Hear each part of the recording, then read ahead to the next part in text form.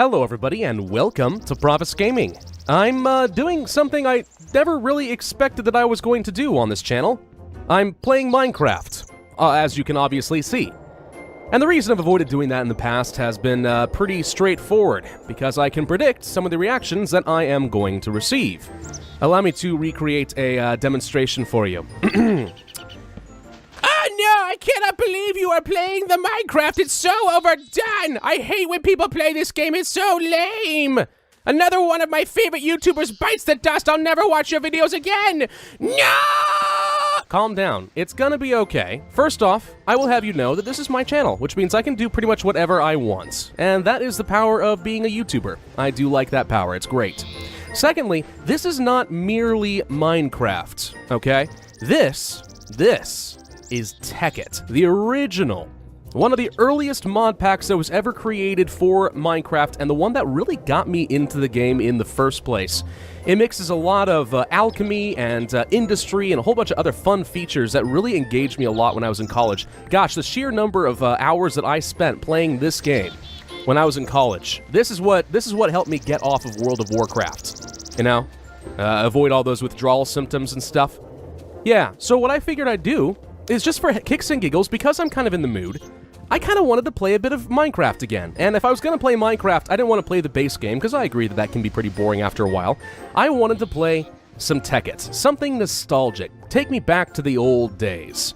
And that's exactly what I'm going to do, and I figure if I'm going to be doing this anyway, I might as well have a little bit of fun sharing this on YouTube, because while I will acknowledge that the modding scene for Minecraft has progressed well beyond Tekkit at this point, like the mods here are very outdated, it is still pretty darn fun. This is very nostalgic for me, and I have some fun ideas that I might be able to share with you guys if you are interested. Of course, I'm not going to make you watch all of this part where I just gather up wood. This is, well, this is pretty basic Minecraft stuff, so let me jump ahead real quick and get myself a hut set up with some crafting, and we'll see where things take us. There we go, good enough for now. It's not the best thing I've ever created, very humble I think, but it has a wood interior, so I'm not a complete barbarian. Alright, let's go ahead and get some things set up. We'll need, of course, to have a basic crafting bench, like so. Wouldn't mind getting a few sticks, because I know I'm going to need some of those. If you want to be picky about it, here you go. Doop, doop. Oh, good grief. Doop. I hate using multiple types of wood. It's very irritating. Alright, we're going to take some of this stuff, and there we go. Much better. Okay. So, I guess first thing to do is probably hunt down some poor little sheepies, unsuspecting little critters that they are, just so I can create a bed and make sure that I'm always able to get back here with no problems. I'll create a door, place it like so. There we go. Very humble, very dark, but it's going to be good enough for the time being. Sheepies! Where are you? Aha! Sheepies! Crafted myself some tools, of course. Tools are necessary. Kind of an important part of the game, don't you think? Yeah. Shouldn't go walking around punching trees all day. Takes for freaking ever. Come here, sheepies. Yep. There we go. 3 wool is all I should need to create a quick bed, and then I can start comfortably going around and mining without fear. Well, mild amounts of fear, but not exorbitant amounts. Okay, let's go ahead and get myself a bed set up. Oh, crap, I'm out of wood. All right. Much better. A birch bed. Oh, that's going to be awesome. All right, we'll place that right here. There we go. And now I need to go mining for some cobblestone and any coal or any other resources I can find. See a mountainous outcropping over there by the jungle. Oh, wait. Aha. Marble tends to congregate around some hollow areas. Look at that. A cave. And coal! It's perfect! This is excellent. What is this? Is this an emerald already? Wow, that feels really close to the surface. That's okay, though. Anyway, so what is Tekkit, you might ask? So Tekkit was one of the original mod packs that really took off for Minecraft and got the game pretty darn popular. It adds a load of industrial aspects to the game through industrial craft, build craft, and a few other things. You can create autonomous machines and really process your ores and feel like you get some big factories going, which is always pretty fun. People liked that quite a bit. And there's also the magical side of things. Now, I'm not talking like Ars Magica, create spellbooks and blow everything up. I'm talking alchemy. Equivalent exchange, as it was called. Some people think it's a little overpowered, and to be fair, it kind of is. But it's also really freaking awesome. Let's get up to my spawn real quick, because it is getting dark. And I don't want monsters to spawn on me, do I? No, sir. If we can get this set up correctly, I can create systems that have perpetual diamonds, I can create massive power plants and ore processing facilities. Lots of awesome stuff to do in Tekkit, and I spent so many hours playing this game back in the day. Let's get myself a new pickaxe. Something a little bit stronger will be nice. Thank you. Okay. This is garbage now. I don't care about that. Alright. We need to get enough cobble to create a furnace so that I can get started creating some charcoal and torches and other little things. I mean, I could just use my coal to get some torches, but why bother? I'll show you something different that we can do instead. Take the logs from a tree, and we'll smelt them down. Perfect. 1, 2, 3, 4, 5, 6, 7, 8. Boom! We have a furnace. Okay, now if I go chop down some trees, I'll just place one of my coal in here, 8 logs, and they are cooking. And when that is done, that is 8 charcoal, which for all intents and purposes is about as good as regular coal, and I can make torches out of it using just wood, which makes it pretty darn economical in the early game, so that's why I'm going to do it. Doop! Torches! Let there be light, he said, and behold, there was light. You gotta love this Sphax texture pack, by the way. This thing is freaking awesome. Let's light this area up to make sure no mobs spawn on me, because that would be really unfortunate if I got creeped on, you know? Oh, wow, this mine is way bigger than I thought it would be. Awesome, spawning right next to a cave. How fortuitous is that? Alright, let's go ahead and grab some iron. Just get myself a basic set of iron tools. And then what we're probably going to have to do in the first couple of videos of this series is mostly just go around and mine for a while. I probably won't show you all of that because it's going to be kind of boring. It's just basic Minecraft stuff, but it has to happen. Every good Minecrafter starts with humble origins. Never forget that, children. It's a good life lesson.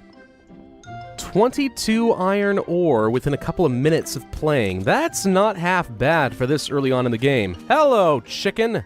I mean, dinner. Yum. I'm gonna eat some of you. Aha. Chicken and apple sausages. Perfect. My favorite at dinner. Generally speaking, I only like to cook things in multiples of 8, because every coal or charcoal will get you 8 smelts before it runs out, so if I don't want to ever waste anything, that's what I want to go for. But yeah, that's enough iron ore to keep me going for a pretty good long time, actually.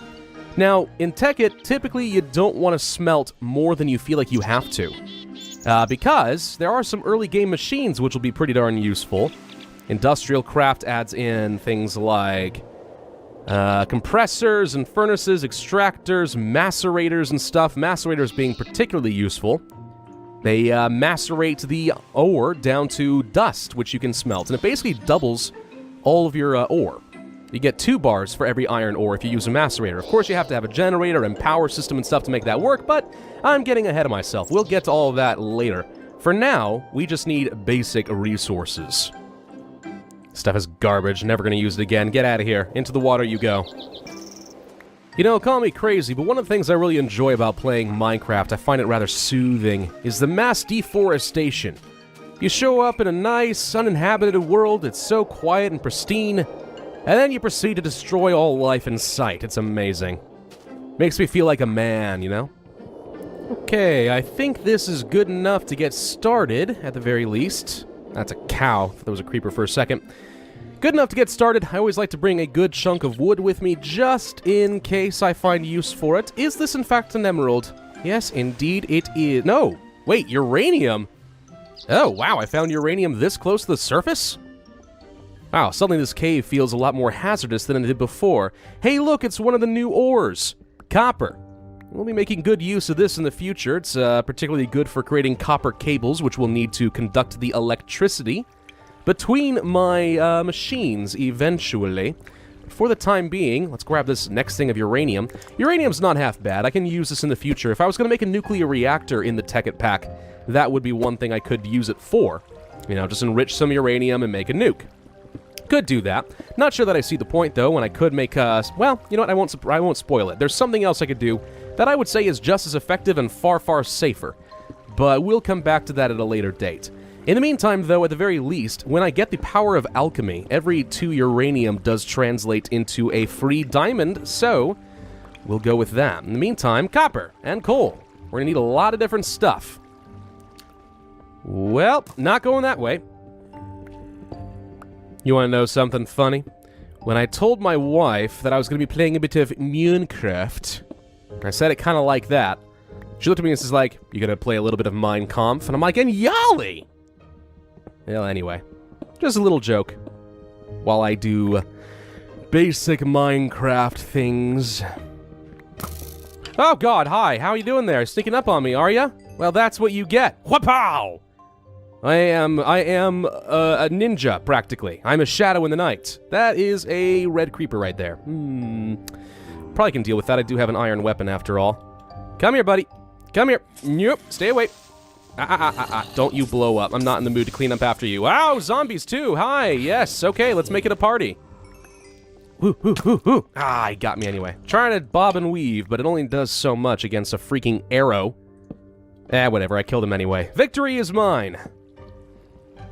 Oh. Well, this place looks kind of fun. And foreboding. Nothing for it. Geronimo! Yeah, haha. Can ride the waterfall later, if I need to, because Minecraft physics, they make sense. Ooh. An Enderman down here? Already? Jeez, feels a little early for seeing them, but that's okay. Just don't look at him and we'll be okay. So I see another useful ore. Tin. There's actually a surprising amount of it over here. And that right there is a ruby. Now, gemstones like rubies and stuff are awesome. Because you can make tools out of them just like you would for diamond. Pickaxes, swords, and so on. I think you just can't make armor. That's like it. But they work almost as fast as diamond do. I think the only downside is they can't mine obsidian. But otherwise, they're really good to get in the early game. And they're not nearly as hard to find, too. So, pretty strong tools early on. Good thing I brought plenty of wood with me because I can create a crafting bench. Don't mind me, Mr. Enderman. I see you in my peripherals there. Look, you don't like me, I don't like you. Let's just leave each other alone. Hey, sapphires! Gold! Uranium! I'm freaking rich! This is amazing. Hey, look, it's diamond! Oh, no, it's not. That right there is nickelite. Another mineral added into this mod pack. It's not the mostest useful of stuff, but it's not exactly bad. Once I get alchemy, I can use it to create quite a few things with it. It's pretty useful in that way, but of course I'm getting a little ahead of myself. We'll get into alchemy and stuff later. Still, good to know that it is there. See, it all comes out in like a sort of dust, kind of like redstone. But each of these things are pretty useful as far as their matter value, EMC value, and they come in like bulk, so it's easy to get a stack of these things in no time at all. This cave seems to be a bit of a dead end. After all that build-up, no diamonds? I must say I'm a little bit disappointed. There's actually a cavern down there. I might try that later. Still, gold is useful, because in equivalent exchange, as long as you can find one diamond, you have a lot of options to get the alchemy started and start transmuting things into other more valuable materials. So if I can find at least one diamond in this trip, I'm going to be pretty much set. And the good thing about gold, like we just found there, every 2 gold, once I get my stuff all set up, will translate into 1 diamond, so you know, if I can't find any more diamonds, that's fine, as long as I can find plenty of gold. Maybe not as much of a dead end as I thought. There's quite a bit more down here. You know, it's occurring to me I should really make sure I can still find my way out of this whole thing. My wife always suggests that I should leave a trail of breadcrumbs, and she's not wrong. My strategy, personally, I always just put the torches on the right-hand side. That way, when I'm trying to find home, just keep finding the torches on the left, and I know that's the way out. Usually it works, unless there's like, you know, a roundabout somewhere that I wasn't expecting. That sometimes will throw me for a loop. Oh, black stuff. Hey, look, it's black gold. Oil! That sounds useful. Let's try not to ignite it. Yes, there is oil in Tekkit. If I were to pump that stuff up, I could refine it into fuel and run a whole load of engines using that, which is pretty potent. That is a lot of oil. Let's go swim in it. Whoa! My god, it's so much oil! Look at this! This might be the best oil mine I've ever found. I need to set a waypoint here. Doop. This is Laza oil. Yes. Now I will never lose it. Hey look, silver. That could be useful. Now I have silver and gold. Silver and gold. Silver and gold. Look, it was just recently Christmas time, okay? The stuff's still in my head. I can't get it out that easily. Ooh, this is new as well. Tungsten. As far as I'm aware, it doesn't have any real practical use aside from alchemy values. I mean, maybe there is actually a recipe that requires tungsten somewhere, but I'm not sure what it is. Either way, once I do start up alchemy, every 1 tungsten is equivalent to 2 diamonds. But again, first I have to actually find a diamond before any of this is going to work, so we'll keep looking. I see lava and obsidian, which means we're pretty much in diamond territory.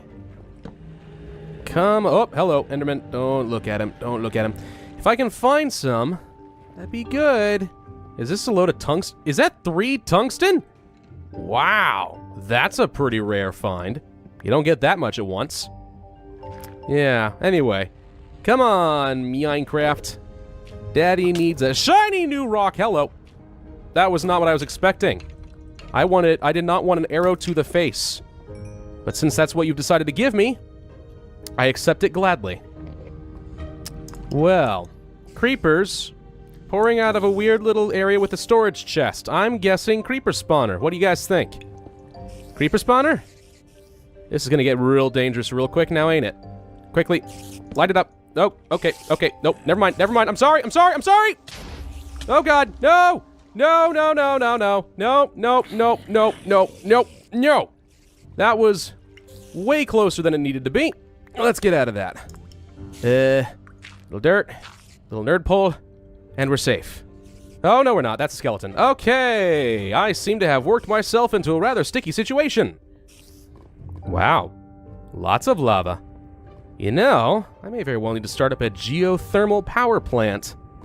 That could be kind of fun. This place is feeling more and more dangerous every second.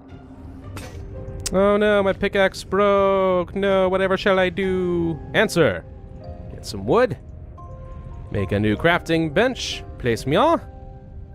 And let's take the sapphires. 1, 2, 3. Sapphire pickaxe. Super fast, super useful. Love finding that stuff. See an enderman and several spiders, but I don't see the creepers. I know they used to be there, so I'm a little concerned. Nope. Oh God. Okay, many things are here. Became more and more dangerous as time has gone on. Okay, creeper blew up. Good enough for me. Torch. Ow. Get off. Thank you. Torch. Spider spawner, not creeper spawner at all. And he blew up part of my chest. That's rude. It's fine though. I'll go ahead and dump some of my extra crap. I don't need a 4th boot disc. Who uses the frickin' boot discs? Answer, nobody. Nobody uses the freaking boot discs. Spider eyes. Bread I don't need. Iron I'll leave. Get these boot discs out of here. It's gonna be good enough for now. Hey look, mossy cobblestone. If I ever find a use for that. Could be useful as a building material, you know? Chicken break. Enderman, please stop trying to walk into my view. Diamond! Wait. Creeper? Last time I found diamonds, in a practice game, creeper snuck up and blew me up right then and there. Don't see nothing bad, just an enderman that is intent on getting in my way. But there we go! Diamonds! Okay. Now if I could find 10 of these, then I'd really be able to start scaling out of control. But 1 is good enough to get me started at the very least. 2, certainly nice. Do you see what I'm saying about this Enderman? He is absolutely insistent. He's like a really annoying cat, right? And it's like, I want attention. You will pay attention to me. Love me, love me, love me. That's what this Enderman is like, and I don't think I appreciate it. By the way, if a creeper falls on my head right now, I am going to die. Let's try to get out of this situation here. No, please go away, Mr. Enderman. Enderman. Stop what you're doing. Stop it. I hear you. I feel you. Get away. You are a pushy jerk. That's all I gotta say. Ah! Well, there we go. Found the creeper. I knew there was gonna be one eventually.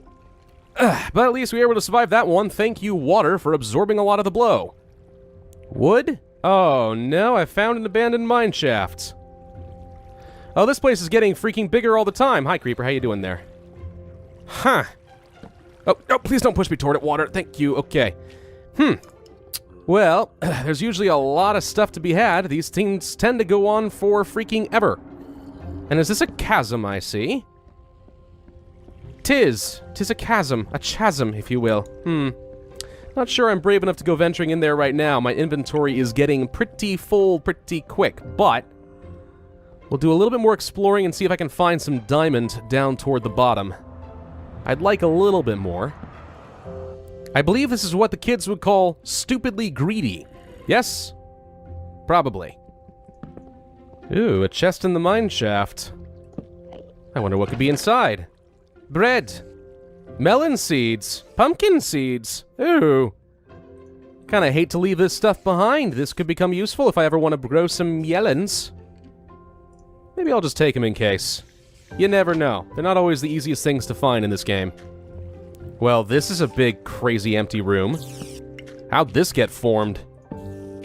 Do I want to know? It's covered in gemstones, so I'm not complaining. Well, I've gotten myself lost in the mine shafts. Like a dummy. Definitely not what I meant to do, but it's definitely paying some dividends here. It's like I found myself into the mythical gem mines of Albion or something.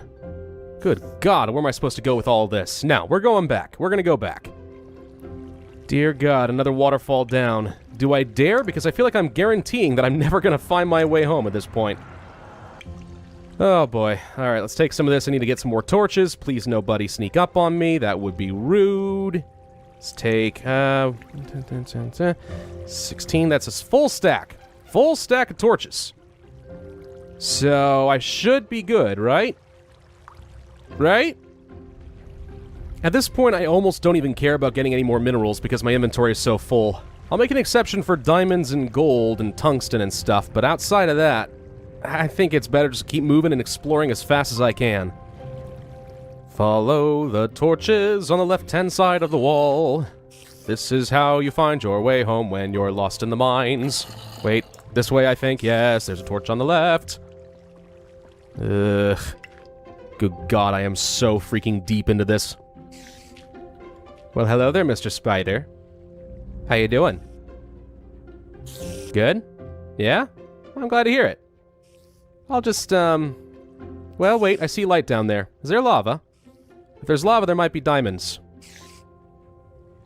Sorry, buddy, you haven't done anything to me, but I need to kill you now. Ow! Now you did something to me. I feel justified. There we go.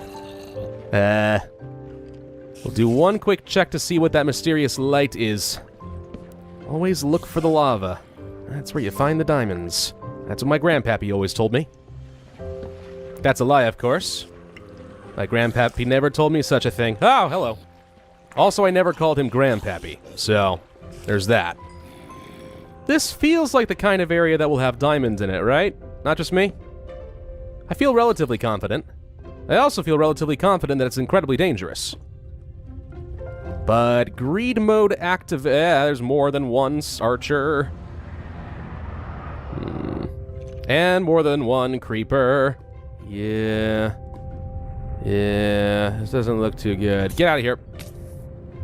Nope. I think that archer heard me. Crap. Nope. Nope. Nope. Don't back into the lava. Back up. Back up. Back up. Back up. Back it up. Nope. Okay, that one's down. Archer, come here. Come here. Yep, follow me. Ayo, follow me. Round the corner. We're gonna surprise attack him. And yeah! Ha ha ha ha ha ha, you're dead. Okay, good. One down of each. And who knows how many more to go.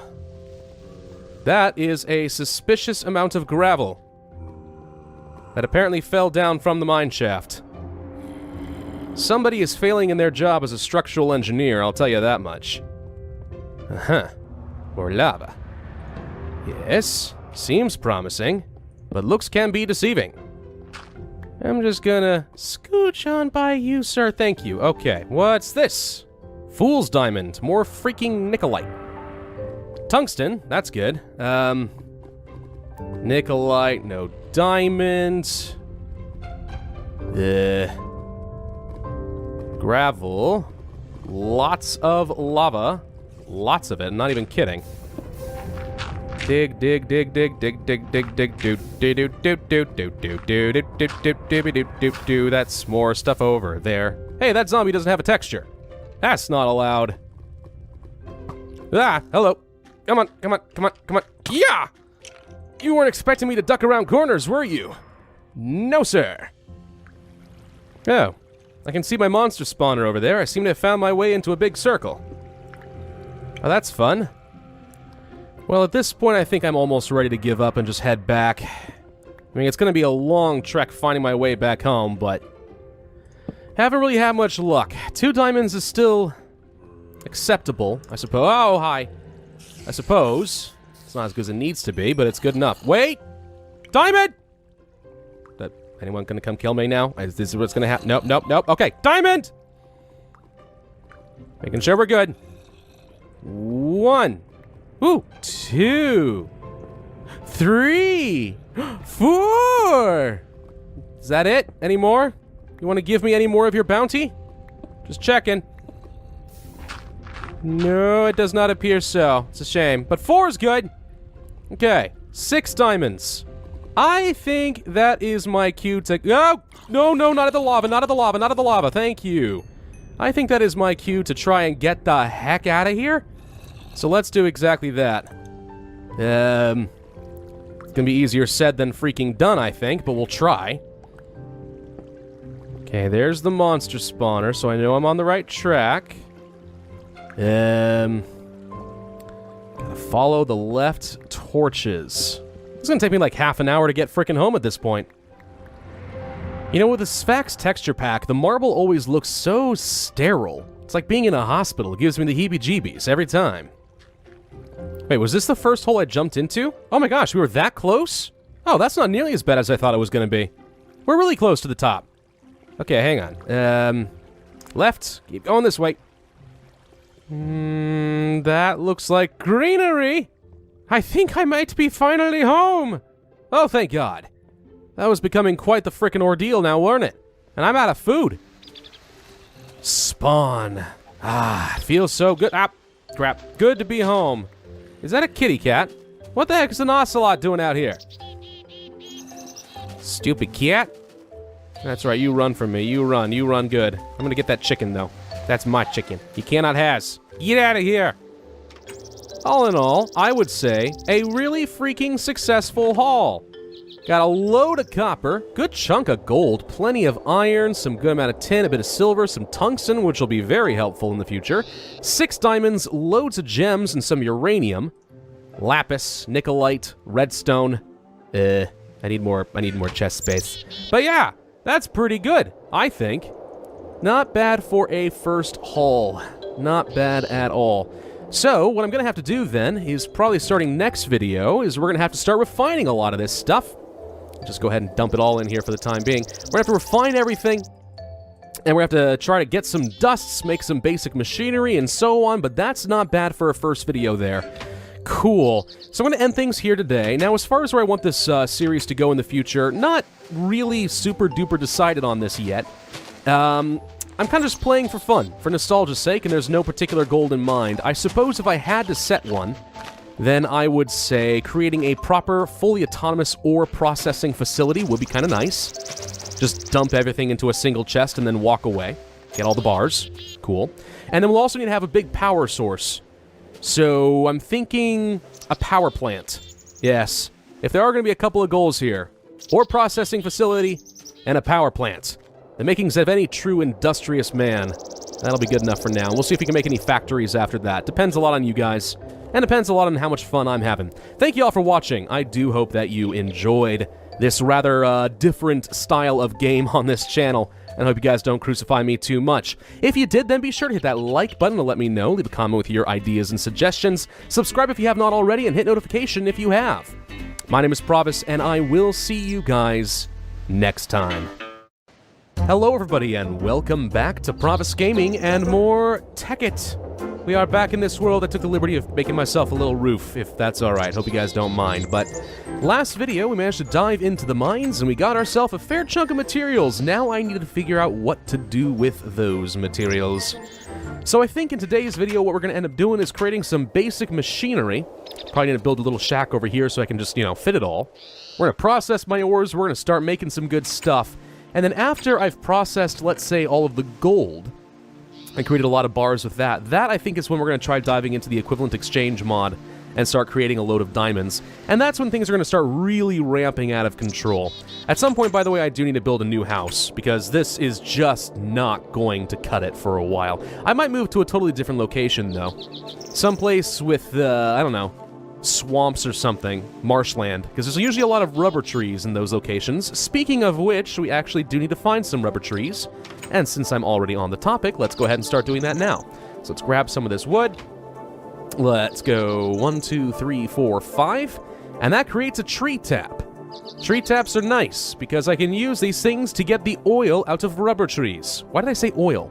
The resin out of rubber trees. That makes more sense. We'll bring our axe with me, and this sword is about to go kaput.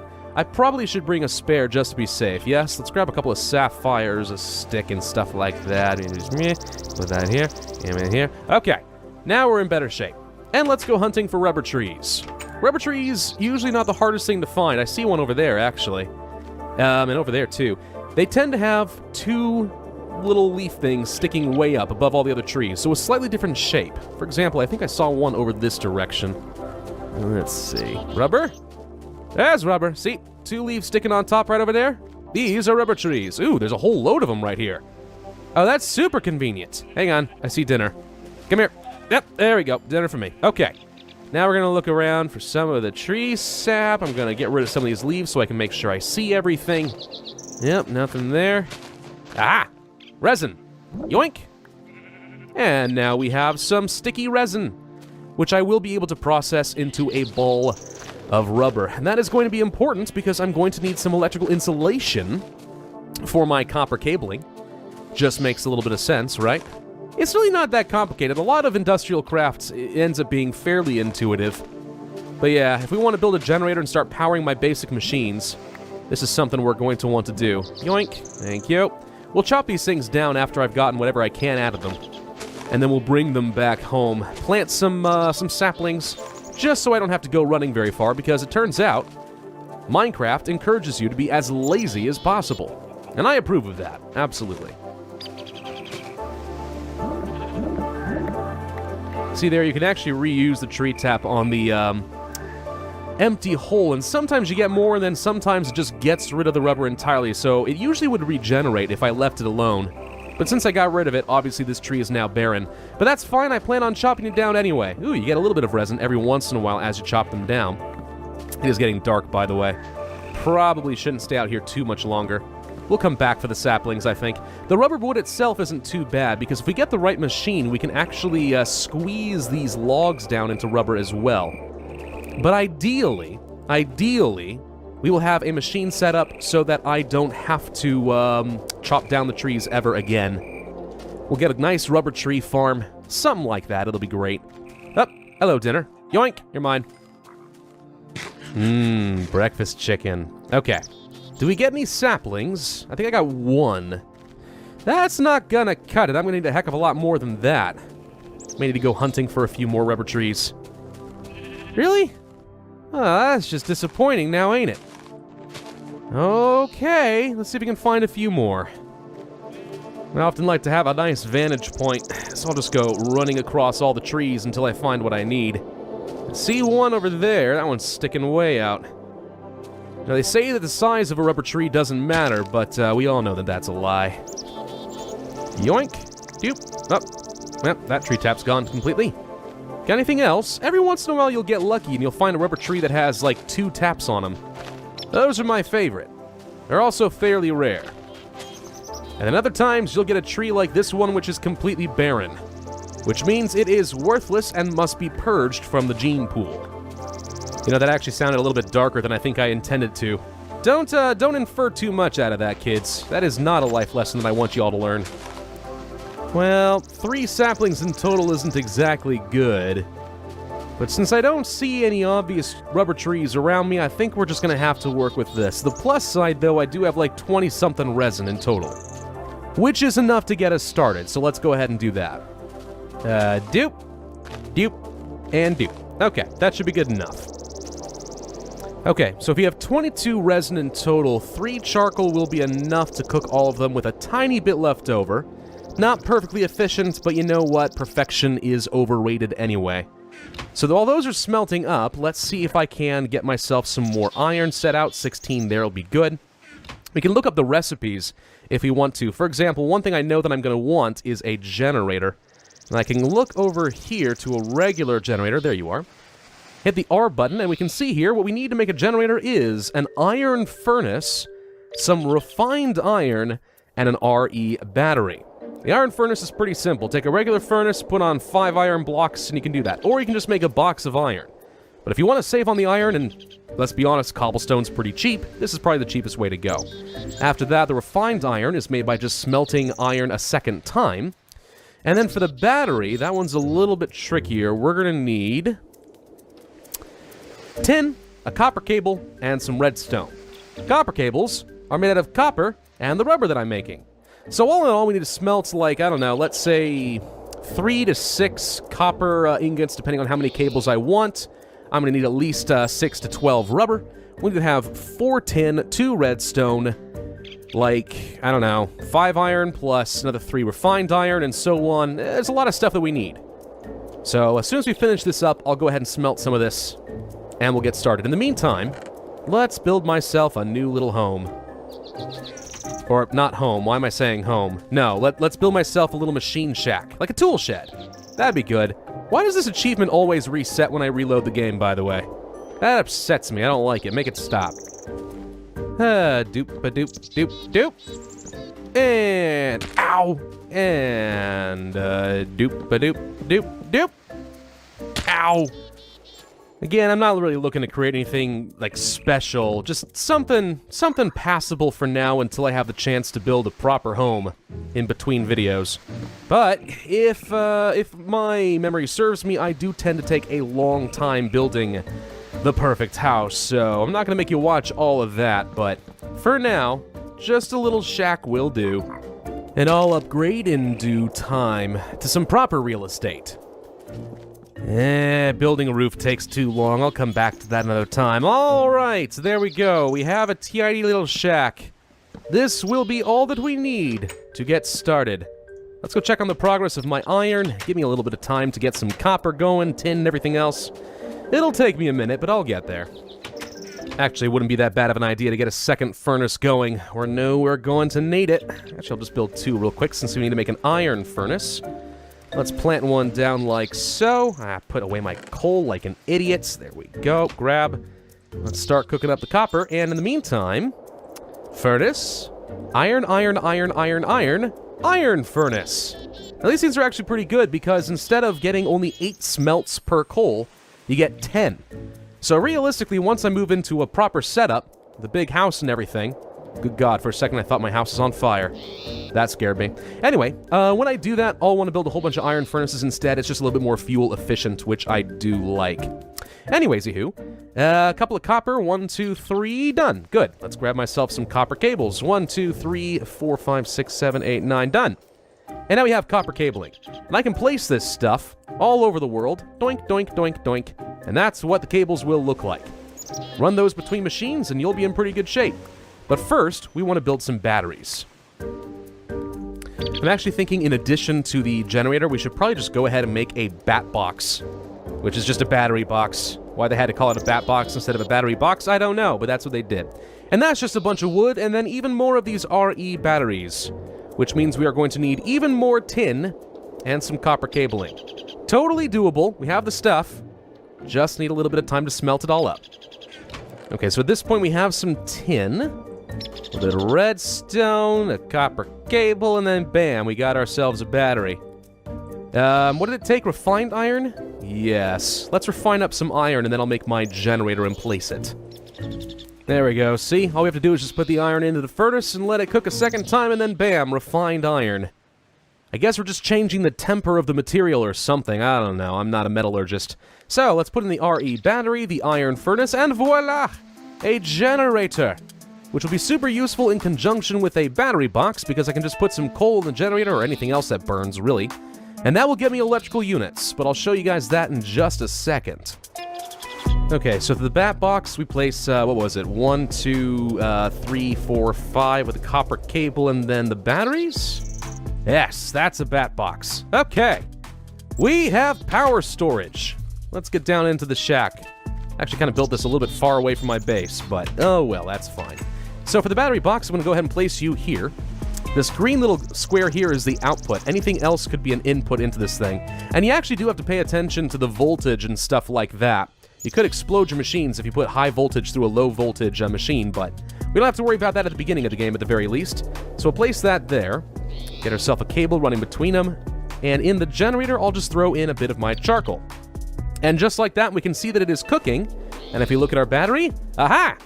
We are generating electrical units per tick. Because that is the unit system in industrial craft. So yeah, we're storing up some power. And now all I need to do is build a macerator. Maybe an extractor as well, we'll see.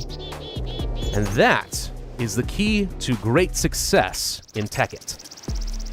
So let's take a look at what we need for a macerator. Macerators are cobblestone, an electronic circuit, and a machine block with some flint over top. Machine blocks are easy. Lots of refined iron. So it doesn't really cost me a lot extra in terms of materials, just a lot of, time to smelt the darn stuff down.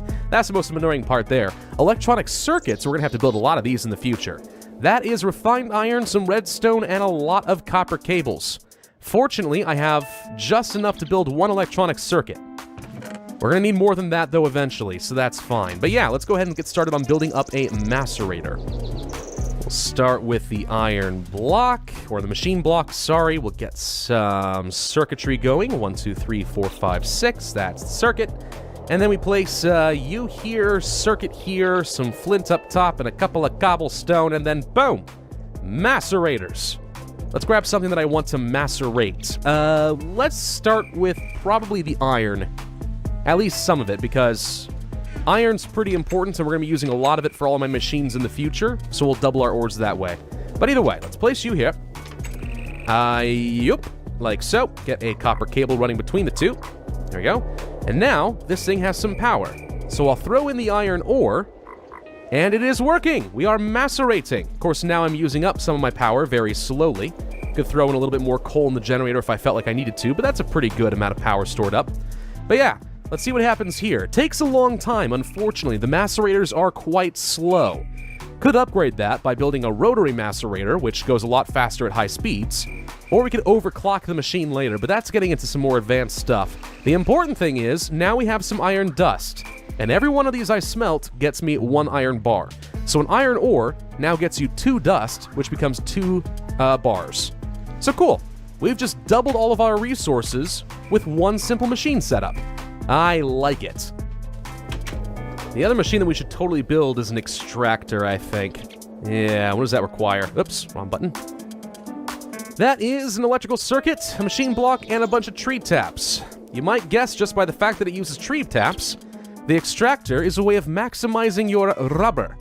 Because if you put it through the extractor machine, every 1 resin is going to be worth 3 rubber. Cool way to triple up your resin. We're going to need a lot of rubber in the future, so that is totally going to be worth it, I think. It's going to take me a minute, though. I have to build some more machine blocks and stuff and cook up some more iron. Looks like all my rubber trees are grown up. Let's see if we got anything good out of these guys. Not seeing anything so far. What you often will see happen with the rubber trees is because you have to go around and kind of expose all of the bark. Is people will just trim them up until they're just a big wooden pole with leaves sticking out the very top and nowhere else. They look a little silly, but that is the most efficient way of doing things. This tree is completely barren, which means it is worthless. Purge! This one has a renewable source of rubber. Okay, so this one gets to live. We'll give you a quick tap, and we're not going to close that thing off because I want it to regenerate in the future. There we go. At least a little bit of sticky resin. Yoink! This one also gets to live. Congratulations. You tried to sneak another one by me up here, didn't you? Sneaky little rubber tree. Thank you. Of course, one major downside of keeping all these machines is you know you're going to use up a lot of power. Unavoidable, I'm afraid. We're going to have to use up a lot of coal keeping this stuff running, but in the meantime, that's another 34 iron bars right there. Some call that pretty darn good for this early in the game. I happen to agree with those people. Okay, machine block, circuit, tree tap, tree tap, tree tap, and tree tap, and then boom, extractor. Of course, it occurred to me that I shouldn't have placed the macerator where I did because running on copper cables to the extractor is now going to be a little unnecessarily tedious. We're going to have to route it all the way around town like this. Kinda stupid, but oh well. I don't want to break the macerator because without the proper tool, it just reverts back to a machine block and I have to build the circuits and stuff all over again. But in the meantime, sticky resin goes in, and 3 rubber comes out. How exciting is that? This is also the machine that can get you some extra, is it resin or rubber directly out of the rubber wood if you want to? Let's test that real quick. I think you might get resin. In which case, every log just takes a lot of electricity, but it gets you resin that you can turn into 3 rubber. So each of these is effectively going to be worth 3 rubber once you finish processing it, which isn't half bad as far as I'm concerned. Let's see, what do we get? No, rubber balls itself. Well, I stand corrected.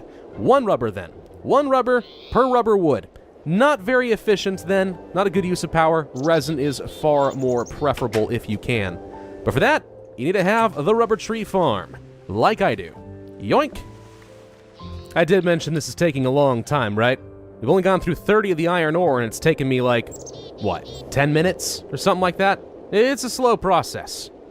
When in doubt, if you've gone ahead and set an entire, stack, or I guess 32 is the maximum if you're gonna not baby it. Once you set a whole chunk of ore in the machine, it's a great opportunity to just go mining and replenish your coal stockpiles, because you know you're gonna need a ton of it. And you know what? That is exactly what I'm going to do. Let's set 32 copper in here, and I know that's the maximum because it can never go above a 64 stack, so there we go. And then I'm gonna go back into the mines. Once more into the breach, my friends. And hopefully, this time my luck holds and I don't die. Well, this is a good start. Right by the surface, eh? Somehow creepers are spawning in here. Fun stuff. Yoy! Nope, nope, nope, nope, nope. Dang it all to heck. Oh, he exposed some iron. Thank you. Aha! You tried to blow me up, but you actually did me a favor. What do you know? Stupid creepers. Ah! Maybe he won't see me. Nope, he saw me. Die! Thank you. Okay. I think I found the problem. There's a dark hole that I left behind for some reason. It's occurring to me that maybe building some armor would have been wise. I don't know why I insist on continually going into mines with no protection at all. I would call that stupid. But, oh, even more darkness. But it does make things more interesting too, so we'll pretend that it's smart for the sake of the video. Yo, okay. How did I miss this the first time I came through here? This is all right next to the freaking marble section. There's a load of them. Oh, there's even a spawner down here. How the heck did I miss this? That's just irresponsible. What do you got for me? Buckets. Okay, and a crowbar if I was ever interested in using railcraft, which, to be honest, I'm really not. I don't much care for railcraft at all. I know, heresy. But even so, I guess I'll take it with me. You never know if I'll find a use for it. That is so many creepers. Oh, okay. Wow. I was worried that this trip into the mine was going to be boring and uneventful. It appears I was mistaken. Ow. You know, before I go too much further, though, I think I'm going to go home and make a diamond pickaxe. 1, because my sapphire pickaxe is about to break, and 2, because while I'm out here, I wouldn't mind getting my hands on some obsidian, just in anticipation of moving on to the equivalent exchange, probably by next video, actually. We're getting kind of close to that point already. And doop-a-doop. Da-da-da-da. Diamond pickaxe. It's worth quite a bit, by the way. You can see its EMC value down here. Oh, wait, you don't know what that is. Never mind. Just wait until next video. You'll find out. Oh, perfect timing. We're actually about to finish the copper dust as well. Wunderbar. Let's go ahead and grab you. That'll be nice. And what to work on next? Tin? More iron? Or maybe we can just go ahead and get started on the gold. Don't even have a lot of tin left, to be honest. Let's go ahead and do another chunk of iron, since we know we're going to go through a load of that stuff. 1, 2, 3, 4, 5, 6, 7, 8 for the copper. Doop and doop. We'll just throw some more coal in the generator, some more iron in the macerator, and then we can just walk away for another 10 minutes or so. It's awesome having a battery box. Gotta love all this. Did we ever go down here? Sure doesn't look like it. I wonder if there's anything at the bottom of this waterfall. Oh, uranium! Uranium's a good sign. Ah, crap, there's no easy vantage point. That'll do. Yoink!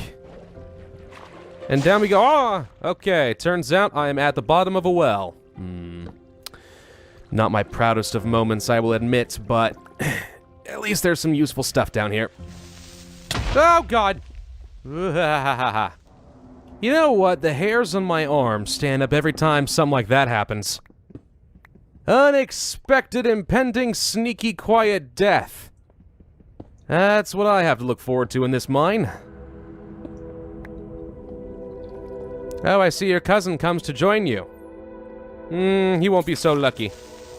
Oh, maybe he will. Well, that's fun. Somehow I survived that blast to the face, but I don't think I deserve it. You know, I never would have guessed, but I'm actually at the proper level to find diamonds and stuff right now. We're at Z-axis level of 16. Well, now 14. It's what, below 18 gets you diamonds? Something like that. We're way lower than I thought. Aha! Molten magma. Okay, this is good. I can try using this to get myself some obsidian. Go ahead and block off a little bit of that just so I don't get messed with. And water, please leave me alone. No leaking. Okay, is there lava underneath all of this? Let's do a quick test. No, it appears to be clear. Well, good. And now I just have to begin the long and very unfun process of gathering up obsidian. I want to get at least 4, but 5 or so wouldn't be so bad either. Because I'm going to need some of this for the equivalent exchange. This is actually a pretty long lava river. You know, if I dig all along the edge, what are the odds I find myself some diamond? I would say not very good, but I am often wrong about these things. And besides, with a diamond pickaxe, it's not like it's really hard to dig through. Let's just see if I can find anything. Wait, this looks strangely familiar. Oh, look! Is this the place where I was before? Well, I don't see any torches. No, there's a torch. I've totally been down here before. Oh, cool. It all joins up. Well, what do you know? I think I'm finally get to see what's on the other side of the lava lake. That's exciting. Diamonds would be nice. But I don't think I'm gonna get that lucky today. You might say, oh, Pravus, why would you say you're not gonna find any diamonds? With that kind of an attitude, of course you're not gonna find anything. You need to be more optimistic, you might say. It's true. But I also find that being a bit pessimistic about things means you're never gonna be let down. Chronically low expectations. That's the key to my success. And then every once in a while, you'll find something that excites you, and it'll be a pleasant surprise. Not an expectation. 4 more diamonds. Not bad. Not bad at all. Oh. You know, I really hate going over the lava like this in order to try placing blocks. It just makes me nervous. Understandably so, I would think. Oh, hello there, Mr. Slime. Oh, 2 slimes. Well, mazel tov. Seems you found a mate. Oh, and now you have babies. Let's kill all the babies. Okay, this is getting a little out of control too quickly. Okay. You're all having a great time. I understand. You're all very excited to meet your new babysitter. Or something. Oh, they're all dead. Oh, well, I failed in my job. I'm gonna get a terrible Yelp review. That much is for certain. Aha! Another end to the lava cave. Huh. It appears that all these caverns just go in one big circle. Am I full on inventory space? Well, I totally am. What do you know? Well, that's usually my cue to go back home, but since we did get 4 more diamonds, I think that was the 10 that I was looking for, in order to really get started with equivalent exchange. So, since I'm already here, I might as well grab some high EMC value stuff like Nicolite, and that will come back to save us in the next video. You'll see. It'll all be worth it.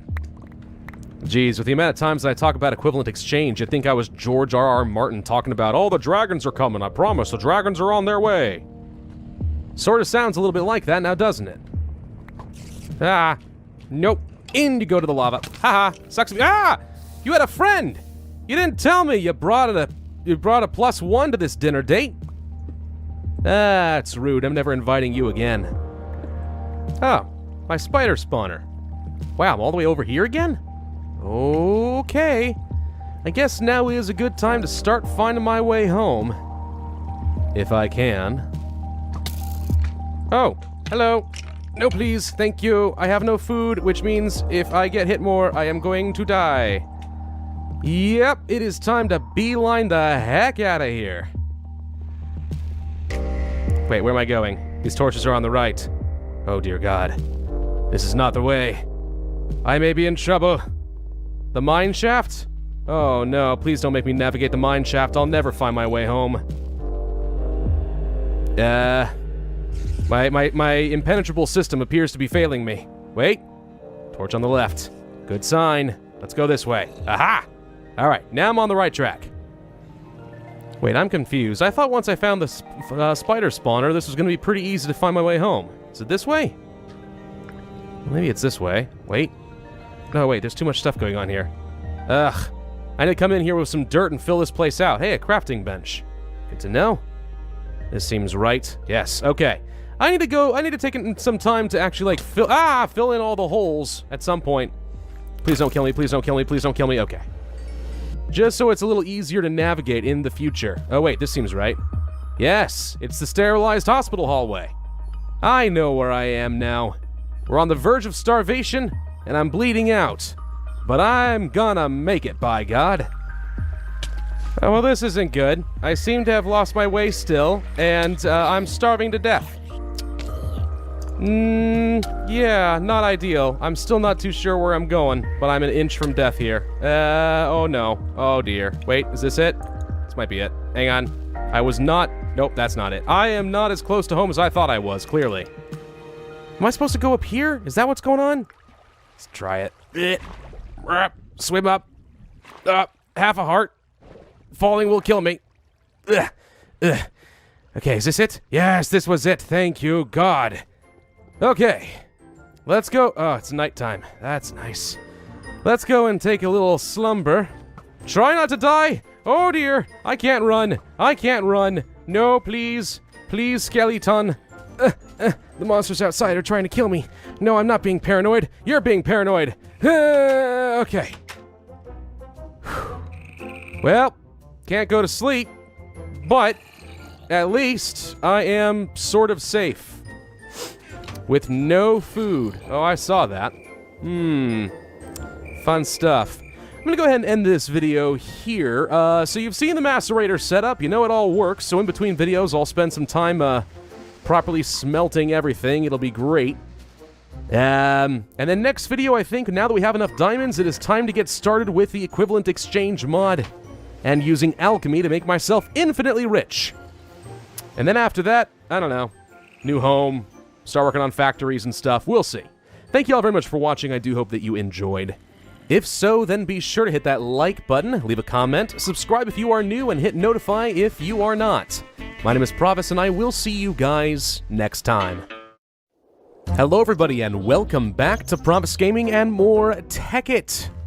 I appear to have discovered a horrible, horrible environmental disaster. There's an oil leak just up the river. Not only is this going to be terrible for the local wildlife, but I know that I am never going to be drinking this water again. Alright, so, where did we leave off last time? Right, we built some basic machinery. I have spent a fair bit of time refining a lot of the ores, which has worked out fairly well for me. It took a long dang time, though, so in the process, I got bored and decided to build some stairs and other little things, start planting some sugarcane around, and, you know, things that we're going to want eventually. But let's go take a look at the progress that we have made. I should be about done with the gold, which was kind of one of the main goals. It's mostly done. That'll be fine, though. Hang on. So what we're going to do today is we are going to start working with the equivalent exchange mod, which means I get to start using alchemy, and you will discover how incredibly overpowered it really is. So, do I have everything I need here? I'm pretty confident that I do, actually. Alright, first thing we're going to do then, let's take a look at a special thing called the condenser. One of the most powerful tools you will ever find in equivalent exchange. It is comprised of obsidian and diamonds surrounding an alchemical chest. The alchemical chest being made of a regular chest, a couple iron, some stone, cooked stone. Oh, I probably should take care of that, shouldn't I? Just grab a couple pieces of wood real quick. We need to cook some of this up. And then several different kinds of special dust. So let's take a look. Doop. So we need covalence dust, which is just made of a bit of charcoal and some cobblestone. We'll need some light blue covalence dust, which is just a redstone and an iron ingot. And lastly, some dark blue covalence dust, which is made of coal with a diamond. And you get 40 for each of these. That shouldn't be too hard for me to gather. So let's get some charcoal going, a little bit of cobblestone. There's the green covalence dust, some redstone and iron. There's the light blue. Forgot a diamond. It's one of the reasons you need diamonds before you can go too far with equivalent exchange. There we go. More diamonds and coal. Dark blue. Perfect. For the alchemical chest, what was it again? One of each, a diamond, chest, iron, stone. Alright, let's grab myself one of my diamonds. Doink. Here. Green, light blue, dark blue, stone, chest, iron. Easy enough. The alchemical chest in of itself is pretty nice. It's got a huge inventory space for really very little space taken, just one block. That's pretty nice. But I want to upgrade this darn thing, so let's get myself some obsidian. Let's get most of the rest of my diamonds. And then we'll doop that, and boom. The energy condenser! One of the most powerful items in the game, bar freaking none.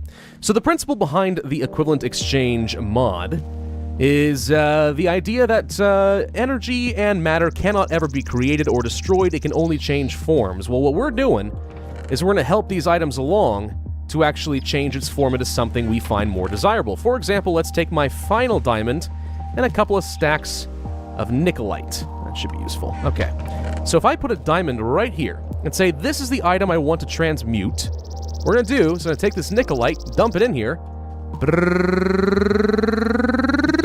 There's a diamond. One stack of nickelite perfectly added up to have a new diamond. And now I have 2 diamonds. And I can just do this freaking indefinitely. Let's throw in some more nickelite. Easy. Now the way that this is going to work, if you're not too familiar with it, you see almost every item in the game has an EMC value, which I guess is just like an energy matter something. Tungsten, for example, has a fair chunk of it. Let's dump this in here. So this has an EMC value of 16,384 per tungsten ore. A diamond is 8,192, which is exactly half of a tungsten. So if I want to transmute the matter of a tungsten ore into diamonds, I should get 2, dink, just by dumping it into the energy condenser. And we can do that several times, and look at that, now I got 20 diamonds. You guys see how freaking powerful this can become? It's freaking ridiculous. Now, on the off chance that you were not able to have enough diamonds to create the energy condenser right away, never fear, there are some other options for you. We can look up the classic Philosopher's Stone. And that is made with glowstone, redstone, and a diamond. Now, obviously, I don't have any glowstone. Probably should fix that today, though. Go to the nether? That sounds pretty cool. Yeah, actually, let's go ahead and make a Philosopher's Stone. That is another option, though. The Philosopher's Stone can be used in conjunction with items like, let's say, 4 gold bars, and it creates a diamond that way.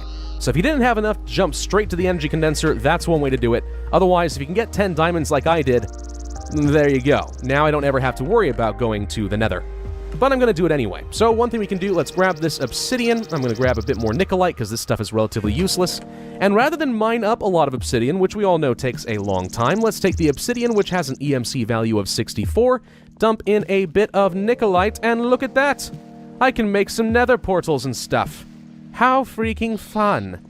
It's pretty awesome. As long as you keep one item around just as a basic energy template, you can get away with a frickin' ton in this game. Now, remember how I said earlier that gold is worth diamonds? Same math applies here. 2,048 times 4 equals 8,192, so 4 gold ingots equals 1 diamond if I want to put it into the energy condenser. One thing I wanted to show you guys, though, it doesn't actually matter if it's a smelted ingot or if it's just a dust. Let's take these 4 dust real quick. Doink! diamond. See how easy that is? So when it comes to things like gold, if you're just looking to get a lot of diamonds, don't even bother smelting it up like I did. I made some just because you never know if it's going to be useful, but why waste the coal? Just the macerated dust works really freaking well. Here's a full stack of gold dust, dump it in here, and 16 diamonds. Look how nice that is. I'm freaking rich, and this only took me really a couple of hours to get this whole thing set up. This is the power of equivalent exchange. So darn good. You know what? I actually changed my mind about wanting to build a nether portal right now. Because I'm probably going to relocate at some point, and if I build my portal here, I don't want the portals to get all screwy and link me to this place when I'm going to try to set up a home somewhere else, so we'll hold off on this. If it's alright, I'm just going to do a little quick cheat here. Get some glowstone dust, 1, 2, 3, 4. I'll delete the philosopher's stone afterwards, don't you worry about it. I just want to show you guys how this thing can work. Let's backspace out of that. Okay, so we need 1, 2, 3, 4 redstone. We need a diamond. And just for good measure, let's take 4 golden bars. Now, this is where the gold bars can be helpful. But let's put that there, this, and doop. And now we have the philosopher's stone. So many cool things that you can do with this. It can be charged primarily for the purpose of going out here and transmuting the land. Yoop! Now it's all sand. Don't really want it to be sand, but there you go. And I can just hold down Shift and V to decharge this thing. So I only do 1 block at a time. I don't know why I would ever use that feature, but if I want to, it's certainly there. Okay, so the power of the Philosopher's Stone is that it can be used to transmute items into other items. There's a lot of different recipes you have to learn with the Philosopher's Stone, but the one that I will show you for diamonds is taking these 4 gold ingots, which you already know is the same EMC value you would find with the condenser, but using the Philosopher's Stone, this is another way that we can create a diamond, like so. Now, because I cheated, I'll just go ahead and throw this away, and also the Philosopher's Stone. That way, you don't feel like I've done anything bad besides just show you guys how it works. Obviously, the energy condenser is far more efficient and less click-intensive, but the Philosopher's Stone, if you can't find a lot of diamonds and you are able to get into the nether, is a pretty darn good way to give yourself a jump start. Another thing that I'm going to work on today is I want to create some more automation for my macerating systems. For that, I'm going to need a bit more rubber, so let's go ahead and take advantage of my rubber tree farm, which has progressed very nicely, I will say. You can see I got rid of a lot of the leaves, so it's easy to see what I need to do here, but plenty of rubber to go around. Very nice, a good renewable source. I can just come out here every couple of days, and then boom. Lots of rubber I can throw into the extractor, get a stack or 2 of the rubber. It's going to be great. Okay, good enough for now. So what we're going to do today, then, is we are also going to create an electric smelter, so I don't ever have to use coal and risk wasting, not multiples of 8 or 10 ever again, just so I can sort of smelt things down using my electricity. But on top of that, I also want to create a system where I basically put something in the macerator and I can just walk away, and it's going to turn into bars. So what we need to do is actually create an engine system that will draw the ores, or the dust I should say, out of the macerator and put it into a smeltery.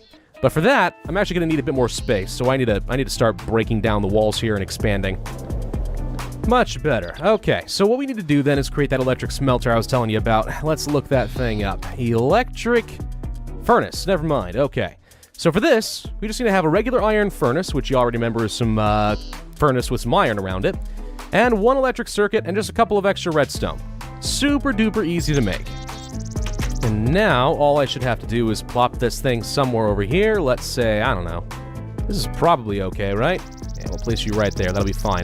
I'm gonna wire this sucker up. 3, 4, boom. And now we have a fully functioning electric furnace. No, wait. No, I don't. That is not the outlet. That is the input. Hang on. I can fix that real quick. Doop and doop. Okay, now we have a fully functioning electric furnace. If I go to the macerator and grab some of the silver dust, place it in here, you can see that now we're smelting it. And it's actually pretty quick, all in all. The downside, of course, is it requires a bit more coal, but the advantage is once you've actually have nothing left to smith, it just sort of stops pulling power, which means you're not wasting as much coal, as opposed to a regular iron furnace, where again, you have to do everything in multiples of 8 or 10, or it doesn't work, and you just keep wasting your time. Speaking of power, we're running a little low there, aren't we? Let's throw a bit more in there. Okay, doop, doop, and nice.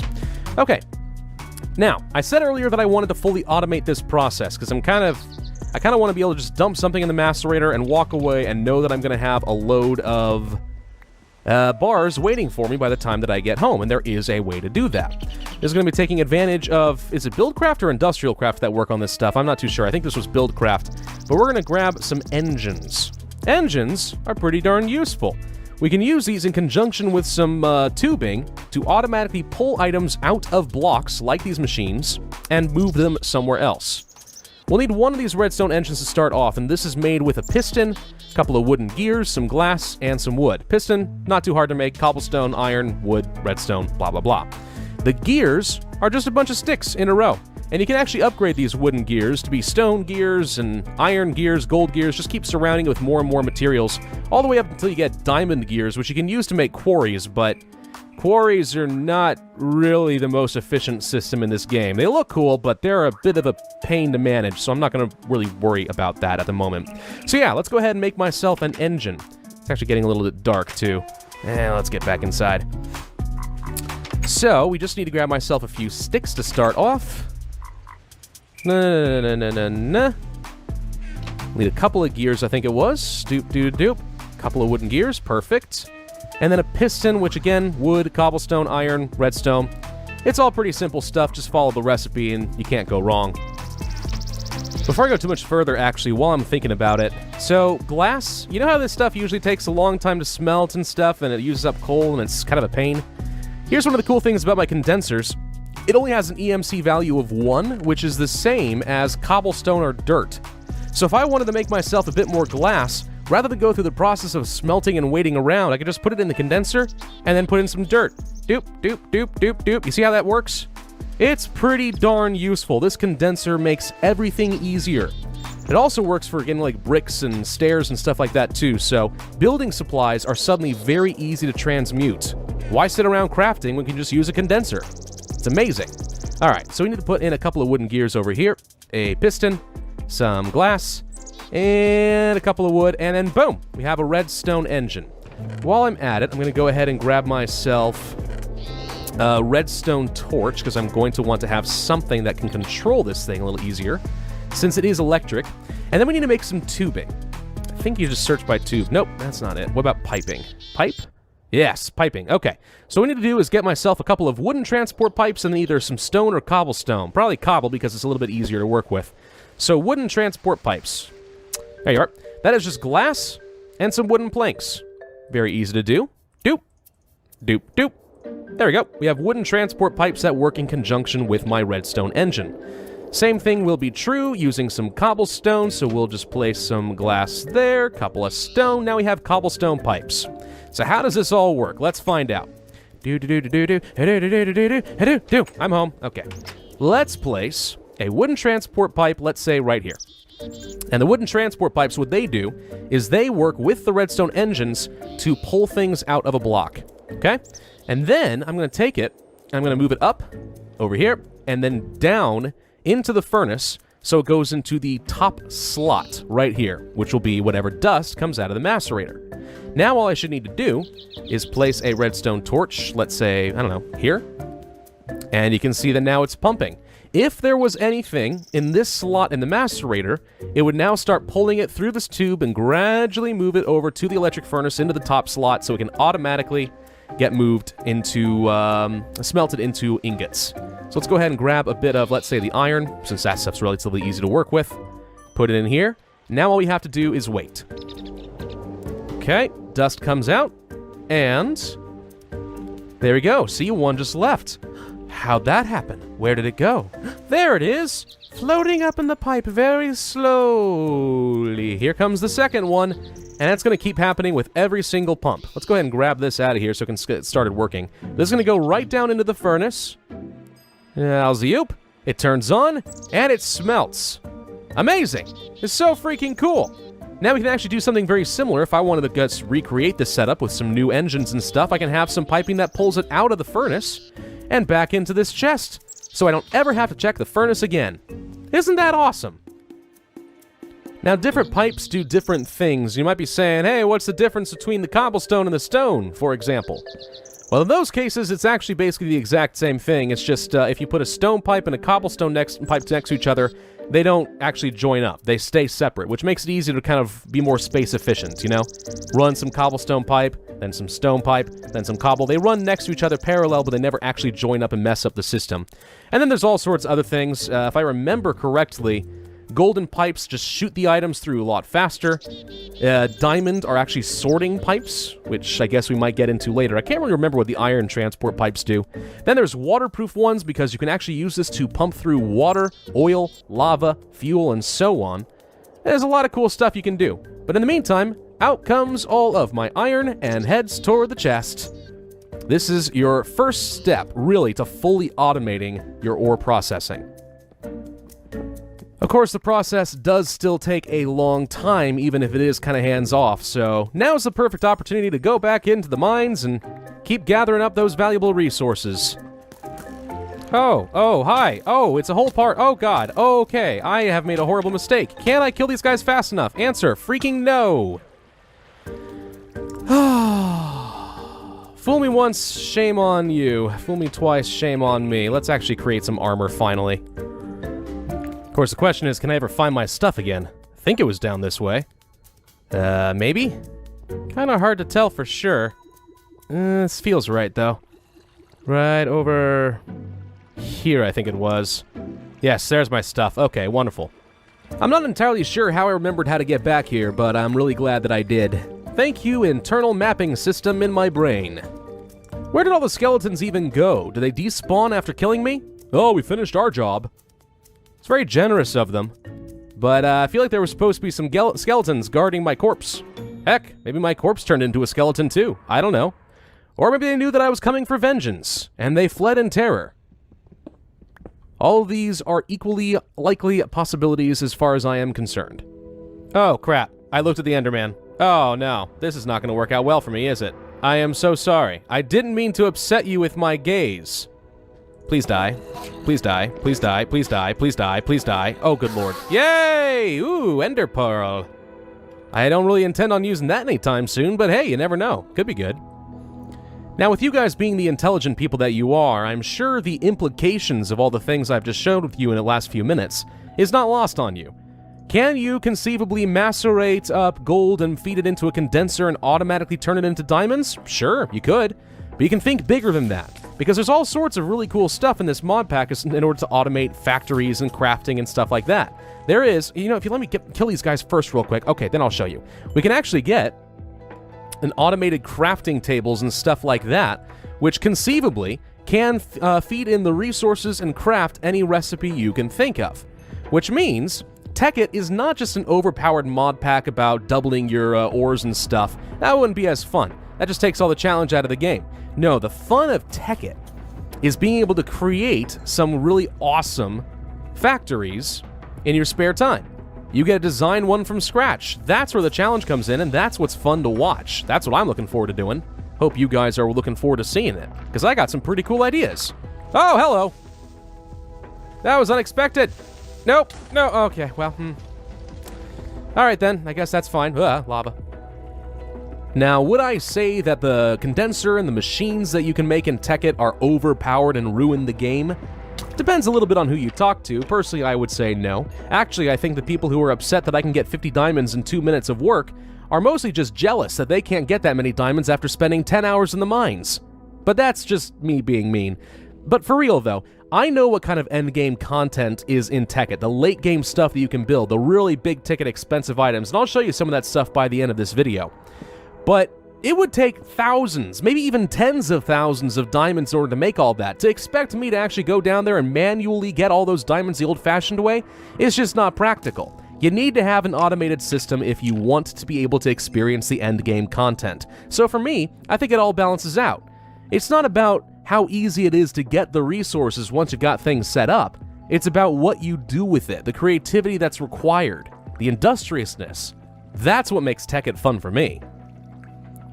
Ooh, what do we have here? A tiny little spider spawner. Oh, they're poisonous! Oh no! I'm gonna die!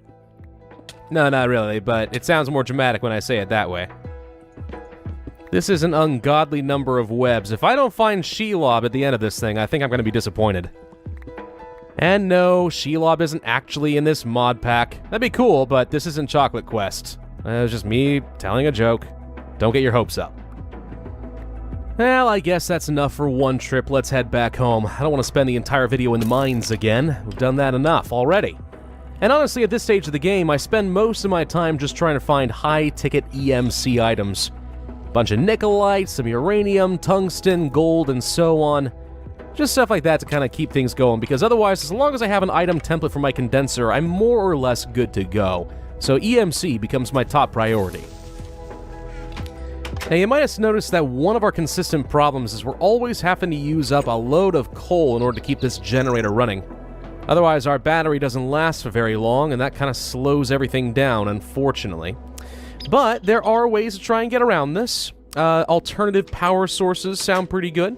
For example, if I wanted to use something somewhat renewable that I can just place and leave, what if I wanted to go for some solar panels? Something like this. That takes a bit of glass, some electronic circuits, a generator, and you have to smelt or macerate down some coal in order to create some coal dust. Which is not too hard to do, obviously, if you already have the macerator in place. So that's what I'm going to do. We're going to go ahead and macerate down a bit of coal dust, get some glass, make a few electronic circuits and generators, and see if I can get like 4 or maybe even 5 of these things together. And that will create a passive stream of power to my battery, even when I am not around, as long as there's light outside. I need a bit more glass. Boom! Hello, glass. Oh gosh, that is so satisfying. Alright, so one of the downsides of the coal dust is this is not something you can condense. You're going to have to macerate this all from scratch, but let's go ahead and place 4 here, 4 here. I need some electronic circuits, generators. 4, 1, 2, 3, 4, boom. And now we have 4 solar panels that I can place outside, or I could embed it into my roof if I'm really feeling frisky. Yeah, that actually could be kind of fun. Let's go ahead and put some solar panels in my roof. Okay, right here should be pretty good. 1, 2, 3, 4. Now, obviously, you don't want your solar panels to be obstructed by anything. That would be, well, that would kind of defeat the purpose now, wouldn't it? But with those in position, now all I need to do is get some copper cabling and I can just wire it down to my bat box. Unfortunately, I forgot the copper cable. 1 second. That's better. 1, 2, 3, 4, and we'll wire this up the wall, and boom! Now we have some solar panels. So if I check my bat box, sure enough, we now have a consistent small stream of power running into the bat box. Now, obviously, you want to have as many of these things as possible. Or, I mean, if you want to use solar panels, there's a lot of other options out there. But if you're going to use solar, as many as you have, probably the better. There's a few other options, though. If we look at, let's say, some arrays. There we go. Arrays of solar panels. You can take these solar panels and you can put them basically around a transformer and create like a super strong one that's like 8 times stronger than a solar panel. Then take a whole bunch of those. You can make medium voltage ones and then high voltage ones, and each one of these progressively gets stronger and stronger until the point where you have a high voltage solar array. Just generates oodles and oodles of power. Of course, it's generating it at a high voltage. You're going to need some transformers to knock it down to something usable, but even so, I think you guys get the point. And now, I can save myself quite a bit of coal.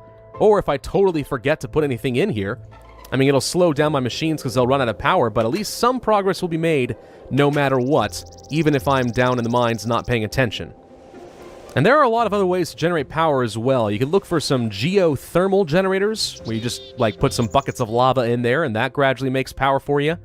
You could create some windmills, which just look like a stupid square block. Not very sophisticated, also not super duper effective, but if you place them up pretty high and space them apart from each other, it does technically get you some power. And there's also water mills and stuff like that as well, which you can place like in the river somewhere. Doesn't generate much, but again, there are some renewable options for you. Of course, the big ticket item would be go for nuclear reactors. Of course, this requires some refined uranium, a bunch of coolant cells, and stuff like that. Stuff I'm not really sure I want to get into in this particular series, because I really don't use nuclear reactors that often, but depending, maybe you guys would like to see that. I don't know. You can let me know in the comments section, but that is where you generate the motherlode of electricity. Tons and tons to be had. When it comes to cabling, though, between the batteries and transformers and machines and stuff, there are a few other options. You don't have to use just copper cables, right? You could use... this is more than I think I was expecting. You could use gold, which has a different rating for how fast, how much voltage it can handle. There's glass fiber cables, which are the best by a long shot. Whoops, that's not what I wanted to do. But they do cost a diamond every time you want to make them, and you only get 4. So these can get pretty darn expensive. But these probably are the best cabling you can get as far as transferring electrical units without a lot of power loss and still be able to handle a pretty high voltage. Gotta love those glass fiber cables. But, again, a little on the expensive side. So as long as I keep gathering up resources and making tons and tons of diamonds, eventually I can afford to do that. Now before we close things down for the day, I am sure the question that is on your mind is what exactly you can do with all this newfound wealth. I mean, that's a lot of diamonds that you could conceivably make, and I haven't even shown you ways to create infinite diamonds. That's still to come. But still, this early in the game, 39 diamonds? Heck, what would I even want to do with that? I can make a set of armor and a half. Well, I'll tell you what you can do. There's a lot of stuff in the equivalent exchange mod that is intended specifically for the late game, and it gets really freaking expensive at some point, but they are powerful. For instance, let's suppose we wanted to skip diamonds entirely and go to dark matter. Dark matter's pretty good stuff. That requires a load of H-analysis fuel around a diamond block. What's H-analysis fuel? Well, it's a philosopher's stone using Mobius fuel, which is alchemical coal, which is coal. Several different steps as far as actually just creating tons and tons of fuel in order to make your dark matter. And this stuff can make dark matter pickaxes and other tools, armor. They all have special properties. They're ridiculously strong, but this isn't even its final form. Let's suppose you wanted to go to red matter instead. Now there's the good stuff. That requires 3 dark matter each in order to create an H-analysis fuel. Keep in mind, by the way, red matter, EMC value of 466,944. Remember that diamonds were only like 8,000? So this gives you an idea that this stuff can get pretty darn expensive, but my god, you can imagine it's pretty darn powerful. Whole bunch of tools, each with special magical properties, some of the strongest armor in the game. It's freaking ridiculous what you can do with this stuff, and that is something that I will be building myself up to eventually. But those are all pretty darn useful. And then there's other special items, like for example, Swift Wolf's Rending Gale, which is a ring that you make using dark matter, so obviously pretty expensive, plus an iron band, which is just some iron around a lava bucket, and some feathers. And this thing gives you freaking flight. But of course, if you want to have flight, you gotta store your magical energy somehow, so that's where you create Klein Stars. Or however you say that. Yeah, Klein Stars, which is diamonds with more of that fuel. And they gradually get stronger and stronger until they can hold an absolute freaking ton of EMC. 25 million EMC in order to build this thing. It gets ridiculous, and you might look at that and get overwhelmed and say, oh my god, there's no way in heck I can do that. Sure, making 39 diamonds was cool, but I don't have the patience to sit around and create several thousand. Don't you guys worry. I will show you methods of creating tons and tons and tons of EMC. But that is another video for another day. Now today, I'm going to end things here. What I'm going to do in between videos, if that's okay, is I'm going to go ahead and find myself a new home. I'm going to see if I can find myself a marsh, someplace with a lot of naturally occurring rubber so I don't have to relocate everything. And I'm going to build a big honkin' home. It's going to take me like, I don't know, 10, 15 hours or so probably. But using the power of the condenser, I can get all the crafting materials I need pretty darn easily. Take this gravel, say that I want some more cobblestone, whip-a-doop-doop, let's say I want a cobble, boom, and there we go. Super duper easy to make. You guys get the idea. So it's not going to be as hard as you might think. It's just going to take a lot of time to actually place the darn stuff. That's something I'll do in between the videos though. Thank you all very much for watching. I do hope that you enjoyed.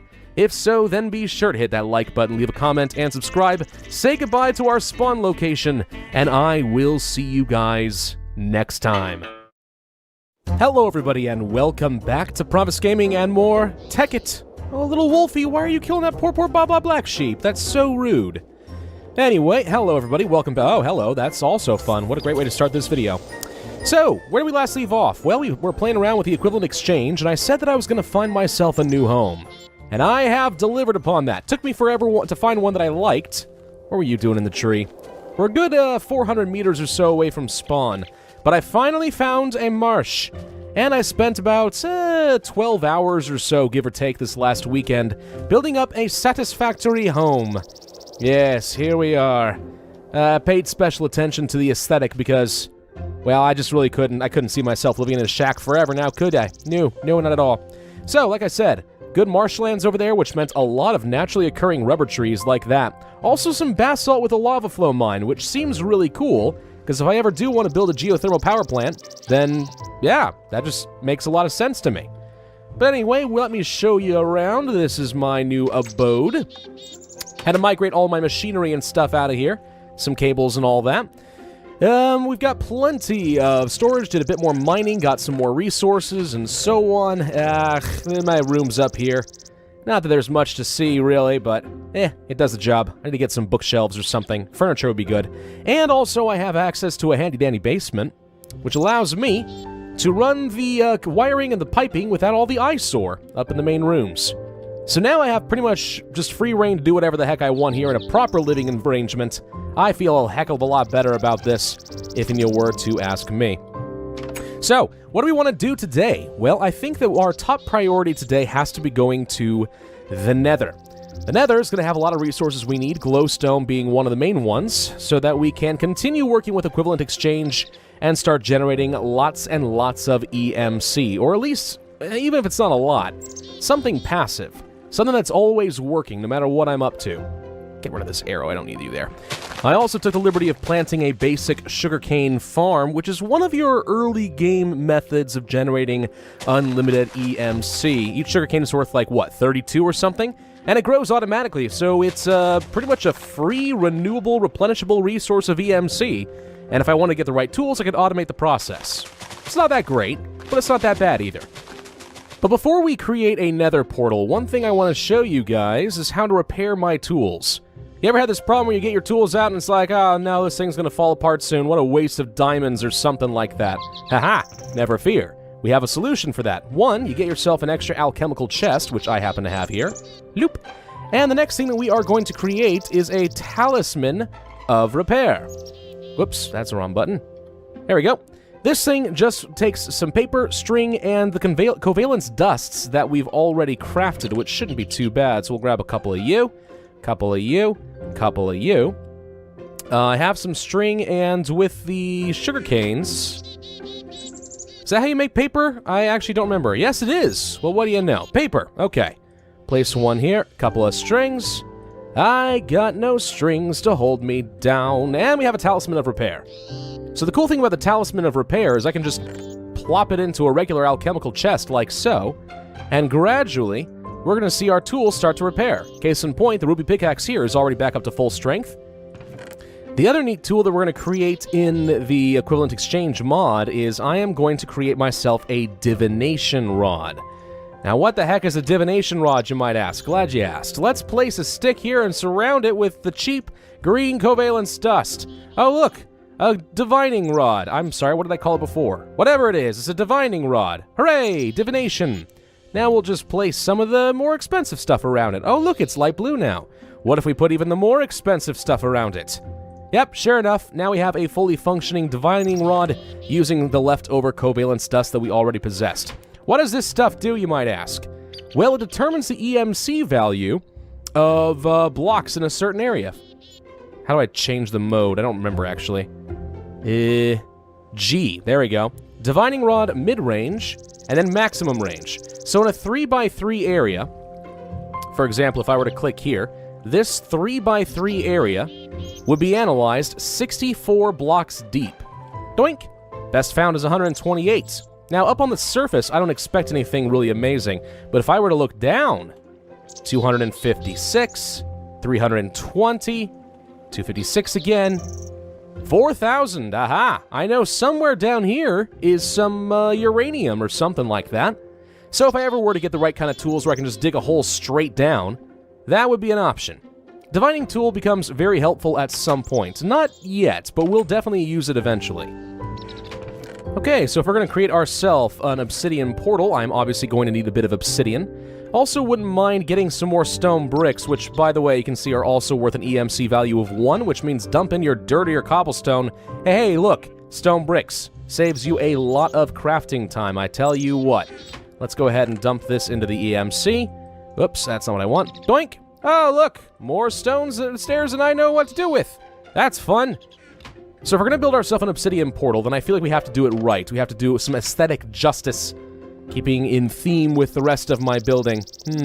Let's go up here. There's a lot of space, which is one of the reasons I chose this area. Lots of space over here to the right, which means we can build some truly massive factories without too much stuff getting in my way. And I am looking forward to that. But for now, I think an obsidian portal somewhere right around here, kind of close to the house, but not dangerously close, could be kind of fun. You know, I'm aware that this series has started to become a bit more technical lately, and I'm not making as many wisecracks and stuff like that. I am aware of that, but at the same time, that's just kind of my natural default, you know? I'm always driven toward a particular goal and trying to be somewhat educational about how I approach things.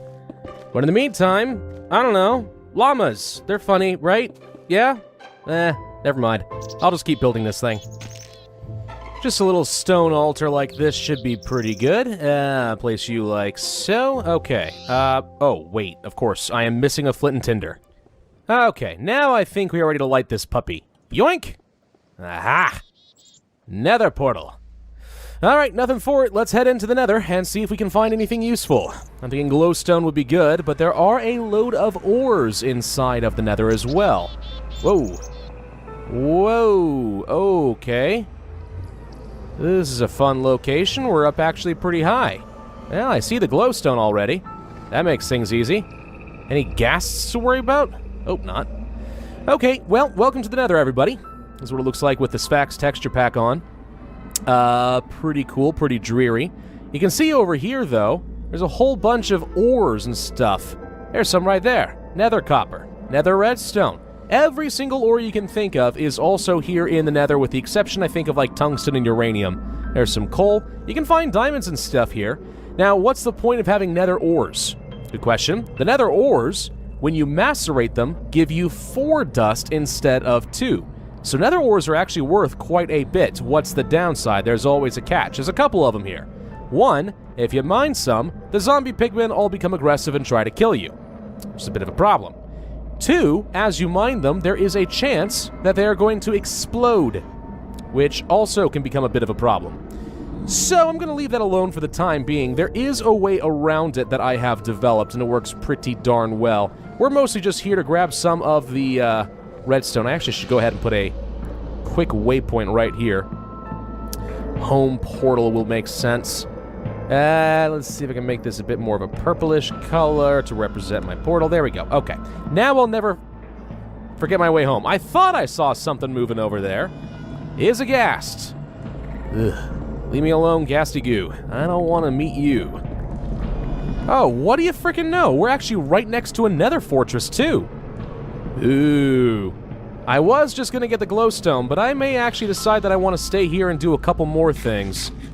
Probably should have given myself diamond armor if that was going to be the case, but I didn't.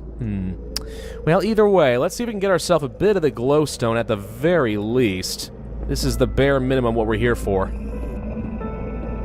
Gosh, working on the edge like this, it always makes me nervous. Never fails. I just feel so antsy.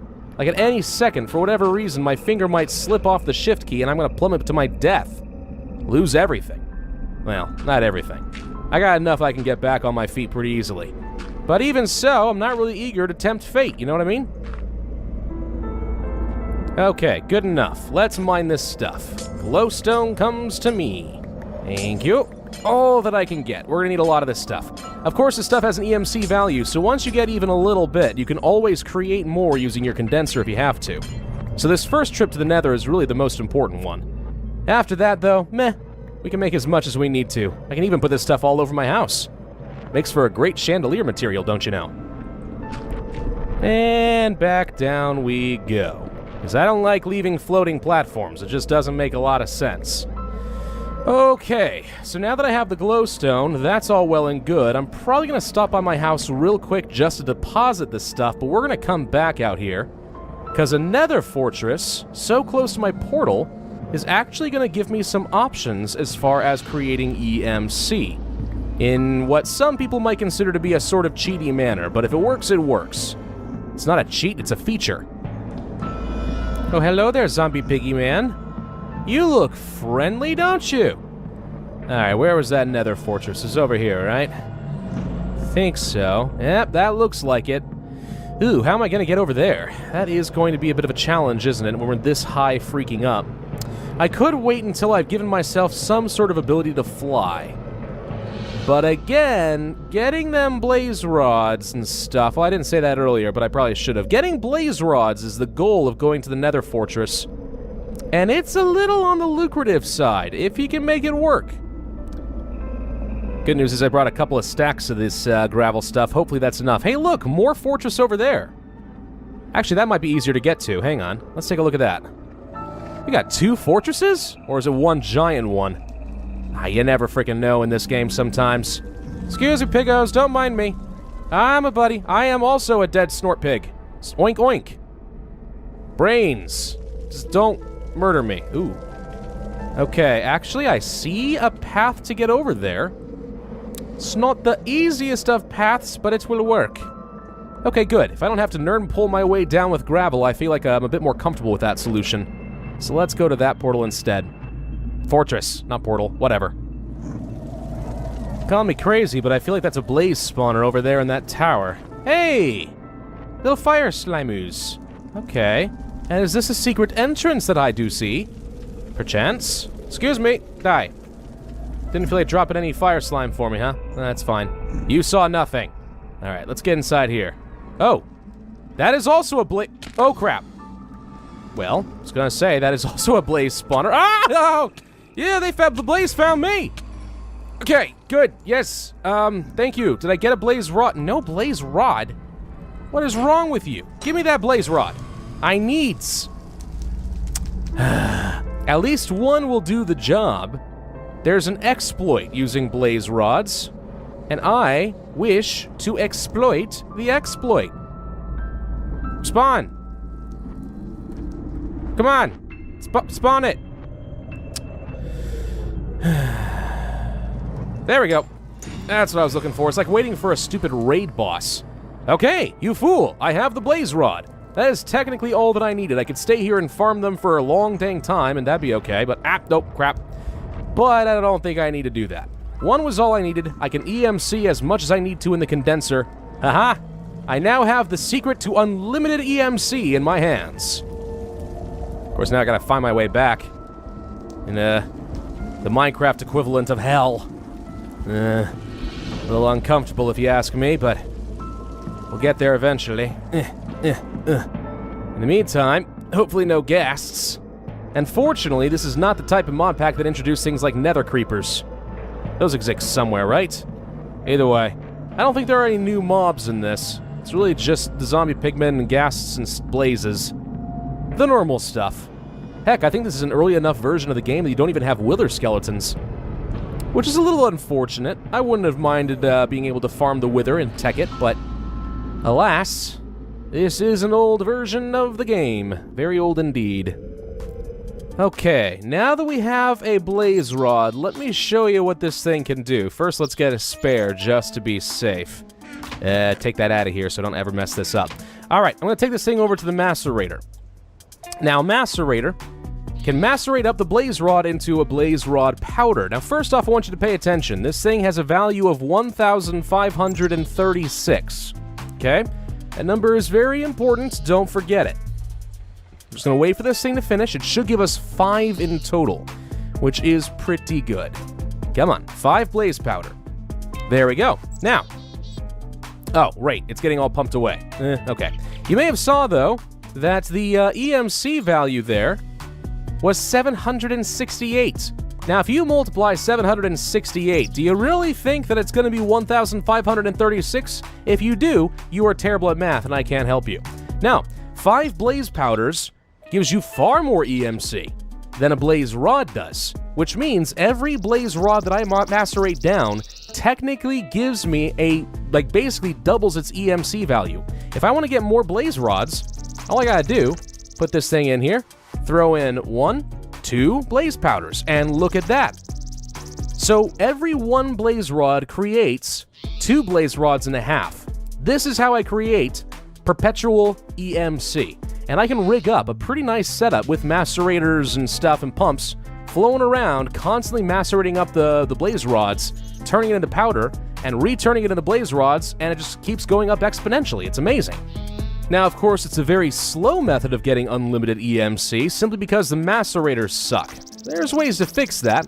Could overclock the machine, could build a rotary macerator, you'll see. But this will ultimately be integral in creating some awesome equivalent exchange methods of getting unlimited power. Eternal resources. Cheat mode without actually using cheat mode. Because again, it's not a cheat if it's a feature. But this is not the only method of generating eternal EMC. Oh no. The other reason that we went to the Nether was so that I could get the material needed to build a collector. Now, as I said before, when it comes to equivalent exchange, it's based around the idea that matter and energy cannot be created or destroyed, it can only change forms, right? Well, what about all of the energy that is coming from our Minecraft sun onto the planet? Why don't we convert that into mass as well? And with an energy collector, that is exactly something you can do. Now, this requires a whole block of diamond, a furnace, some glass, and some glowstone. But we can certainly afford to do something like that. 1, 2, 3, 4, 5, 6, 7, 8, 9. Place you here. And doop, doop, doop, doop, doop, doop, doop, doop, doop. Create a block of iron. No, not block of iron. Sorry, block of diamonds. Get some glowstone going. And I'll just do this until I have the resources I need to build a quick collector or two. Okay, a couple quick furnaces, the blocks of diamond, a couple of glass, some glowstone, and boom! 2 energy collectors for me, each of these having an EMC value of 82,000, so they're not exactly cheap. Okay, if we were to place these collectors outside in the sunlight, you can see here that it's generating up some EMC right now, kind of passively. Now there's a few different things we can do with this. One thing that I wouldn't mind doing is actually turning some coal into alchemical coal. There's a few different ways that you can do this. I mean, you could use a philosopher's stone, but since I don't have anything else to do with the collectors at the moment, this will be an option for me. Let's go and dump that inside there. You also can hook the collectors up to a condenser, and as long as you use a relay, it automatically will start transferring its energy into the condenser to be condensed into whatever you want, diamonds and so on. But if I were to dump in a piece of coal real quick... Oh, it turned it into gunpowder. That's not quite what I wanted. Let's see. Can I... Oh, interesting. I actually don't really want gunpowder. Okay. Let's see if I can dump in a bit more. What happens to the gunpowder once you get to like 4? Aha! Some of the gunpowder starts turning into glowstone. So basically the items start perpetually getting stronger and stronger in their EMC value, which is not the worst thing in the world. But the other thing that I can do is I should be able to hook this thing up to a condenser directly.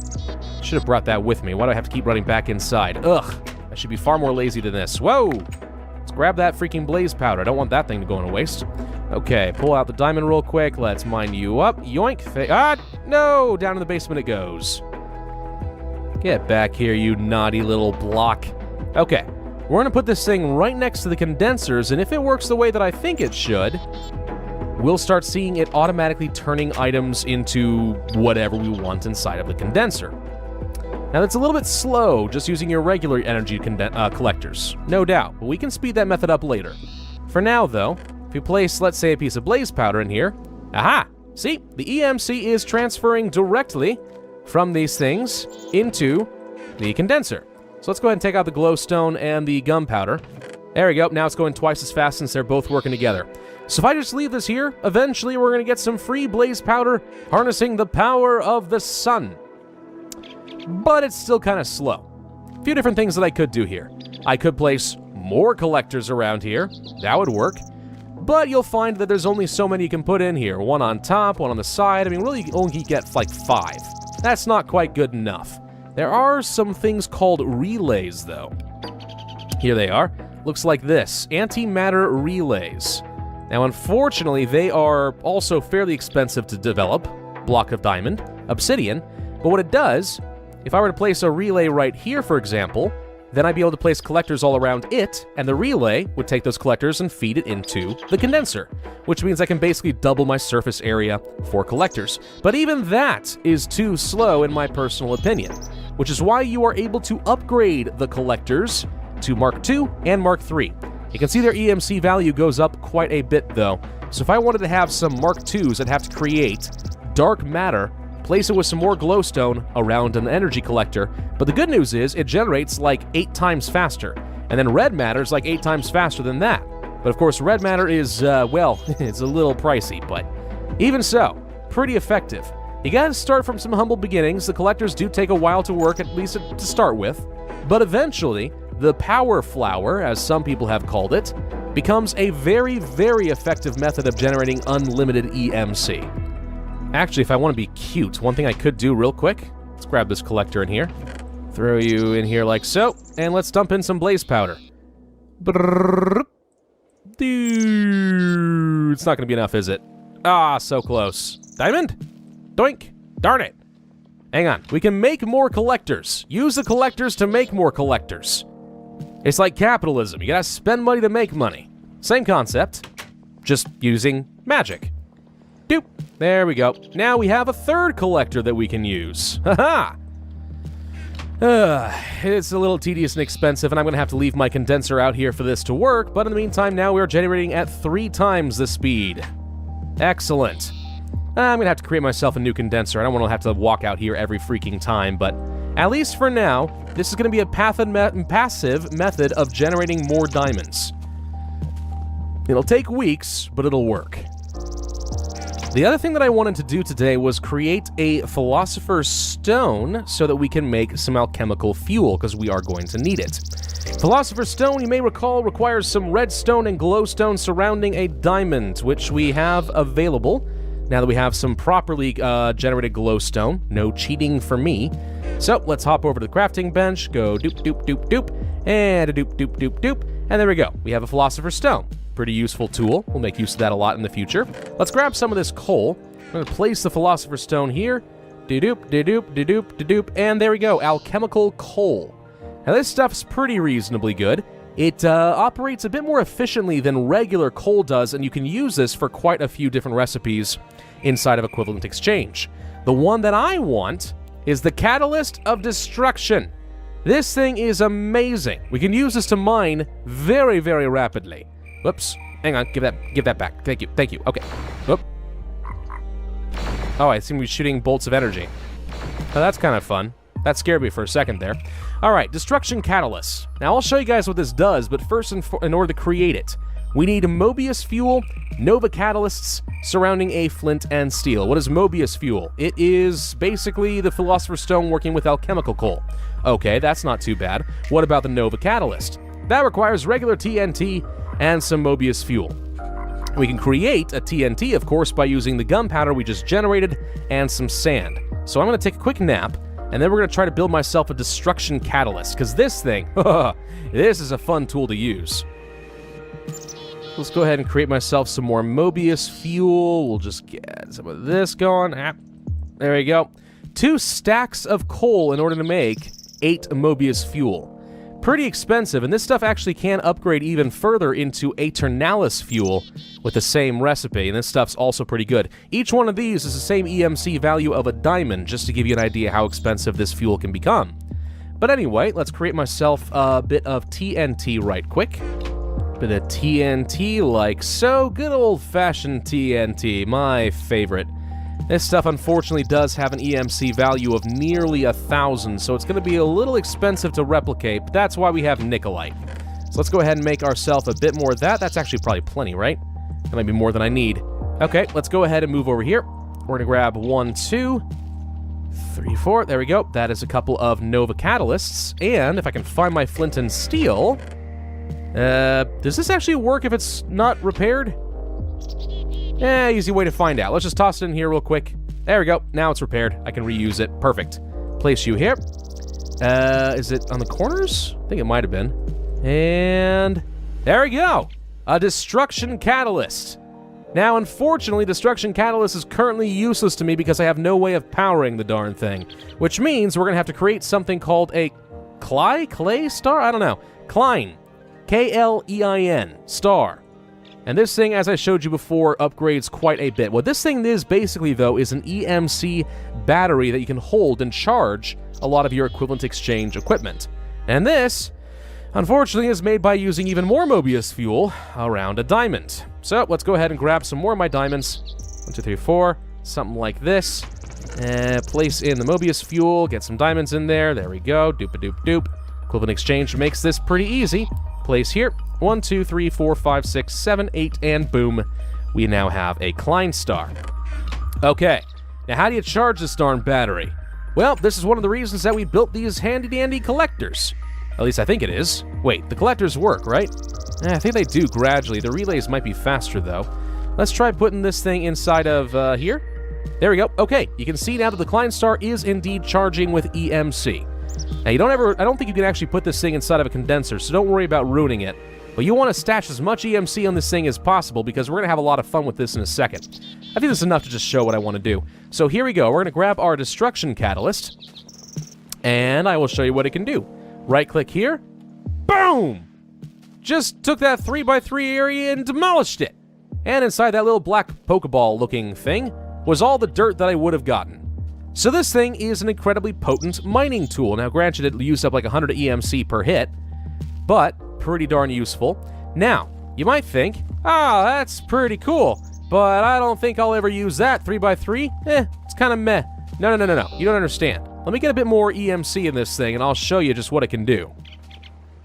Okay, we got about 1,000 EMC in there. That should be enough to prove my point. Okay, so, destruction catalyst, 3x3 area. I mean, it's just a single right-click and you instantly destroy all the blocks. Okay, pretty useful. But it gets even better. If I go to this thing and I hold down C, or V, there we go, charge it, I can now go, boom! Would you look at that? Now we've done a 3x3 area that's 4 deep. That's pretty good. What if I can charge it up even more? How about all the way up? Boom! Look at that. This thing is the most powerful mining tool in the game, bar none. Now, of course, it uses up EMC. So you're going to want to make sure that you're taking a lot of your materials that you're mining, copper, diamonds, I don't care, throwing it into a relay or a collector or something in order to charge up your Klein star so you can keep mining. But obviously, this saves you a ton of freaking time. And I can just decharge it by holding down Shift and V. If I want this coal, no problem. Boom, I now have the coal. Easy peasy lemon squeezy. Now here's where this gets really crazy, right? Put this in conjunction with your divining rod. Oh dear, I just found diamonds.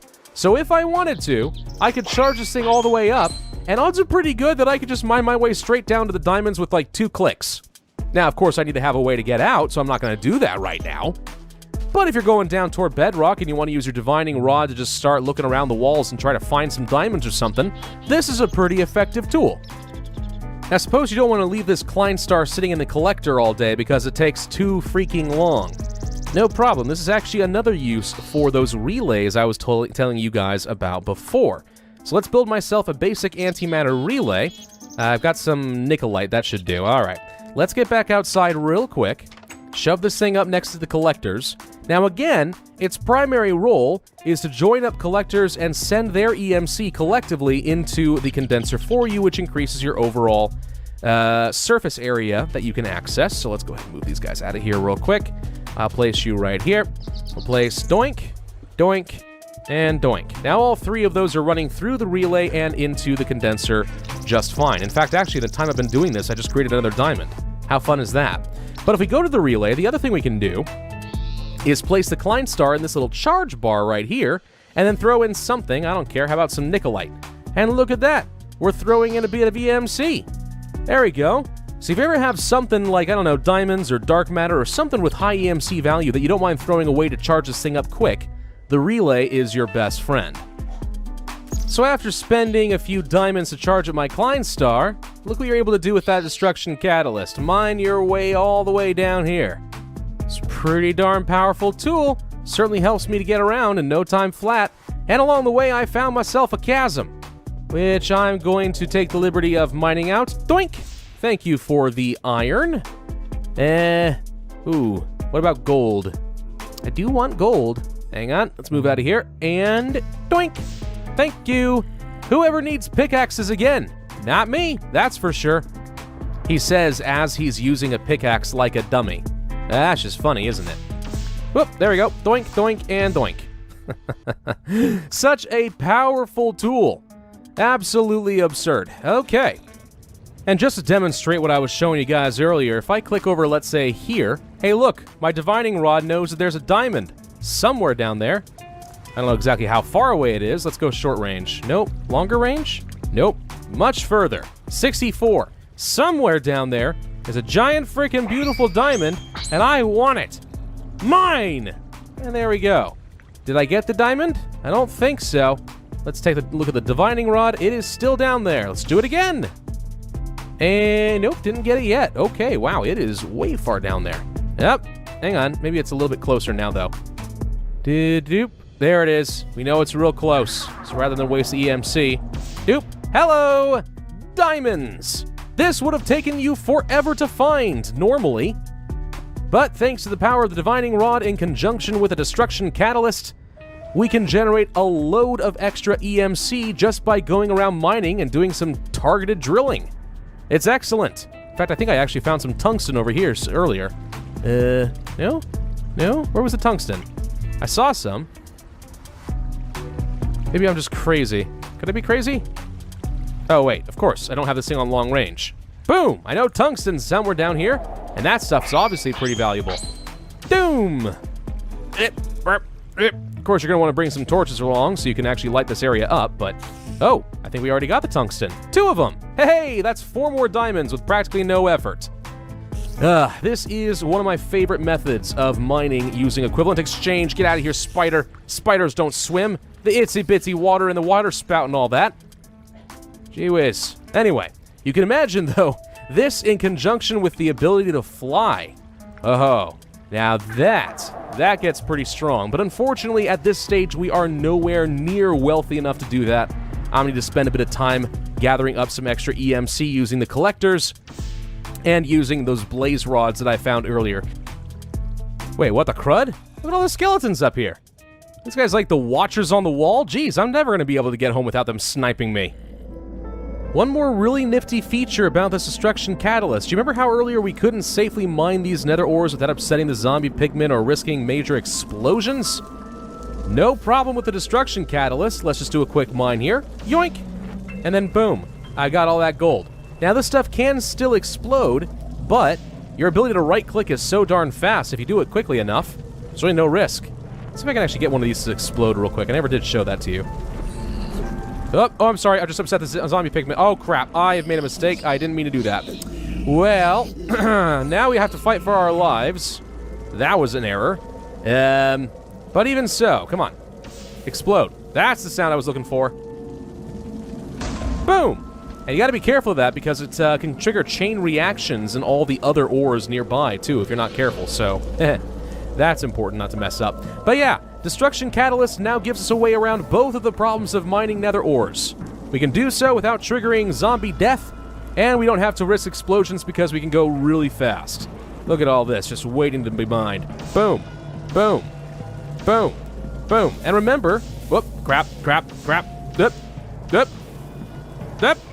Okay, remember, each of these give double the dusts of the regular ores if we throw it through a macerator. So yeah, going to the nether now becomes extremely profitable once you have the destruction catalyst. Oh no!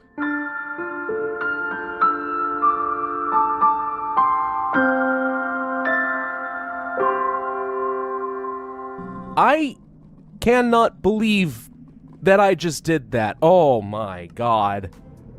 I just lost my destruction catalyst. Oh no. I'm an idiot. There is no excuse for that. Oh, dang it! Usually when I'm playing Tekkit and I'm mining in the nether, I'm accustomed to having the ability to fly with my ring, but no! Oh, God. Okay, you know what? I think that's as good a place to stop as any for today. Thank you all very much for watching. I do hope that you enjoyed. If so, then be sure to hit that like button, leave a comment, and subscribe, hit notify, and I will see you guys next time. Hello everybody, and welcome back to Pravus Gaming and more Tekkit. I had to spend a fair bit of time regaining all the stuff that I lost in the last video. due to my own stupidity, but we are back better than ever before. Got myself some new set of tools. I got an upgrade to my Klein Star, which, by the way, if you don't know how it works, basically just take 4 of the previous one and put them together, and then bam, you got a little bit of an upgrade. Pretty easy to do.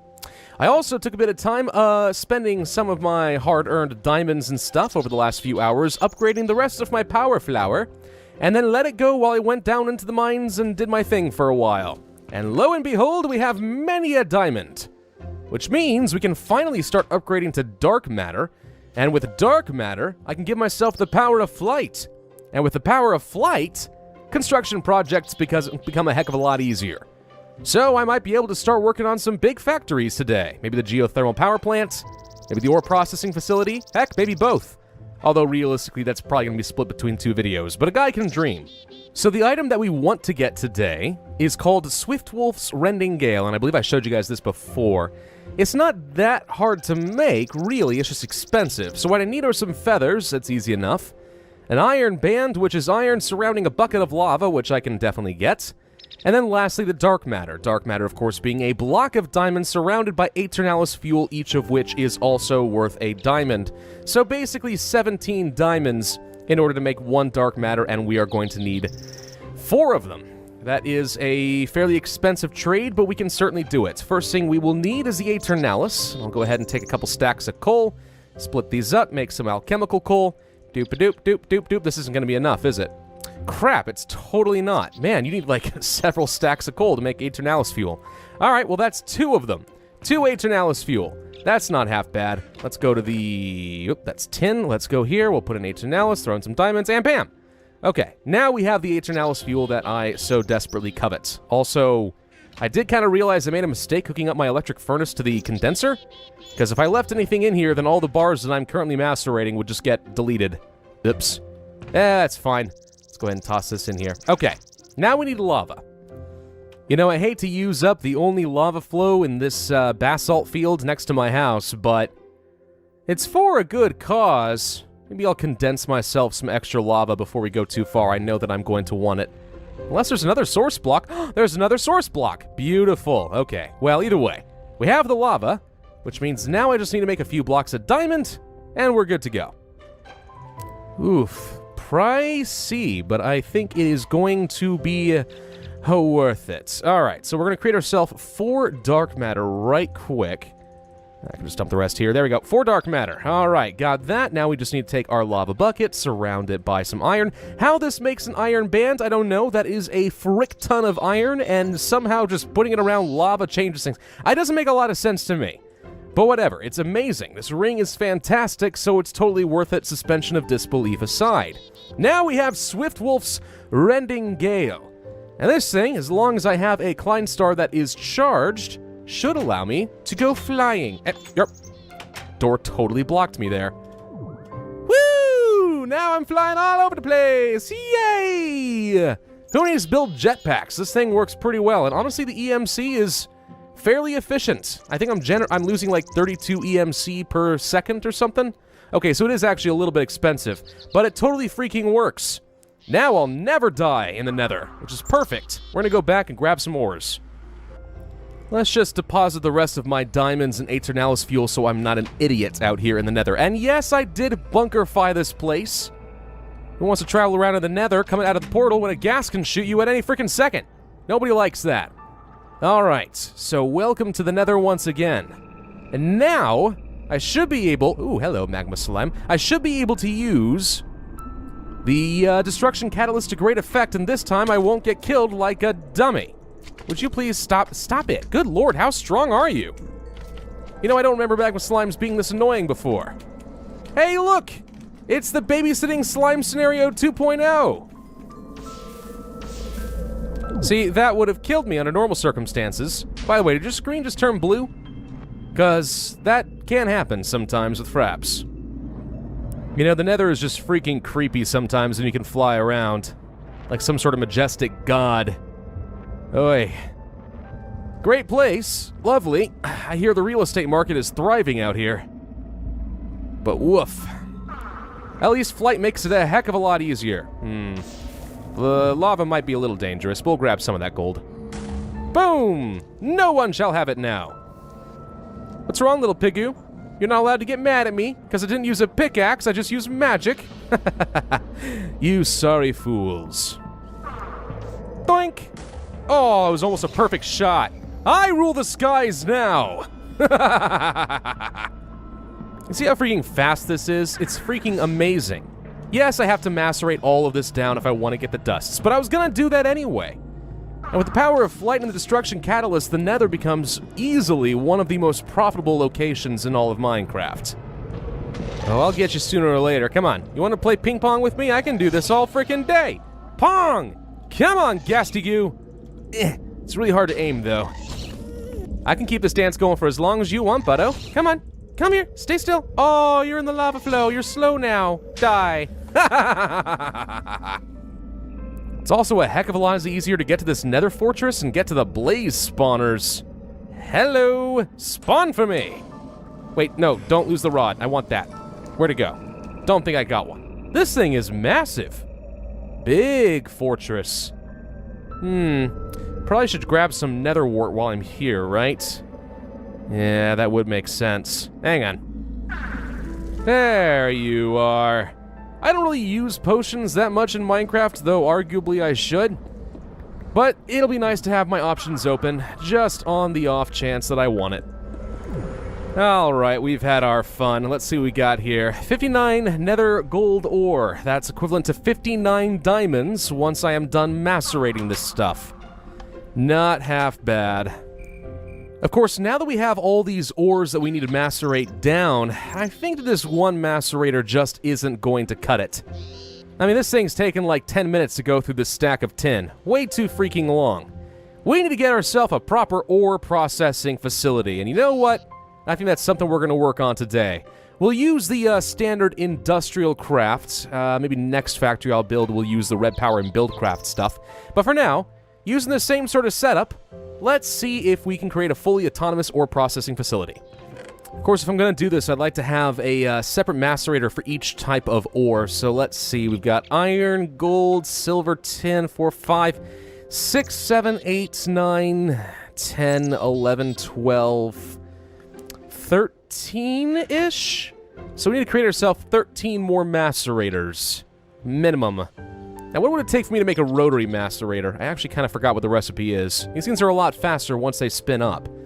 That takes a macerator and then an advanced machine block with refined iron. An advanced machine block uses composites, which we don't have access to quite yet. So no, regular macerators are going to have to do, but that is an available upgrade we'll take advantage of in the future. Of course, I'm sure you guys remember how to build macerators, so I won't waste your time with this. Pretty simple. Get myself a whole load of electronic circuits. It's still not enough. Good lord. Alright.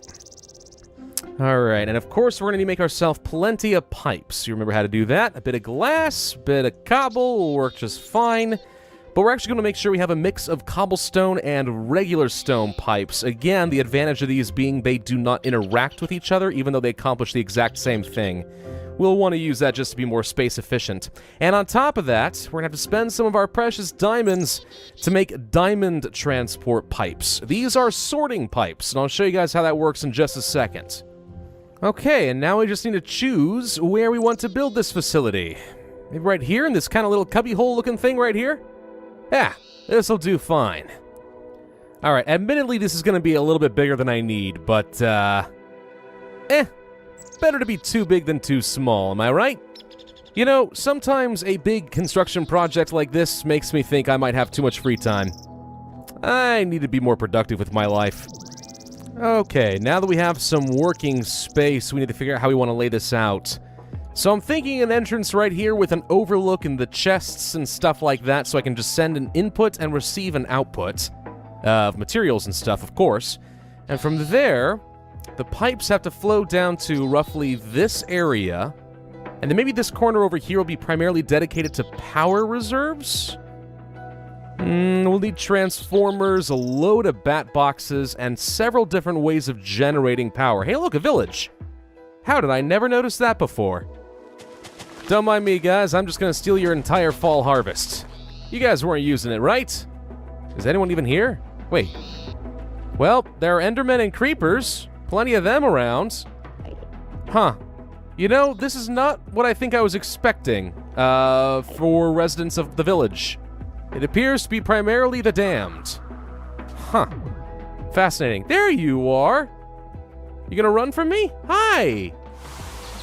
Oh, sorry, I forgot I can shoot feathers at you. Tickle, tickle, tickle, tickle! Yeah, something like this would probably do the job. Okay, we can put some piping underneath this thing so that we will be able to get what we want out of the chests. Yes, brilliant. This should work. Doink. Doink. Oop. Doink. Doink. Okay, perfect. So this is going to be my operating platform. I'll add some struts later. So the pipes are going to flow down, and we're going to have a line of macerators all along here. Okay, let's see how we want to lay this out. So what I'll probably do then is have all my regular ores go into this diamond pipe to get sorted.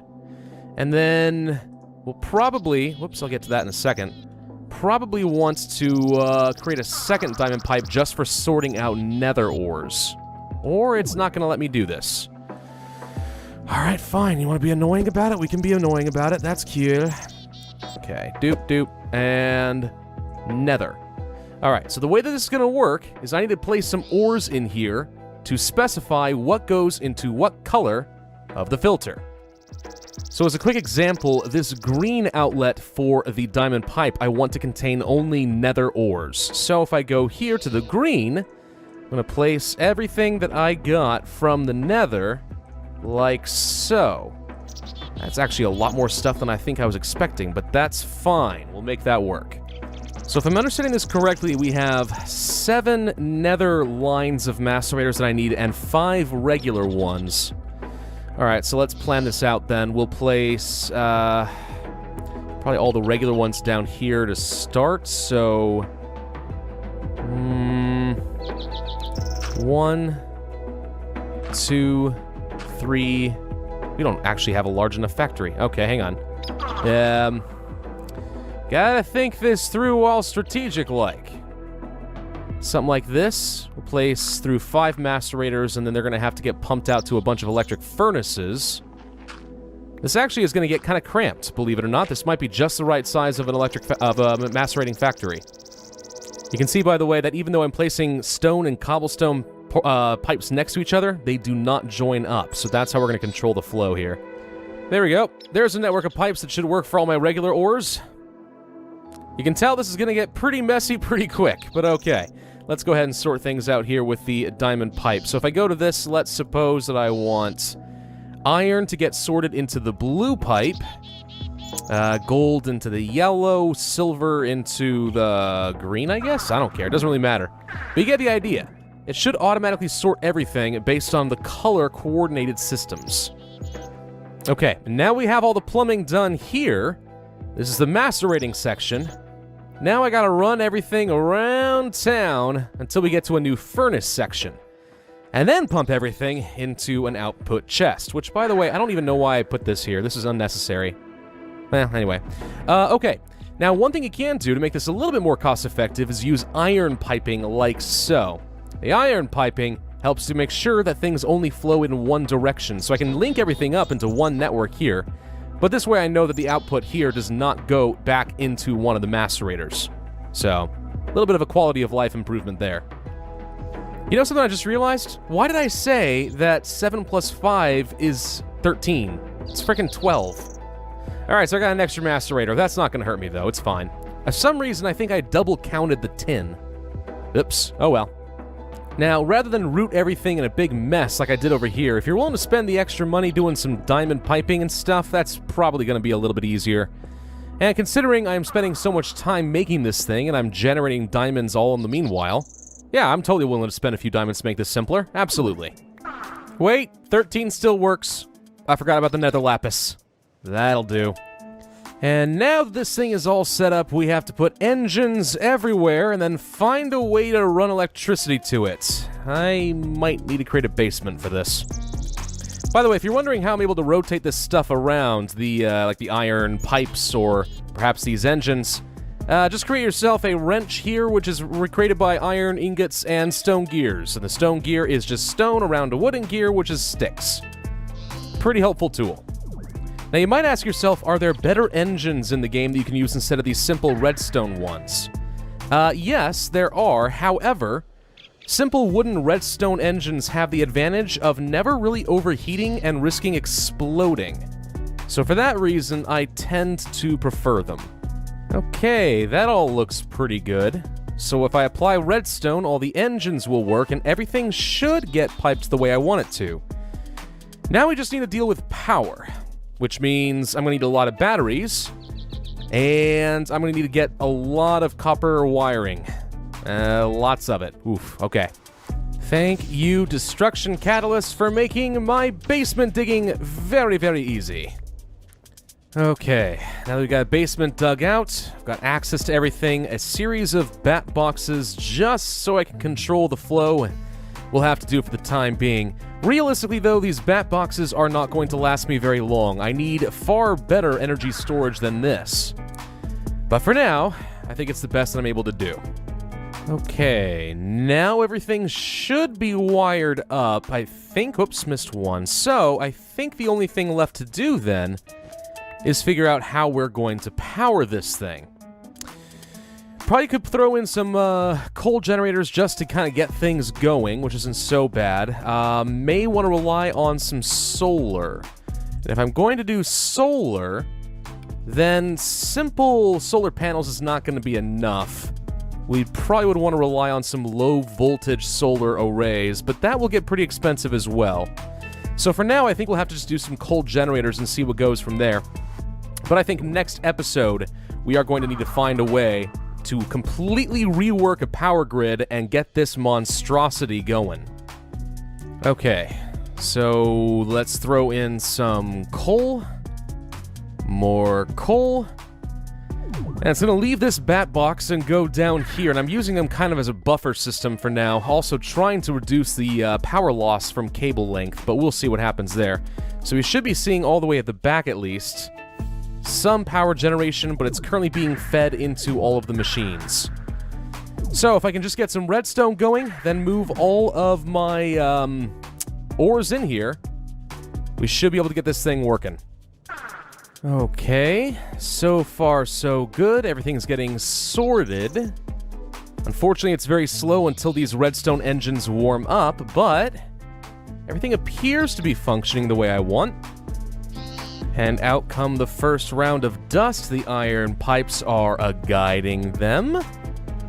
Oh, we're starting to see some bars coming through. Nice. It's working, everybody. It's freaking working. Oh, now you have to admit, this is a thing of frickin' beauty. Look at that. So many ores. So many ingots. I'm frickin' rich. It's amazing. All right, so the ore processing facility is working. Now it has some problems where certain resources kind of get backed up, like this iron right here, so I have to monitor that a little bit. That's something I can work on by upgrading these macerators to be a little bit faster, but until I do that, oh well, that's known inefficiency. Also, I forgot to mention, I was misremembering a little bit about the nether ores, so when I macerate them down, I don't get 4 dusts right away. It macerates them and turns them into 2 of the regular ores, which you then have to macerate again. So I created a little feedback loop to send things back over here. I mean, I could have set up another row of macerators, but this thing's a bit of a nightmare already as it is. So the biggest problem that I'm having with this setup, obviously, is power. And I had to throw in a lot of extra generators down here to try and make this thing work, and it's still not enough. I'm going through an absolute ton of coal, but oh well. So yeah, first priority, if we want this thing to be working full-time, is getting the power thing situated. Now, I'm thinking a geothermal power plant could be kind of fun. Oh, you know what? Before we continue, let's talk about doors. See this little door right here? This has been the subject of some debate. And I tried leaving a comment at the end of episode 2 in the comment section down below, which is why you guys should read that stuff, trying to address why I did this. But since I'm still seeing some comments about it, let's go ahead and address it real quick in the video. This door is exactly the way I want it to be. I have no intention of changing it. I know it bothers some people. So sorry, it's what I want. The reason being, Minecraft has a tendency to be kind of a flat game where everything is, you know, the same size, and if you just do a wall of everything looking, you know, with the same block, The game just looks really flat and unrealistic, and I like to add in texture. It's one of the reasons I tried doing this stuff with the bricks. I mean, it may not make a whole lot of sense. I don't know, it just looks better to me when you do things like that. Add a bit of aesthetic appeal. And you want to have a little bit of depth in your walls too. If everything's just one big flat surface, it's just not fun. That's not realistic. Go outside of your home or your apartment. Tell me that your house or your apartment looks like that. Answer, it doesn't. So I like to add some depth. You can do that with windows, and yes, you can also do that with your doors. This looks like a little bit of a recessed door. It's a very subtle thing, but just by looking at this, you can sense the depth and it adds a lot more aesthetic appeal. At least I think it does. So that's the reason I do that. Sorry to offend some people, but I have no intention of changing it. And that actually reminds me, I forgot to add a little bit of depth over here. You see what I mean? Now it's not a flat surface. Now it looks like it's got some character to it. So yeah, I just think this is a better way to do things in Minecraft. I like to be artsy about it. Sue me. Now what were we talking about before? Oh right, geothermal power. Okay, so that is something that I want to do. Hi Creeper, don't bother me. What the heck? Oh, I was thinking maybe the old lava flow killed some skeletons, but I think they just died from the sunlight. So geothermal power is one of the many different ways you can generate electricity in this game. I think I talked about it a little bit before, but there are a lot of different ways to generate things. You've got your windmills, which you have to set up all along the roof and spread apart, and they look kind of dumb because it's just a block. You got your water mills, which are not very effective either, just kind of meh. You have your regular coal generators, you have your solar plants. You have your nuclear reactors, which I could do eventually, but it's a little bit involved, so I'll hold off on that for now. One of the easiest ways to get a ton of power, though, in my opinion, is geothermal. And the reason this works is because we can use our condensers to create an infinite source of lava, buckets or cells of lava, whatever, feed those into the geothermal generator, and produce unlimited power, and you can set up a lot of them very effectively. Now, I'm not going to be able to do that in this particular video. That's going to be way too involved. We'll do that next time, because that's another big project, even bigger than the ore processing facility. Well, okay, it doesn't have to be. It actually could be pretty small, but I'm gonna be overly complicated about it because it looks cool. But real quick, I'll just show you guys to save some time. The geothermal generator is made by using refined iron with generators, bit of glass, and empty cells. The empty cells are just made using some tin, and you can fill cells with enriched uranium, lava, water, and so on.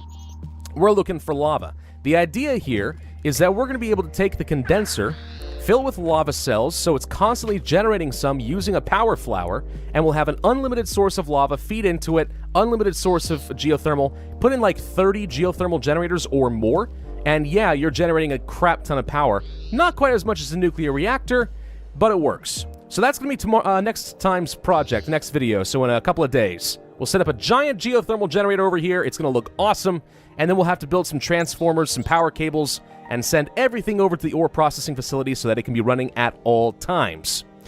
But I think that's where we're going to end things today. So thank you all very much for watching. I do hope that you enjoyed. If so, then I ask that you hit that like button, leave a comment with your ideas and suggestions, and subscribe if you have not already. And if you have, don't forget there is a little notification bell down there on the bottom left. I know I forgot about it for months. Hopefully you did not. I'll see y'all next time. Thanks for watching. Bye-bye. Hello everybody, and welcome back to Pravus Gaming and more Tekkit. In the last video, we created an ore processing facility, and I think that it has worked out quite well. Now, admittedly, it is not the most efficient setup ever. One, it's a bit of a mess, and if I had given myself some more space, I could have cleaned it up a little bit. But two, the industrial craft pipes are just, I don't know, they're kind of a little unwieldy, they're kind of stupid. There's a lot of room for improvement, but at least for now, it's what we've got. The problem we're having with this facility, as I mentioned at the end of the last video, though, is power. I am throwing away many stacks of coal trying to keep this monster running. It's doing a good job for us. We got a pretty good amount of ores and materials and stuff that are coming through, but it could be better. And at least knocking power off so that we don't have any more power concerns, that would be a huge load off of my chest. So that is what we are going to address today. Although first I will point out that I did upgrade my power flower using dark matter collectors, which is just a regular one with some dark matter on top and a bit of glowstone. But now we're generating diamonds a heck of a lot faster. I'd say we get one every, what, 20 seconds-ish? Something like that? That's not half bad. So every minute I'm playing this, hey look, that's 3 more diamonds. Anyway, power. So I did say that in the last video we were going to be doing geothermal. The other obvious conclusion would be to, one, create a nuclear reactor, which is a little bit more ambitious than I'm willing to deal with right now, or try using these solar panels. So if I was willing to make several stacks of solar panels, I can make a handful of high-voltage solar arrays, which would generate a pretty reasonable amount of power as long as the sun is out and the weather is pretty good. Alternatively, the geothermal is consistent, it's infinite, and if you build it right, can generate a crap ton of power. But before we do that, we have a few things that we need to set up. So I've already built up 32 geothermal generators, and if you don't remember how those are built, it's just a regular generator plus some refined iron, some glass, and so on. But we are going to be making use of, I think it's the Red Power mod pack's method of transporting items back and forth, similar to the industrial craft pipes, but in my personal opinion, a heck of a lot smarter and faster. Now, in order to make that kind of stuff work, we're going to need some filters. Filters and stuff like this, there's actually quite a few different things similar to filters, transposers and so on, are made using pistons, gold ingots, and red doped wafers. Now, what does that mean? That is a silicon wafer smelted in an alloy furnace with some redstone. We haven't built an alloy furnace yet, so that's something we'll have to do. What is a silicon wafer? It's just some silicon bouillie, whatever, cube thingies that are sliced up using a diamond handsaw. So there's a bit of a process involved in this. What does it take to make an alloy, whoa, if I could spell, that'd be good, alloy furnace? Alloy furnace is made just using bricks, like a regular furnace, but just this stuff. So we need to find ourselves some clay. I don't think that's going to be too hard for me to find. Just have to go digging around in the river, but we'll get that. We'll get some bricks going, and we'll make an alloy furnace. We'll start smelting up some silicon wafers and some red-doped wafers. If you don't know how to make a handsaw, handsaws, like this, are made using sticks, a bit of iron, and then tipping it with some sort of other material. Could be rubies, emeralds, sapphires, or diamonds if you want to have the best longevity. I've already built a ruby one. I'm not sure if this will work. I don't think it does. But if you've never seen a ruby handsaw, this is actually kind of a fun tool, even if you just want to build some cool construction projects. For example, let's suppose that I grabbed a couple of these pieces of wood. I place the ruby handsaw like so, and the wood here, and look at this. It chops it up into several wooden slabs, which I could place right here, for example. You kind of get a weird little half-block effect. I could chop this up even further into panels, which could be used to cover the wood. So let's suppose I had a cable under here. Actually, I can show you real quick. Let's suppose that I had some cabling right down over here, or piping even, and I wanted to cover this up as if it were a regular block. Doop. And doop. Something like this. You could place this all up and down and try to hide your piping. That's kind of cool. You also could just put it sideways and chop them up into panel strips or other things like that, and these things fit nicely like so. So there's a few different options as far as your construction projects using handsaws, so they're kind of a helpful thing to have anyway, but obviously we're looking to make filters and red-doped wafers, so that's what I'm going to spend my time on. While my bricks are smelting up, one other thing that we need to show you is how to use a pneumatic tube, or at least how to create them to start. So the pneumatic tube here is made using brass with glass. Seems pretty reasonable, and you get 8 of them for it. Brass is made by smelting together some tin and some copper in an alloy furnace. So once again, we really do need to have the alloy furnaces. Okay, we'll just place some bricks like so, and then something like this. I'll just even build 2 because, you never know, we want to speed this process up. And there we go, 2 alloy furnaces. I guess for the time being, I'll just place them over here or something.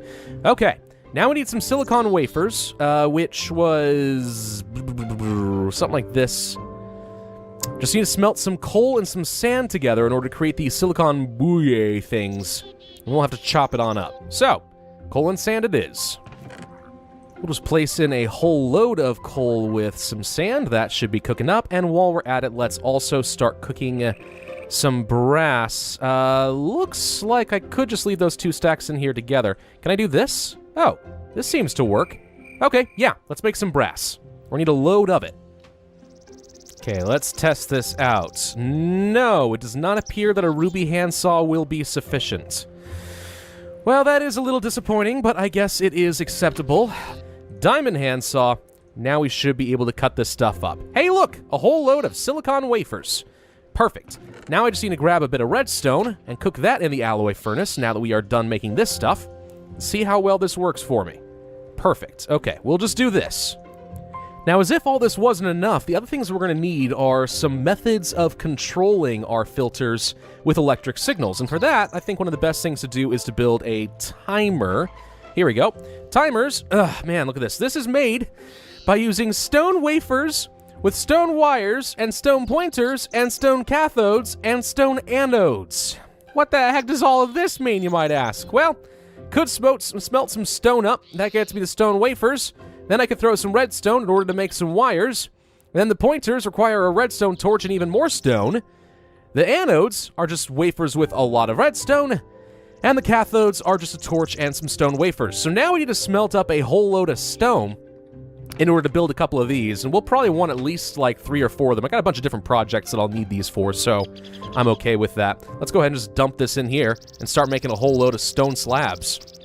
Okay, let's go ahead and create ourselves some filters and stuff while that's cooking. So for this, we're going to need the pistons, which is made by using cobble, iron, and a crap ton of wood. So I've got some materials for me here. Let's grab some of this. Fortunately, cobble and stuff, pretty easy to come by with equivalent exchange, but even so, let's go ahead and build a whole load of pistons.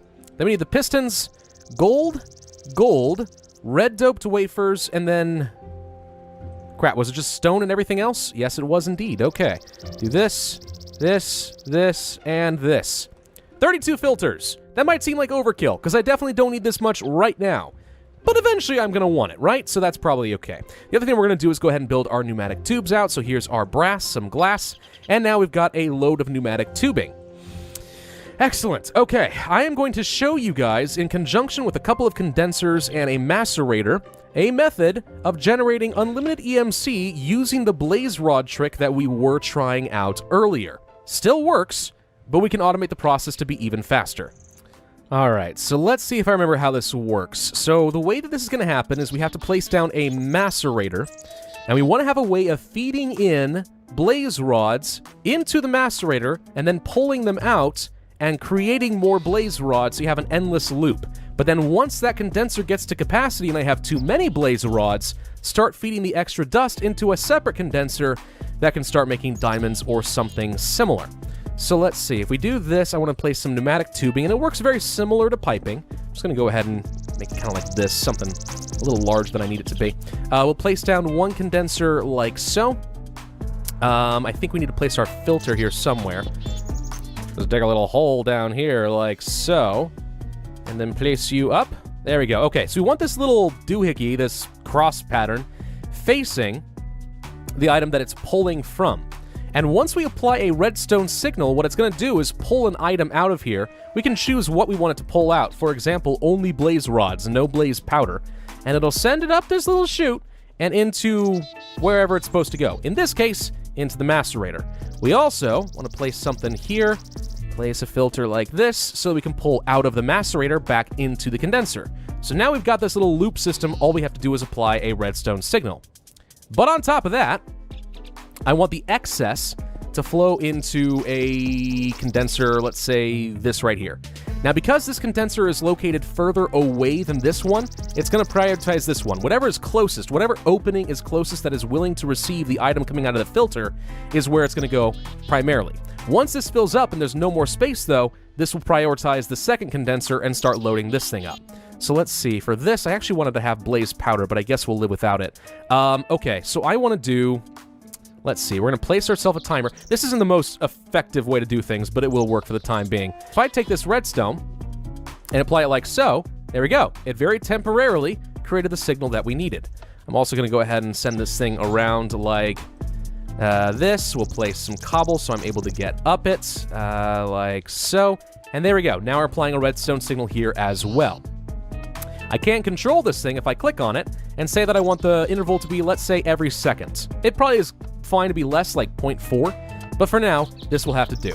So let's go ahead and start macerating up some of the blaze rods just to start getting some blaze powder. Oh, wait, we don't have any power. Right, that is a necessary component of this. Ah, right, okay. Let me get some copper cabling, and I can just use the system we've already got. Kind of a silly oversight on my end, and you think about it. Of course the macerator was going to need power. Fortunately, the filters do not, so that does make things a teensy-weensy bit easier. All right, so my basement's now going to look kind of ugly like all basements do, but that's fine. All right, now we're macerating. Wonderful. So I want to grab some of the blaze powder when this stuff comes out so I can control the filter, and let's go to this condenser real quick. We're going to say that we want you to make blaze rods when the stuff comes out. Come on, give me some of that precious, precious blaze powder. 3, 2, 1, and... it's already gone. Crap! Well, but you can see that it already created some blaze rods, and it's now sending it through the system. And now we have a couple more macerating. So yeah, this can go on literally forever as long as you have any source of power. Solar panel works just fine. We'll also use geothermal later. But now, blaze powder gets cooked into the system, like so. New blaze rods are created, automatically sent up. Now here's one of the cool things about pneumatic tubing. Let's suppose that the macerator was full. It doesn't just keep indefinitely sending blaze rods to get knocked out of the system and then despawn. If it's full, they go back where they came from. That makes this stuff so much better than anything Industrial Craft was able to come up with.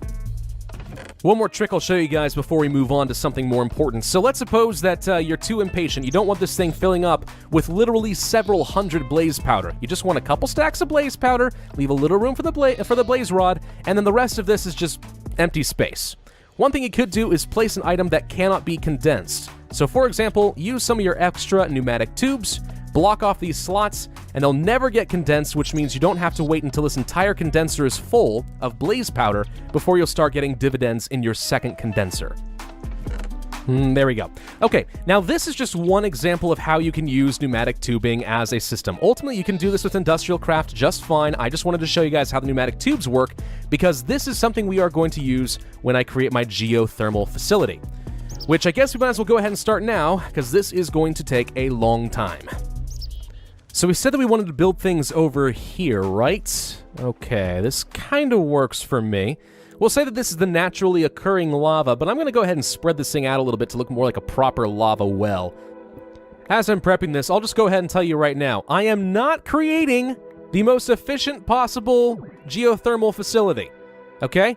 What I'm going to use is a perfectly viable method to create a geothermal facility, but you don't need to create a giant trench of lava. This is exclusively for aesthetic purposes, okay?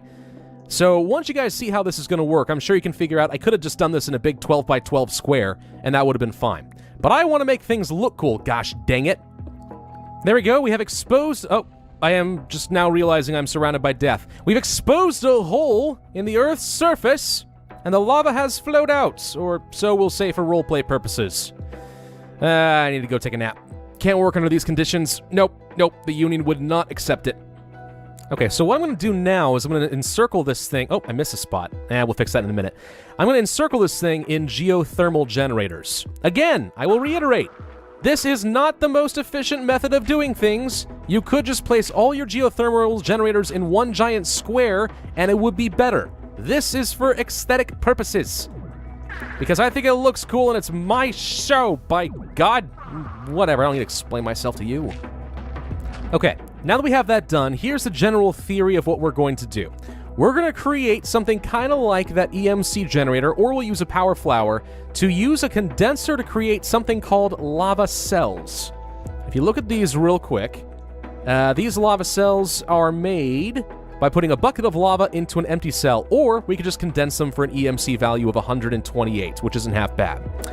Those can be fed directly into a geothermal generator. So can buckets of lava, for that matter. If we just do this, hey look, it technically could be creating power if we hooked it up to a bat box right now. That's all that it takes. But instead, we're going to use those pneumatic tubing hooked up to a condenser that creates unlimited lava cells to the bottoms of these things. And we are going to just start feeding, forever, a whole mess of lava cells into each and every one of these. Then I'll attach some cables to all of them, send them to a giant bat box, and then boom! Now that said, if I'm going to make this work, I want it to look cool, so we're going to create a giant structure around it that serves no purpose other than looking cool. But that's the general premise of how this thing's going to work. Okay, so now we've got basically a lava lake that looks like it's flowing out of this sort of obsidian chimney. We're going to go ahead and set up a load of pneumatic tubes all around the underside of the geothermal generator. So this part of things is going to take a very, very, very, very long time to do, I suspect. So, now that I've dug out a trench, I'm just going to fill out some walls around it. And then we need to build ourselves a large building to encompass it all. One with enough space to look cool, and then just enough to create a power flower in a basement somewhere. I mean, really, I'm just wasting a load of time, but it's gonna look awesome. Out of curiosity, audience, what are some of the biggest projects you've ever worked on in Minecraft? I'm curious. I mean, this is reasonably big, but it's not the biggest thing I've ever done, not by a long shot. And actually, out of curiosity, did you guys gravitate more toward the kind of artsy-fartsy building construction side of things, or the redstone side of things? Because I know it kind of divides the audience in those two groups. I personally was more of the artsy kind of guy. I had a roommate who was big in creating like redstone calculators and stuff, and that wasn't for me, but I liked this stuff. I don't know, I'm just kind of curious what you guys think. What have you done? And voila, we have finished building the geothermal power plant. It's not all hooked up yet, but it looks cool. I'll show you guys around in just a minute, but that took a few hours to make. In fact, it took so darn long that we actually had time to fill out several stacks of diamonds in our power flower, and I'm pretty sure, actually, that our EMC generator down in the basement using the blaze rods has also had time to make a lot too. Actually, look at that, by the way. You can see the blaze rods, once this thing is full, head right back to where they came from. That's so darn useful. Yeah, we've made almost a full stack of diamonds. That's not too bad. So yeah, lots of wealth in the meantime. That's pretty cool. But before we show you around, there's a couple more things that I want to build. First off, we're going to need to have a load of cabling in order to hook up to our ore processing facility. Now, I don't want to use copper cables. They handle only a very low voltage, which I would say is unreliable, and there is a little-known mechanic in Tekkit where certain types of cables can lose some of the electrical charge over long distances.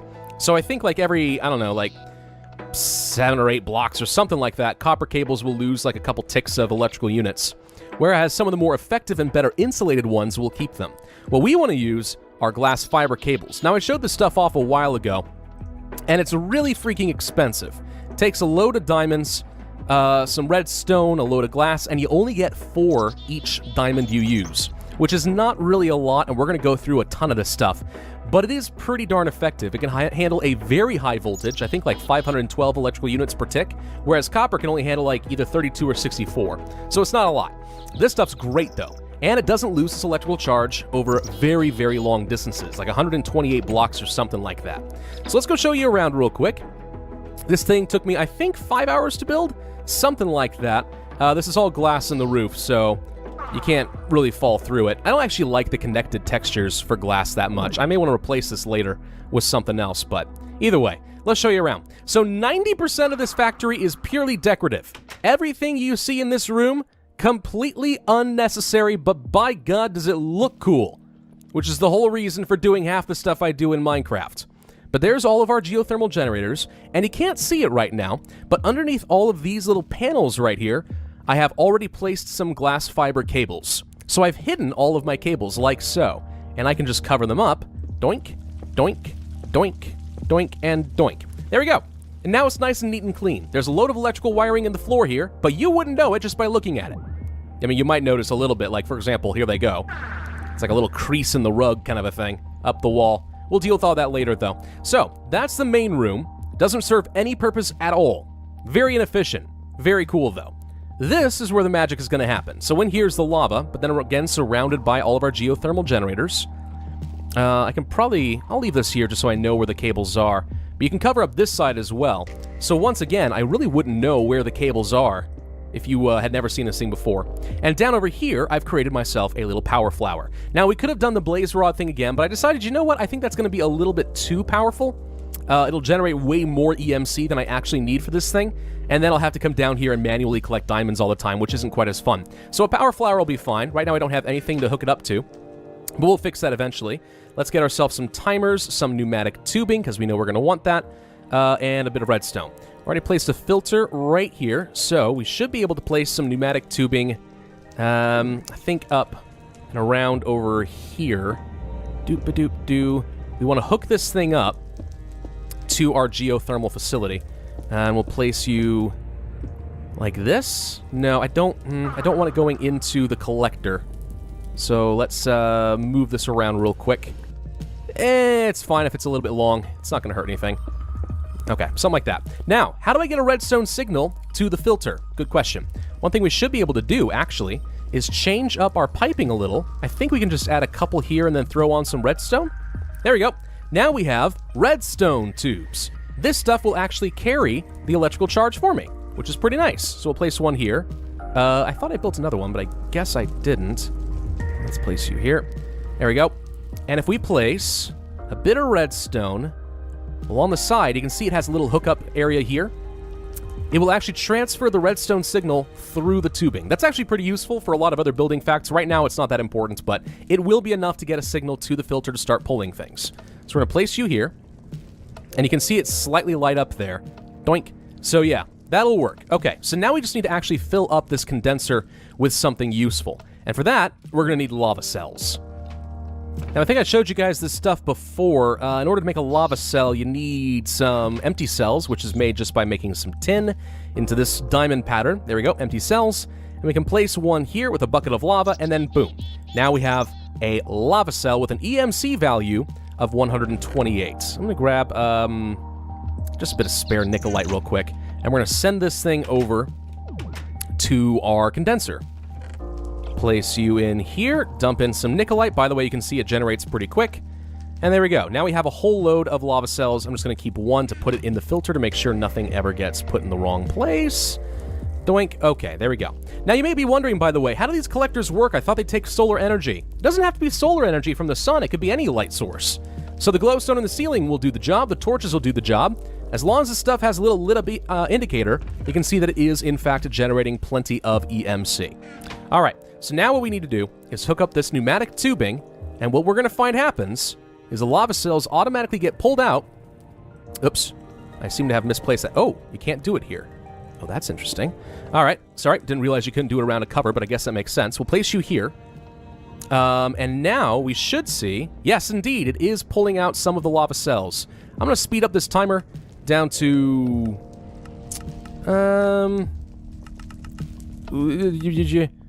kind of mess this up. There we go. Half a second. That's pulling out a heck of a lot faster. Perfect. Okay, now let's take a quick look-see. So right now it's being delivered to the nearest geothermal generators, which is this one. And it is going to get dumped in here. And you can see right now it is, in fact, generating some power. So there we go. It's just going to keep doing this forever. And it will deliver to every single one of these geothermal generators, and they should be generating power. Now, the problem is, I don't have anywhere to store my power. I could set up some bat boxes, but I would need a ton of them. They're not going to be very effective. What we probably want to do are set up some MFEs. I don't remember what that stands for exactly, but they're basically even bigger bat boxes, but they operate at a higher voltage, which means we are going to need transformers later. So let's take a quick look-see. What is involved in making an MFE? Here it is. This thing requires some insulated gold cable, which means we have to take some gold cables like so, and then place a couple of rubber around it, and then bam, no problem. Gold cable just used by making some gold ingots, and there you go, you're fine there. Then we're going to need some energy crystals. What are those? Just redstone around a diamond. That's it. Pretty easy to make. And we're going to need a couple of machine blocks, which is still made by the refined iron. But I don't even know if just a regular MFE is going to be enough. It holds like a couple 100,000, I think, electrical units. I'd rather hold a few million if I can. There we go. Ah, MFSU. I am so sorry. What is involved in making an MFSU? Lapotron crystals with advanced machine blocks, for which we're going to need advanced alloy and carbon plating. And then, crap, what was else? What makes the Lapotron crystals? That involves, lapis, some electrical circuits, and an energy crystal. Okay, that's not as bad as it sounds. And then lastly, advanced circuits, which is a regular circuit with some lapis, redstone, and glowstone. Not too hard to make, just a bit time-consuming. I think the hardest part for us is actually going to be getting some advanced machine blocks using carbon plating and advanced alloy. Now, how does this stuff work? Well, carbon plating is basically carbon fibers that have been compressed into a plate. For that, we need to get some raw carbon mesh and then use it in a compressor, which we haven't built yet, in order to get our carbon plating. Carbon mesh is used making carbon fibers, which is just a bunch of coal dust. So if we macerate this stuff down, we should be able to do that. That's not too bad. What is involved in making a compressor? That is a machine block, an electric circuit, and a bunch of regular stone. Not a very complicated machine. Pretty easy stuff. So we'll worry about that in a second.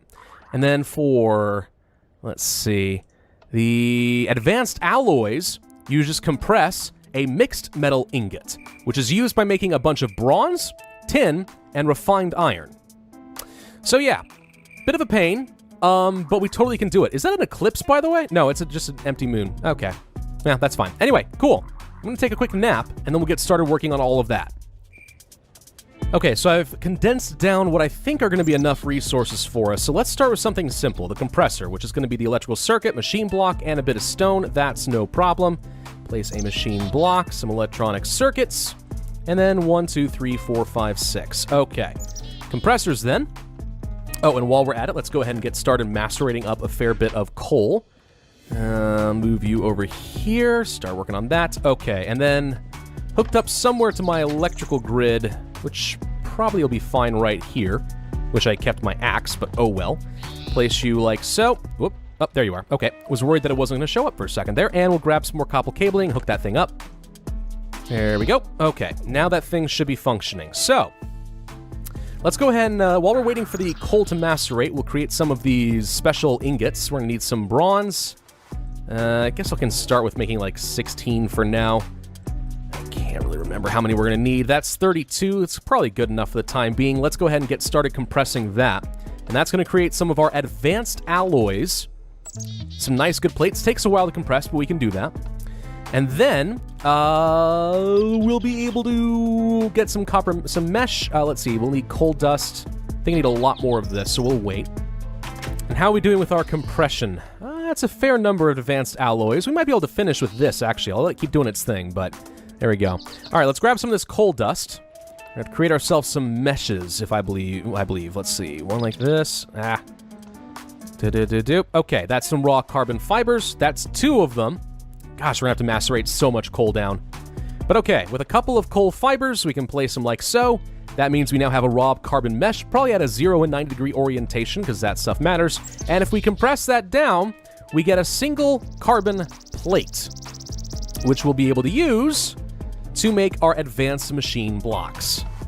I will admit that ticking sound beneath my feet is very annoying, but okay, at least we now have some carbon plates. So let's go build myself some advanced machine blocks. Man, this stuff gets complicated as time goes on. All right, place a couple here, place a couple here, couple here, and there we go, advanced machine blocks. Now, for the MFSUs, I needed MFEs, which are energy crystals, which I already have, machine blocks, and more of the 2 times insulated gold cables. I may not actually have enough energy crystals, which I just realized, but oh well. Okay, so a couple machine blocks. Place one here, here, here, here, and then cable, cable, cable, cable? Yes, okay. So that's how this works. 1 MFE is done. And that makes 2. Okay, so if that's done, MFSU required now these Lapatrons, some of the advanced circuits, MFEs, and advanced machine blocks. I think we're actually ready to make these, so let's do that now. A couple of advanced circuits, machine blocks. Oh, I need the rest of my Lapatron crystals. Hang on, grab a bunch of these. Okay, try that again. Doop, doop, doop. The one problem with the Lapatron crystals is that you can't stack them. I find that rather irritating, but oh well, what can you do? That's an MFSU. Perfect. I don't have enough Lapatron crystals to make more. Okay, well, we'll hold off on that for now. So the MFSU holds a freaking ton of electricity, but it only outputs it at a high voltage. So let's go ahead and place one up here just so we can start storing all the power that we're surely making with our geothermal generators right now, and sort of see how that looks. The glass fiber cables should be able to handle whatever we're outputting. So MFSU, place one, let's say here, hook up the cables, boom. Okay, should be working. Look how much power we're generating. Look how many thousands of electrical units we're making per second. And I don't even think all of our geothermal generators are operating right now. That's just how freaking strong this is. If anything, we're actually limited by our our glass fiber cables not being able to handle that much current draw. That's probably it. But that is plenty of power to keep my ore processing facility running. So let's build another one of those. We'll store a few million units of electrical units. And then we have to find a way to transfer it all the way over to my ore processing facility, and then using transformers to bring it down to a voltage that we can actually use. Okay, so if we're going to make this work, then we need to get some transformers, as I said. So we don't want to have the high voltage. That just turns things into a high voltage transformer. We want to have a couple of medium and low voltage transformers. The medium ones aren't that hard to make, just some more of this insulated gold cable around a machine block. The low voltage requires just a bit of copper, some copper cables, and some wood. That's pretty easy for us to do. We can probably even make the medium one right now. Let's go ahead and do that. There we go. And the way this is going to work, it takes the input of high voltage through this little red dot, and then everything else will output a medium voltage, which is less than 128 electrical units per tick. I can't remember for sure. Not enough to power our machines. The machines will explode with medium voltage, so that's why we need to have the low voltage one. And there we go. Okay, now we have the low voltage transformers. Now, we need to transfer our power, get some cables running all the way from there to over there. And for that, I don't really have any good advice as far as what's going to look good. I sometimes like to take the wooden fences and kind of make it look like electrical poles, and then just run some cabling around. Actually, before we continue, one thing we could do that looks kind of good, it's just for, aesthetic appeal, is something called scaffolding. Scaffolding's pretty cool stuff. It's actually very useful for construction projects if you don't have the ability to fly. Basically, they are blocks you can place that function kind of like a ladder on all sides. You can climb up them and stack them up to like, I don't know, 5 or 6 high. And then if you break the bottom one, then all the ones up top fall down. So it's a pretty cheap way to make construction projects a little bit faster. Yeah, there's a long way to go for this poor power, but whatever, it's gonna work. Okay, so now that we're getting kind of close, we know that this corner over here is where I want to go. So what I'll probably do is put a quick hole in here. Oh, nope, never mind, that is, well, I guess we can break the chandelier. That's probably fine. Don't need this here after all, right? Hang on, get this out of the way, get out of the way. Come on. There we go, okay. So what I'm gonna do is place some scaffolding around here, which is going to look kind of cool. Maybe not on the steps like this. Hang on. Get rid of some of that. Move you. I don't have enough bricks. That's fine. We'll just use cobblestone for this part, I guess. It'll look fine. Who's worried? Dun, dun. And this will be my transformer tower. So what I'm going to do is I'm going to place both of my transformers in here, so it, as it travels through this tower, transfers down to a voltage that I can actually use. Facing up. We'll place a cable between them. Okay, so now, when this wire hooks up here, it should go from high to medium, and then medium to low, which I can then use for all of my machines. Okay, moment of truth. Well, it didn't blow up. That's a good sign. Okay, so now let's run it down to the bat boxes and see if it starts filling them up. Actually, those bat boxes are probably not going to cut it at this point. They're pretty weak in comparison to how much power I'm going to be feeding them, but oh well. Okay, place. Come here. Place, place, place. I hate working with glass fiber sometimes. It's so freaking finicky. Little nervous, because this is where things can go wrong. Ah! Hey! Where the heck do you come from? I've lit this place up nicely. Ow! Get the heck out of my... This place is apparently not as secure as I thought it was.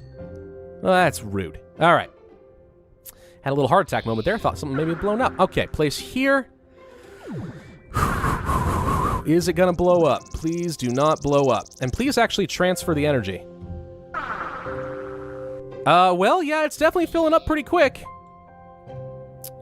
So I think we can say conclusively that yes, indeed, it is filling up the bat boxes. The geothermal generator is now hooked up, which means I have enough power to keep this thing running forever. So right now, I'm only at about half capacity, believe it or not. That's interesting. Not all of these things are actually making anything. I haven't finished filling them with lava cells. So in theory, I'm not even done generating electrical power. I could generate more.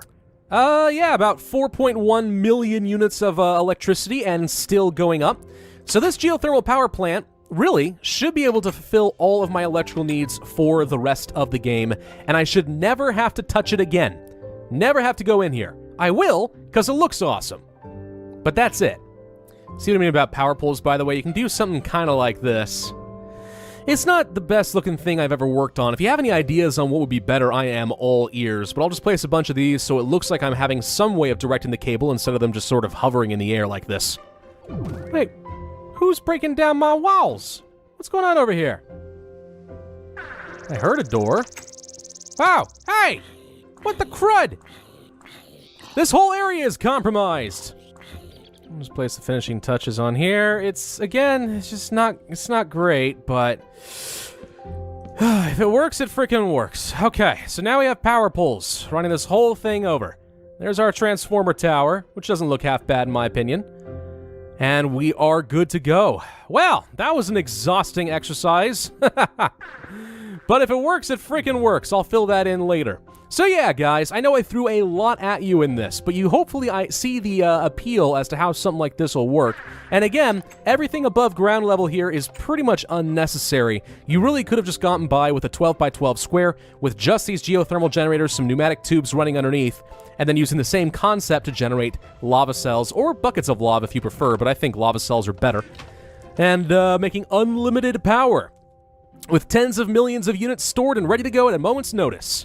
Pretty darn useful. Thank you all very much for watching. I do hope that you enjoyed this episode and found it entertaining. If so, then I would certainly ask that you hit that like button, leave a comment with your ideas, subscribe if you haven't already, and hit notify, the little bell down there, if you have already. My name is Pravus. Thank you all very much for watching Tekkit, and I will see you guys next time. Hello everybody, and welcome back to Pravus Gaming and more Tekkit. In the last video, we created a massive geothermal power plant, which is 90% pointless, but it still looks cool.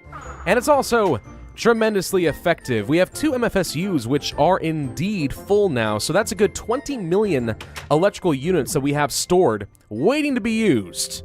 But now we need to find a use for it. There's a couple things we could do there. In fact, I'm willing to say, today has to be an episode dedicated to upgrading all of the things. Because I'm looking at this ore processing facility down here, and the big downside to it right now, even though it is tremendously effective at macerating and gathering me all sorts of materials, speaking of which I'm a little full, it is really slow. All those macerators and stuff down there and the furnaces, they just work at a snail's pace. In fact, it's so inefficient, I have to drop in only a half a stack of ores at a time, otherwise I could risk overwhelming my machines with dusts, and I'll lose a lot of this stuff as it despawns. Obviously, that's not desirable. So, we can fix that by upgrading our machines, and there are a couple of different ways that we could do things. In fact, we actually could combine the methods if we really wanted to. The first option would be to create rotary macerators.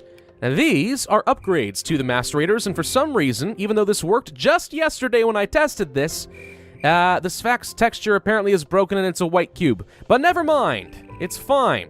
The rotary macerator is a macerator surrounded by refined iron and then adding in an advanced machine block. You've already seen these things. That's just a machine block with a couple of carbon plates and advanced alloys for which you take a couple of different composite materials and you compress them into plates. No problem. And the way the rotary macerators work is they start off, imagine a couple of spinning blades that first get turned on and they have to build up their speed, right? The revolutions per minute is quite small, but as they go faster and faster, they become more effective.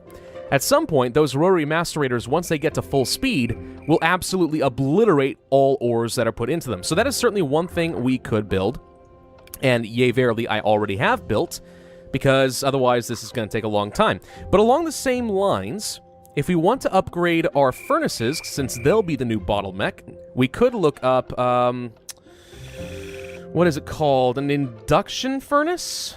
Yes, that is what it's called. That's just a furnace with another advanced machine block and copper instead of refined iron. So again, pretty easy to manufacture. I'm not going to bore you with all of that because we've already seen it. Let's go and see what happens once the stuff has already been installed. Now, for the sake of the video, I've already got these things operating at full speed, 7,500 RPM, but obviously they would start at 0 normally.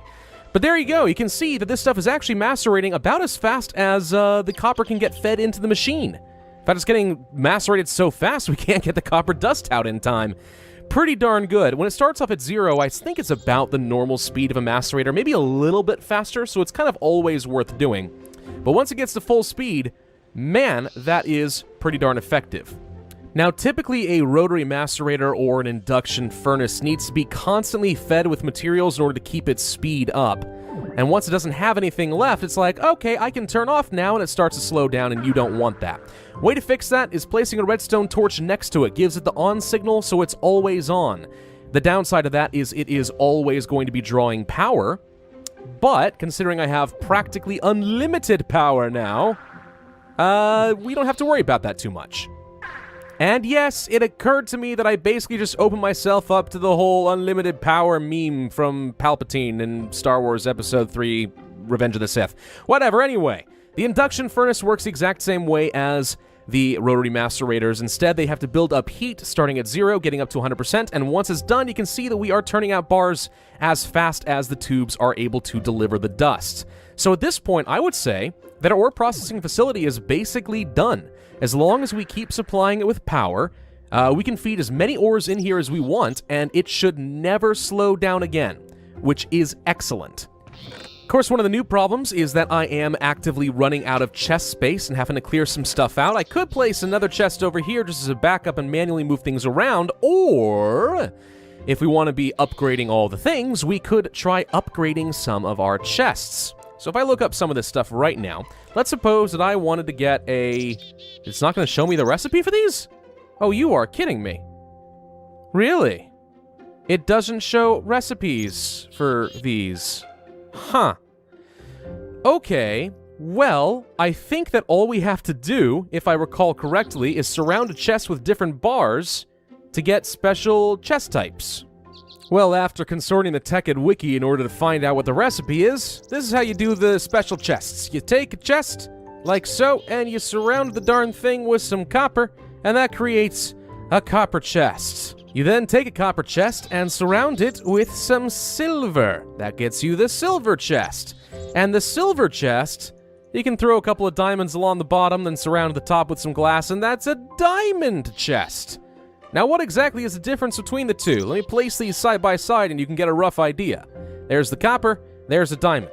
Copper has about yay much storage. It's not, I think it's a little bit better than an average chest, a few more spaces, it's not amazing. But then you have the diamond chest, and all of a sudden, holy freaking crap, that's a lot of storage! It's way better than double chests. So if you want to upgrade your chests and have more storage space, then this is certainly one use for your diamonds. But if you guys really want to be cool, here's an added feature. I don't think it gives you any more inventory space, but you can take the diamond chest and for the low cost of 8 more EMC with some glass, can turn it into a crystal chest. The crystal chest is completely see-through. So let's go ahead and get rid of these real quick. Well, I say real quick, are you ever gonna... There we go, jeez. Takes a little bit longer than I think I was expecting. There we go. Place you down here, and oh look! It's a see-through chest. Now who cares, you might say? That seems kind of lame. Oh really? And how do you feel about this now? Yes. All the items you place inside of the chests, you can kind of see from the outside. It doesn't do anything special. It just looks cool. So the ore processing facility is running pretty darn well, and I could just leave well enough alone, and at least with regards to the processing facility, I probably will. But if you didn't want to make the rotary macerators, there is another option. It is called overclocking. If we build some of those real quick, there it is. The overclocker is an upgrade you can place in pretty much any of your industrial craft machines. Your extractors, compressors, macerators, electric furnaces, and rotary macerators, and so on. And what it does is it basically increases the speed at which the machine operates at the cost of extra power. But again, I have unlimited power. So overclockers and drawing that extra power is not really a concern for me. It's a cost I certainly can afford to pay, but it can greatly reduce the time spent with your machines. The problem with overclockers is they're really freaking annoying to make. The electric circuit and some copper cables, okay, that's no problem. The coolant cells are what I absolutely despise. Coolant cells are made by extracting a water cell. What exactly you're extracting from the water to make it a more effective cooling agent, I'm not too sure, but that's what it does. And the way you get a water cell is by taking an empty cell and filling it with water somehow. Here's the problem with that though, right? Coolant cells, no EMC value. Water cells, no EMC value. And on top of that, they only stack one at a time. So if I take all these water cells over here to my extractor right quick, right here. Oh, we already have some in here. Perfect. I have to sit here and wait as it does it one at a time. And I need 3 per overclocker. That is super freaking annoying. So for that reason alone, I sometimes don't even want to bother with overclockers when I could just upgrade the machines in general. But I have no doubt that you guys would like to see some overclockers. So if we're going to do that, then let's do it correct. We are going to use machines to make overclocking production much faster. Now, if we're going to do that, then we need to make a few new items. The first that comes to mind is a deployer. The deployer is kind of like your filters and other things, but what it does is it functions as if it were a right click of the mouse button, right? So, for example, if I were to put an empty cell inside of a deployer, provide power to it, it would right-click the water cell on, let's say, a body of water in front of the deployer, and that would make it filled with water, which I could then pump out and send to an extractor and turn it into a coolant cell. And that is exactly what we are going for. So this is something we're going to need. But you know what? Rather than just have a coolant cell factory, let's just go ahead and skip some steps and actually create automated crafting benches so that we don't have to worry about making our overclockers. It can do it all for us. And the automatic crafting table, I actually don't remember the difference between Mark 1 and Mark 2. It may not matter. But let's go ahead and take a look at this. This, all it requires is a crafting table and a few wooden gears, which again, are just sticks. So these are pretty darn easy to make. Let's make a few. And, doop. There we go. A couple of automatic crafting tables. And I'll just go ahead and make myself a couple of deployers. What was the recipe for that stuff again? Cobblestone, a piston, chest, and some redstone. Not too hard to make. The piston is the most annoying part, but we can do that. By the way, I know that some people have been saying, hey, when you craft this stuff, just hold down the left mouse button and make it a lot faster. It's kind of silly. You know, I wanted to do exactly that, but right now I'm going to hold down the left mouse button and oh, look, this doesn't do nothing. I've never been able to figure out if there's like a hotkey or something. What I think is going on is that this is actually an old enough version of the game that this whole hold down the left and, you know, quickly split your stacks thing doesn't work. It doesn't exist yet, which is really unfortunate because I've definitely been spoiled on that feature. But unless I'm an absolute idiot, and that's entirely possible, I don't see any way of doing things. Right click doesn't work, holding down Control, Shift, or Alt doesn't do anything. So yeah, I don't know. I wish I could do that. Believe me, I do. But alas, 'twas not to be. Okay, there's my pistons, there's my chests. 1, 2, 3, 4, 1, 2, 3, 4. Just kind of mess that up, that's fine. And some redstone, and boom, now we have a couple of spare deployers, which I will use with my pneumatic tubing to great effect.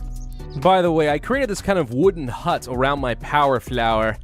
I actually meant to do this a couple of videos ago, because I think I mentioned in the last video that your solar collectors don't actually need to have the energy from the sun. Any light source will do. Torches, glowstone, and so on. And that's what I did in my geothermal facility to create unlimited lava cells. But with my solar collector power flower over here, I kind of forgot to create a building around it and surround it with light so that it's always operating. Now, fortunately, I don't usually leave night on for very long, so I don't think I lost a lot of downtime, but yeah, oops. So, meant to do this a couple videos ago, but now it's here, and we're making dark matter. It's still a slow process, but we're getting some. And sue me if this building isn't done yet, okay? I'm working on it. I actually was in the middle of building this new facility, area, thing, and the game froze up and kind of crashed, and I tried reloading it, and it had demolished all my work, and I was stuck inside of a mountain. So that was fun. Had to use cheat mode to get myself out. Anyways, so we've got ourselves an extra building, nice wide open floor. I might use this for several different crafting stations. Let's go ahead and place down a few new things that we know we're going to need. Crap, I actually meant to make a couple of chests. I'll be right back. Okay, so let's suppose that I wanted to make this area over here my input to create a bunch of overclockers. I'm just going to go ahead and place a simple chest right here. Maybe even a couple of signs as well so I know exactly what this is going to be for. For this, we're going to need refined iron, we're going to need redstone, we're going to need copper cables, and what else do we need? Tin, probably. Those are the resources that I know I need up front. I'll have an extra sign just in case. But okay, inside of here, well, we're not going to mess with this right now. But let's go ahead and get underneath it and place a filter. Hey, speak of the devil, we crashed again. Fortunately, I didn't lose any of my video footage, because that would have sucked. Anyway, I said we were going to get a filter, but actually, real quick, one thing you could do instead. The filters, obviously, their purpose is to pull an item out of a block, and specifically only certain kinds of items. It filters them out, right? Let's suppose you don't really want to discriminate on what you pull out. You could just get a transposer instead, this right here, which is made using a piston, some wooden planks, and some cobblestone, and this just pulls out all items, which is probably fine for us. So let's go ahead and try this again. We'll place the transposer like so, place a chest above it, and we have to place a new sign. Okay, and now that we have that, we could place some pneumatic tubing. Actually, I'm not going to be able to get a redstone signal up here, so I guess I'll take the pneumatic tubing, and at least for some of these, I'm going to go ahead and add in some redstone, just so I can transfer a signal that away. Very convenient that you can do things like that. I do love that feature. Alright, so if we wire this thing down to, let's say, over here, so we're going to pull out all of the resources, and we need to start making individual cells, gather water, make some electronic circuits, and then we should be able to create overclockers. Now, inside of this crafting bench, we have to rebuild the recipe, which I believe was just refined iron, the redstone, and the copper cables in this configuration. Right. I'm going to go ahead and leave this as is, because I think now we should be able to place another filter and pull out only the electronic circuits for later use to be crafted into overclockers. This darn thing doesn't want to arrange the way I want. Just use a screwdriver. You can rotate it around this way. Screwdrivers, by the way, are made just with a stick and iron, so they're super duper cheap. There we go. Okay, tin. Just create the empty cells so that we can fill them with water. So, let's get some tubing running this way, and we'll set them up with a crafting bench. This crafting bench is to create empty cells, like so. We'll place another filter going this way. Place a tube to another crafting bench. Once we have the tubes... Actually... No, wait. At this stage, now that we have the empty cells, this is when we want to start filling them with water. Okay, so now we're going to pull out our deployer then. How do I get it to face the direction I want? Can I do it this way? Sure looks correct. Okay, so what we need to do now is place some water over here. And doop. There we go. Okay, now we have an infinite source of water. Little water pool right here. Okay, so it's going to right-click the cells, create a cell of water. It should automatically recreate the water as long as it doesn't work too fast. And then we want to have yet another filter to pull out the water cells so that we can turn them into coolant cells using an extractor. Gosh dang it. Stupid thing. All right, screwdrivers. This is why they were invented. So at this point, if I am to place another automatic crafting bench right here, let's say, everything should start coming together. We're going to feed in the electrical circuits, feed in the coolant cells, and feed in a few extra copper cables, which I'm going to go ahead and run up this way so they don't accidentally feed the wrong direction. Okay, so let's place an electronic circuit like so, couple of copper cables, some of the coolant cells, and that's going to be our new recipe to make overclockers. And now, I should be able to place another transposer or something right here, and we can run it back up to an output chest. Okay, let's see. With all that done, we should be able to just place some timers in a few good locations. Let's say a timer here, with a bit of redstone running between all of it. Actually, wait a minute. Here's something I forgot about. I don't think automatic crafting tables interact properly with redstone tubes, do they? If that's the case, I do know that the automated Mark IIs properly interface with them, so maybe we need to make a bunch of these. In which case, I can take the automatic crafting tables I already have, add some chests, some wood, and some wooden pipes. That's pretty cheap. Let's go ahead and upgrade all those just to be safe. I don't know. Now, one of the cool things about the automatic crafting tables Mark II is they have their own inventory space, and it doesn't take up any of your items if you want to lay out a pattern. So you can see there my one coolant cell just made all three. It didn't actually use up the item. If I were to dump this in here, though, it could be used as part of the inventory space. So the more upgraded ones are actually pretty good. But anyway, okay, so let's see if we can get some power inside all of this thing. And then maybe it'll work. Oh yeah, you can definitely tell all this clicking isn't going to get annoying at all. Alright, anyway. Let's go ahead and take these timer intervals. We'll bring them down to, like, let's say 1 second each or something like that, so it's a little bit faster. And then if this works the way I want it to, we should be able to just dump materials inside of the chests, and then boom, we have an overclocking factory. Okay, so the redstone is automatically filtering into here. If it had the other ingredients, it would be able to make a circuit. In comes the refined iron and the copper cabling. And let's see, once we get up to 6, does this mean we have an electronic circuit? This clicking is really annoying. Hey look, an electronic circuit. That is not getting pulled out the way that I wanted it to. I think what I'm missing here is that you actually have to pump out of the top of the crafting table, so let's try placing my filter again. Whoop, not the right thing. Place you on top.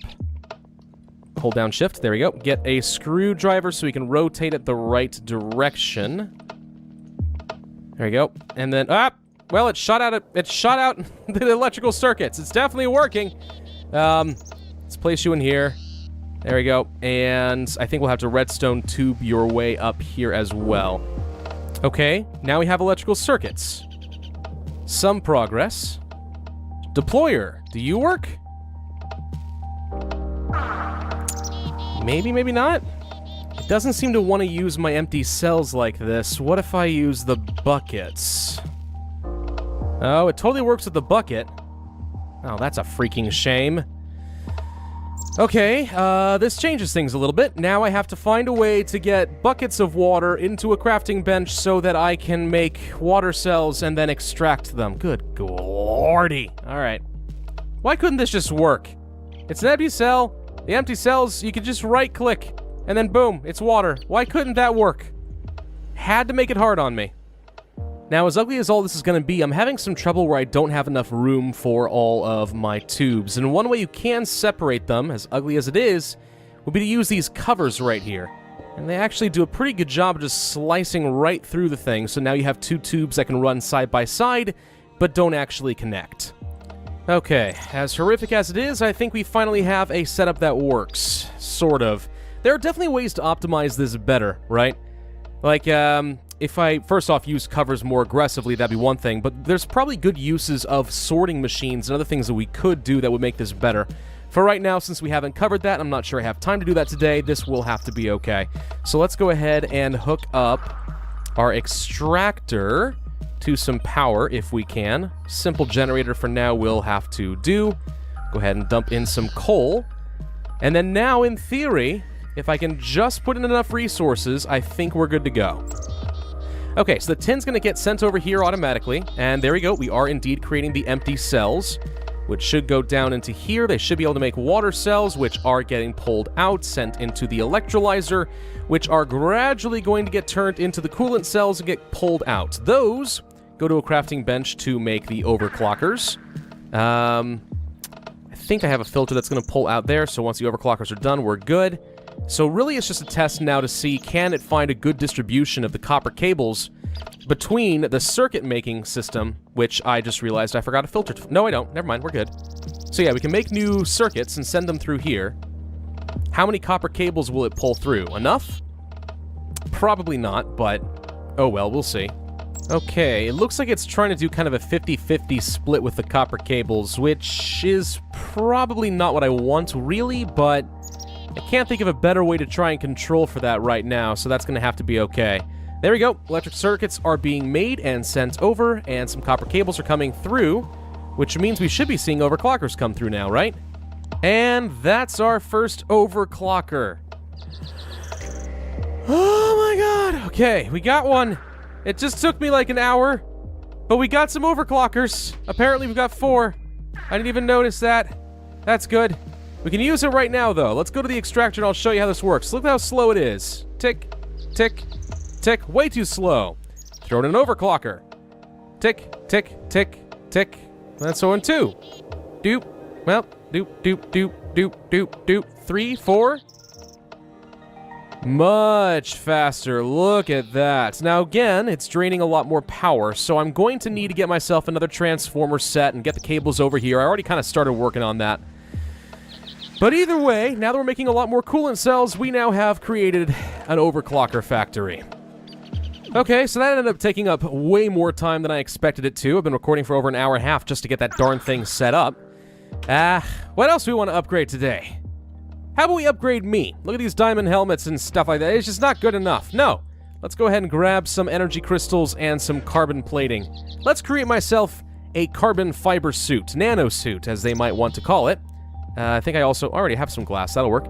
Let's place a couple of carbon plates like so, an energy crystal, some glass. There's a helmet. And we'll just kind of do something like this. More energy crystals. We have to charge this armor for it to be very good, but the cool thing about nano armor is it is some of the strongest armor in the game, and eventually we'll be able to upgrade it to quantum armor. Let's go ahead and take these darn things off. Yep. Now, of course, I'm going to look a little silly in my opinion. Black and green isn't exactly my color, you know what I mean? Still, will render me pretty much indestructible, but in order for it to be effective, first we have to charge it. Think of me like Iron Man, okay? I'm creating a power suit of sorts. Granted, it's not as cool as some of the mods that are out there today that create actual power suits, but either way. Let's go to the MFSU, and we should be able to just dump my armor in here, and it will automatically start charging, kind of like so. And of course, we're using... we're creating so much power. Man, it's causing no problems at all. Look at the geothermal generators. They can't decide if they want to turn on or stay off. Man, you get a seizure from watching that for too long. Oh, hello, Rain. Aren't you charming? And there we go. A full suit of nano armor thing. Fully charged, ready to go. I believe that the energy will naturally degrade as I take damage, so you can kind of think of the defensive armor as your energy source. Or no, sorry, other way around. Your energy source is your defense, basically. But anyway, yeah, okay, so that's now all good, and I could use these overclockers in the machines out there if I wanted to. Rotary macerators and stuff, they do go faster, but I'm not sure that I really see the point. Instead, I think I'll take these to my home. We'll make our compressor run even faster so I can get even more carbon plating and advanced alloy. That said, for good measure, we could check out our blaze rod macerating system over here, which is working pretty darn well. I mean, we're basically getting 1 diamond every 3.5, 4 seconds. I wonder if we can speed that up even further, though, if I try to make this run faster. How about a couple of overclocker upgrades here? Oh, there we go. We're increasing the speed even further. Yes! We're really testing my limits here. Okay. How much more does an overclocker give you? Let's just do one. And it looks like an extra 500 RPM per overclocker, which is pretty quick. I mean, yeah, we're ripping through these blaze rods now. So does that speed things up much? Not a ton. No, a little bit. Okay. Well, that's a lot of diamonds, isn't it? Yes, it is a lot of diamonds. Before we finish this episode, I'm going to upgrade even more things. Let's upgrade our tools to some dark matter tools. Now, the dark matter tools that I am thinking of creating don't have any particularly special properties that I'm aware of. At least I don't think they do. They're just really, really good. Better than diamonds, better than whatever the heck else. So what I'm going to do is just dump a whole load of diamonds in here, get as much of this dark matter as I can, and then we are going to go to my crafting bench and make myself a dark matter pickaxe. And the way the dark matter pickaxe works is basically in place of your other material like iron, gems, or whatever, you place your dark matter, and in place of sticks, you have to use diamonds. But there we go. Now we have a dark matter pickaxe. Oh, it does have a charge. Ooh. I wonder if this actually has a special power. Hang on, let's test this. Now, I know that the way that the red matter pickaxe works, I could right-click on this and it'll automatically mine out the vein. And it looks like this also works that way. Okay. Dark matter turns out pretty good. You just right-click on this, boom! The entire vein of emeralds immediately gets mined out, so it's a little bit more precise than using a destruction catalyst, which would have gotten me a lot of marble and other things that I don't really want. So this becomes a pretty useful tool in that sense. See that iron? I have no idea how big the vein is, but no, get a little struggle to the death there. Yoink! Yoink! Oh, it was just one. Never mind. Copper? Oh, there we go. See? I didn't have to mine all those blocks out. So it's pretty darn potent. That said, we could upgrade it even further if we wanted to make some red matter. Now, if you can get yourself a bit of Aeternalis fuel, you can use the dark matter plus the Aeternalis in order to create the red matter. We're gonna need a bit more than this, I'm afraid. Hang on. Let's see, Aeternalis. Let's just convert a handful of my spare diamonds. Kind of like so. There we go. That should work. Okay. Perfect. Red matter.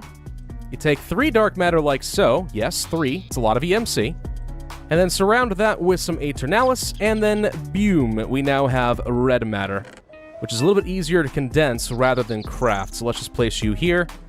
I'll just make a few like this. There we go. Okay. And now that we have our red matter, I should be able to take my dark matter pickaxe, which by the way has no deterioration value. Oh, wait. Ooh, this thing can actually mine in special modes too. Wide, long, tall. Huh. Not sure that I care too much about that. Anyway, we'll place you here. I'm gonna set a dark matter. And then a bit of red matter, and boom, a red matter pickaxe. You know, this sheep has actually been here for like the entire series. Poor thing. He's never going home. He's been up there so long, his poor coat is turning brown from all the dirt he's stuck in. Ah, poor little guy. What should I name him? I have no idea. What do you guys think? Name the sheep for me. Sean? Maybe Sean. It's pretty quick. It's not quite as much as I think I was expecting, though. Let's change the mode. 3 tall shot. There we go. Oh ho ho. So yeah, it's a pretty potent tool, and then of course you can just right-click and then boom, there goes the entire vein. And this kind of works for pretty much every tool. If I wanted to make myself a dark matter axe, place you here, get the handle of dark matter, surround you by a bit more red matter. Now we have a red matter axe. Let's just right-click on a tree. Yoink! Well, it chopped down absolutely everything in the area. Boom! Bye, trees. How about you? Boom! Well, now they're just sort of floating up there, but you get the point. It's really good. La la la la la. Chopping down the forests, destroying the planet. It's my favorite thing to do. So you get the idea. Red matter tools, pretty darn good. I don't have enough diamonds, I think, to make the rest of the set, but gradually I will add that to my repertoire and we will show them off. But yeah, they're pretty strong. Just imagine what a regular tool does, and then it's faster and also has special abilities to make it work really freaking well. So yeah, upgraded the factories, got some overclockers and stuff for reasons I don't understand, but hey, we did it. Got to experience that, upgraded my suit. Lots of different upgrades today. So now the question is, what should I be doing next time? Haven't decided yet, but I'll think on that and get back to you. Thank you all very much for watching. I do hope that you enjoyed. If so, then be sure to hit that like button, leave a comment, and subscribe. And I will see you guys next time. Hello everybody, and welcome back to Pravus Gaming and more Tekkit. So I let the game run for a while, generated a crap ton of dark matter, converted that to red matter, and I made the rest of the tools. And they work pretty much exactly as you would expect them to.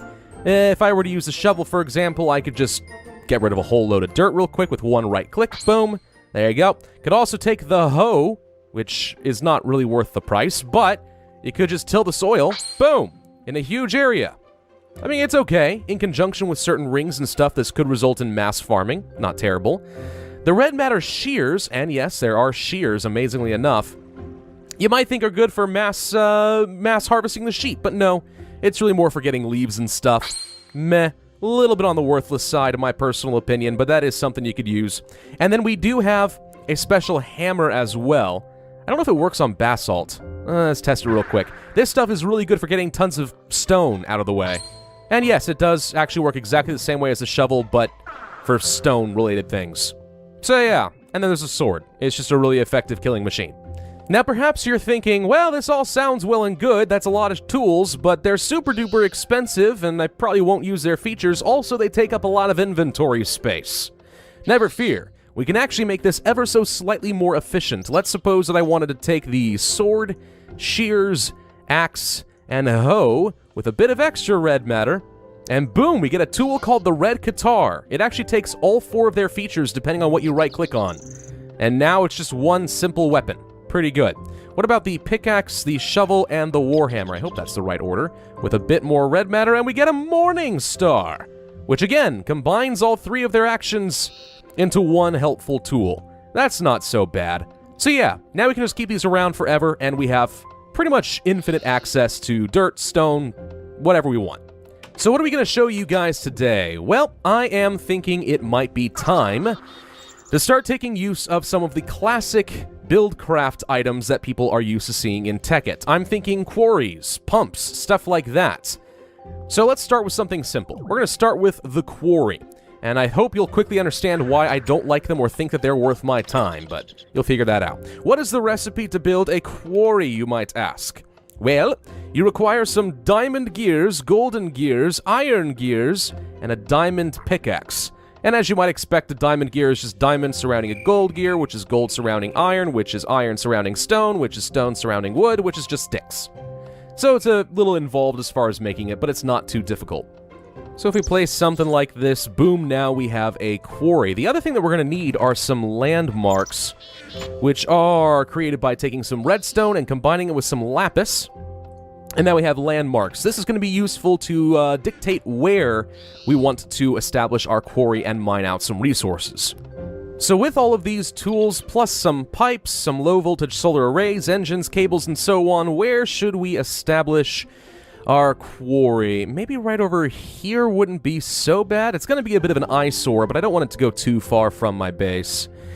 Yeah, I guess this area is probably okay. I wasn't planning on building anything here anytime soon, right? Yeah, let's go ahead and place one. So, get out of here. Wait. Charge. There we go. Get rid of some of this dirt. Get it out of my way. Goodbye. There we go. All right, so what we're going to do then is place a quarry right over, let's say, yeah. And you can see here that it's got this yellow lines, which are telling you what the default pattern will be for said quarry, but we can adjust it. Now, if you want to adjust this pattern, all you have to do is place some landmarks in a square pattern, kind of like so. You can see the red line indicating what it would be. And we'll take out our quarry, and we're going to place it next to one of the landmarks like so. And then boom, you can see that the pattern now matches the landmarks. Now, you might look at this setup and say, well, what's wrong with this? You've got your solar panels, you should be able to power it, blah, blah, blah. Nope. Unfortunately, that is not the case. Buildcraft runs on mechanical energy units. Don't exactly know what they're called. MJs or something like that. Not necessarily industrial craft. This produces electrical units. So if we want to convert this, we're going to need to create something called an energy link. Which is just a block to convert between two different mod packs electrical units. And for this, we're going to need advanced alloys, some copper cables, redstone, golden gears, and then something called a wooden conductive pipe, which is made by taking a wooden transport pipe and some redstone. There are other ways you could power this. I believe we could just hook up a bunch of, like, redstone engines and it would work, although it would be very slow. And there are a few other things we'll probably look at later. But for now, let's go ahead and create the energy link, because solar panels are pretty convenient and easy to use. Okay, now that I have the energy link, I believe all I have to do is place it right next to the quarry, like so. And I think that's all I need, right? So if we turn this on, there we go. Look at that. Okay, see this right here? Pipes are being formed. That's because it is now getting the pipes together in order... Rain? No. You know what? Bad time for rain. Turn off. What it's doing is it's taking all of my power, and it's trying to convert it into all these pipes, fill out the frame, and then we'll get the quarry started. The more power you have going into this, the faster this thing tends to run. There's our quarry right there. It's so slow. Rope, rope, rope, rope, rope. It's so actually really annoying. I don't much like it. But look at this. Here comes the dirt. And it's going into my chest. This thing will go all the way down to bedrock, following a little pattern. Everything in its path will get mined, except for lava. If it runs into lava, the whole thing shuts down. But yeah, guys, that's the quarry. If I want to upgrade my power source and throw in some transformers and stuff, we could make this even faster. Only slightly faster, mind you. I just created a whole bunch of medium solar voltage arrays with some glass cables and transformers at the energy link, and it does go a tiny bit faster, but it's not a lot. Not a lot. So really, you just leave the quarry and then walk away and don't think about it for a while. That's the advantage of these things. Of course, along the way, you're mostly gathering up a load of freaking garbage, which is why I don't like it. I could fly around, use my destruction catalyst and divining rod to open up some big holes far faster, and then use my Morning Star or something else to just right-click and gather the veins. No need for all the inventory space being taken up by dirt and cobble. It's just not worth the effort to me. But it's kind of an iconic thing to build in Tekkit, so I guess we kind of had to give it a shot at some point, right? Another really iconic item that we could build is the pump. The pump is actually kind of fun. What we do here is we're going to create some mining wells, which is basically just an iron pickaxe, an iron gear, and redstone. It actually functions the same way as the quarry does, but it only digs straight down in one block, I think. We're going to build one of these, and we're going to attach a tank on top of it, which is just made with encircling of glass. And this thing will be able to gather up liquids and store them for us, which you can imagine is pretty handy. So we'll just place something like this. There's our mining well. Let's get some glass into a tank, place like so. And now we have a pump. This thing is going to have to get powered pretty much the exact same way as that quarry did out there, so it's going to be annoying, but now we have to just go find some liquid that we want to mine up. Now, before we go pumping up a bunch of oil, let's think about how we want to get it back here. There are a few options available to us. Now, we could just pump up the oil and put it into a series of tanks right next door, and just leave the oil there. And that's not very helpful because I can't exactly take it back home and do anything useful with it. The problem being that once you fill a tank, you cannot destroy the tank without destroying all of its contents, so you're going to have to pump everything out somehow. So we could just run pipes all the way back home over hundreds of blocks, and that might work, but obviously it's not very efficient. Unless they have portable tanks in this mod pack. Do they have portable tanks? No, it doesn't look like it. That's a shame. I think that's a thermal expansion mod, which is obviously not in Tekkit. Another option would be for us to use railcraft and have them pump a bunch of stuff into a portable tank on a mining cart and then have it shipped to us to get dropped off into local tanks. That is certainly one option, and that would require us diving into railcraft, which I'm not opposed to doing, though I haven't done so in a very long time. Or there's one more option. Teleportation. We could use teleport pipes, item, waterproof, and power. Yes, there we go. So we could create some waterproof teleport pipes, which takes a regular teleport pipe, which is diamond gears around glass, so 8 diamonds plus some glass, but you get a few of them, and this would allow us to set a teleport frequency over there by some oil, pump it all the way over here, get teleported to a nearby teleport pipe with the same frequency, and then use that to fill up some tanks. And that's exactly what we're going to use for now, because I think it is a far faster solution. I will get into the railcraft stuff, and we'll try to set up a proper network using that somehow. But for now, just so I can show you how the pump works without wasting all my time pumping it into tanks I can't use, let's use the teleport pipes. Now, if we want to waterproof these things, though, what we need to do is add in some smelted cactus green. I think that's what it is. Yeah, pipe waterproofing is basically just some cactus green put into a crafting bench, and then boom, you have waterproofing. So we're gonna have to smelt down some cactus, get some cactus green, and then we can waterproof our pipes. Now, there are a couple other things that I want to get set up, though, before we go looking for the oil. So, you remember how I had to set up those solar panels, and it was kind of annoying having to create some energy links, blah, blah, blah. There are a couple of other ways to power your buildcraft engines with Minecraft joules, by the way. That's what MJ stands for. We don't want to convert electrical units into Minecraft joules, we just want to create Minecraft joules directly. And if you want to do that, there's some special piping that we can use that will accomplish it. Conductive piping. And the way that this stuff works is basically we take a golden transport pipe, add in some redstone, kind of the way we added redstone to pneumatic tubing, and this way, instead of transporting items or liquids, it transports energy directly. Now, what's the difference between these kinds of pipes? The wooden conductive pipe is used to actually pull energy out of an engine. The stone helps transport it, but with a slight energy loss. Golden is the same thing, but less energy loss, so it's more efficient in the long run. And then we have our power teleport pipes, which work the exact same way that you would expect.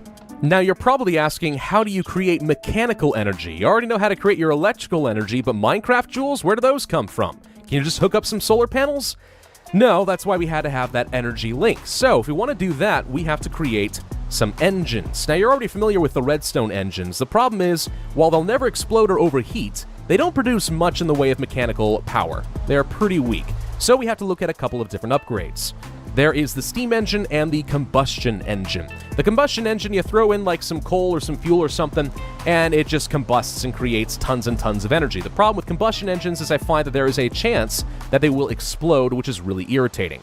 So the middle of the road option here would be to create a steam engine. Steam engine takes in some sort of fuel plus some water as a coolant agent, and then creates energy using that.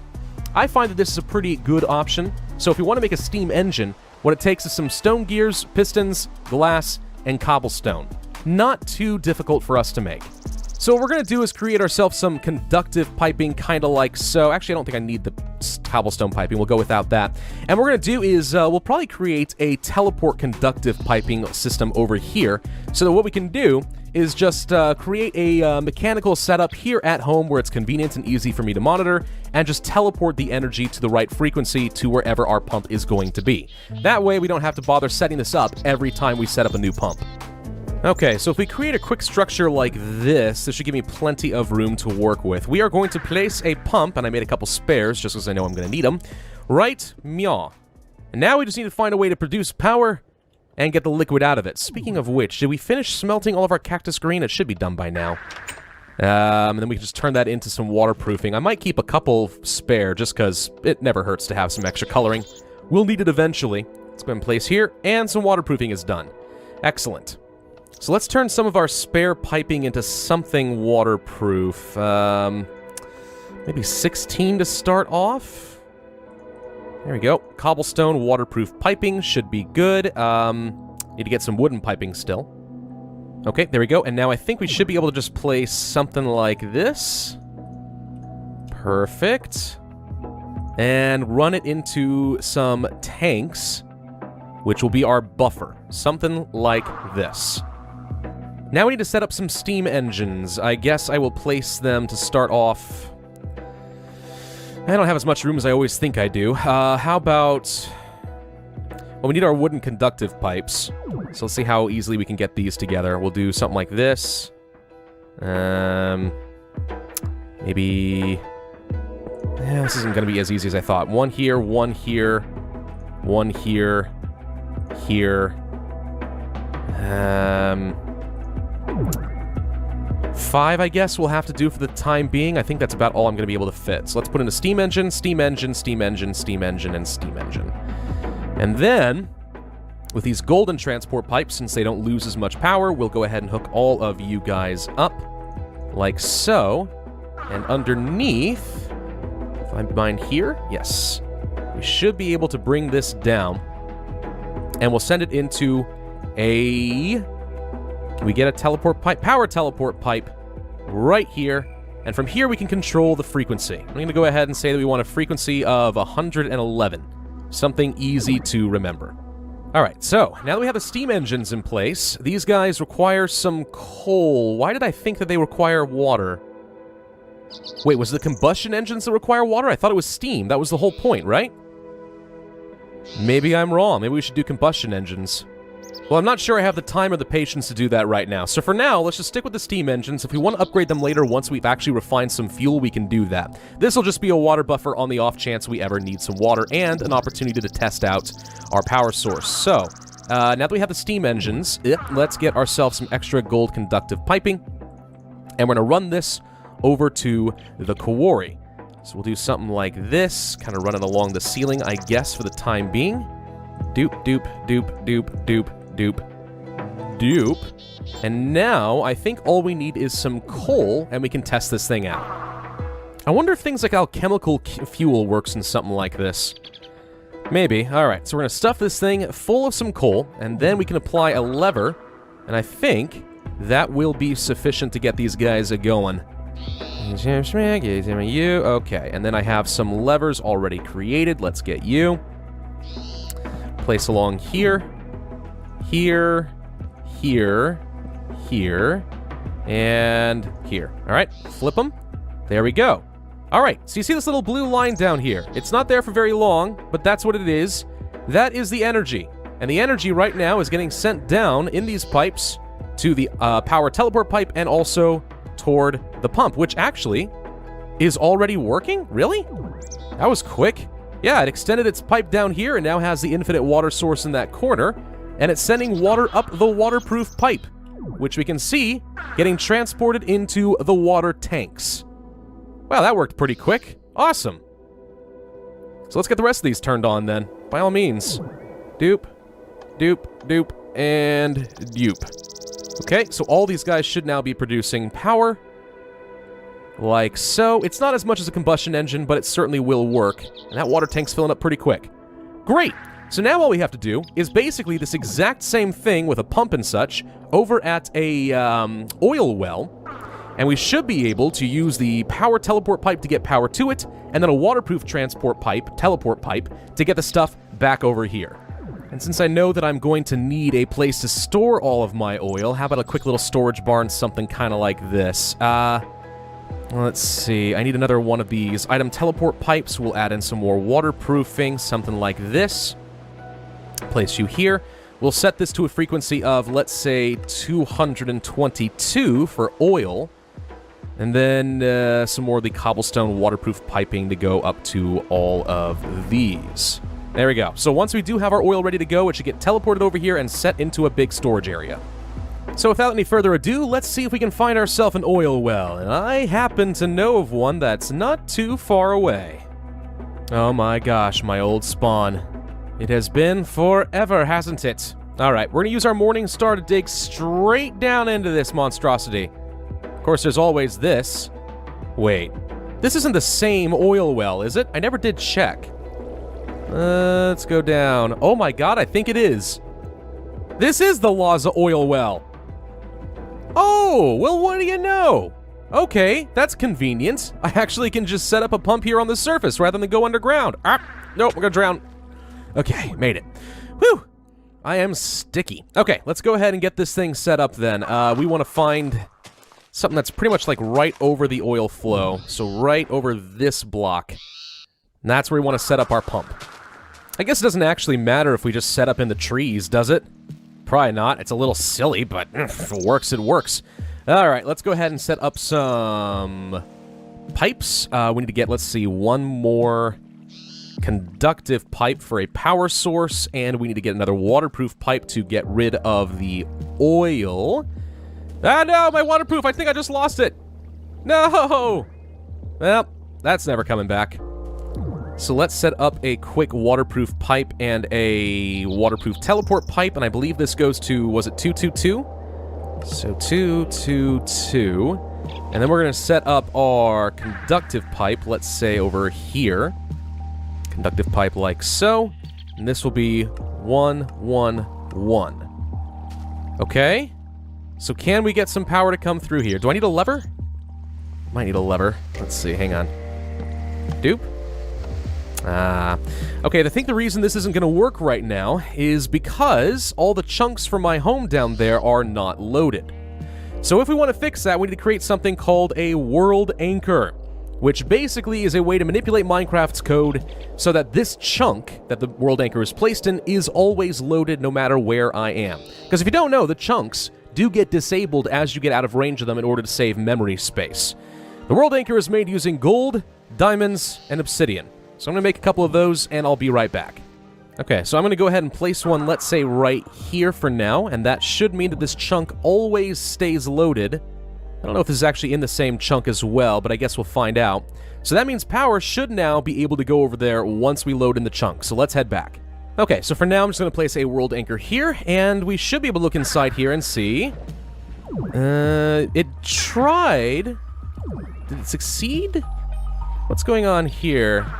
Aha! Here's the problem. Can receive is set to false. Switch it to true. Now we have power. Aha! There it goes. And we are indeed pumping the oil through the pipe. So this thing will extend all the way down here to the bottom of the well.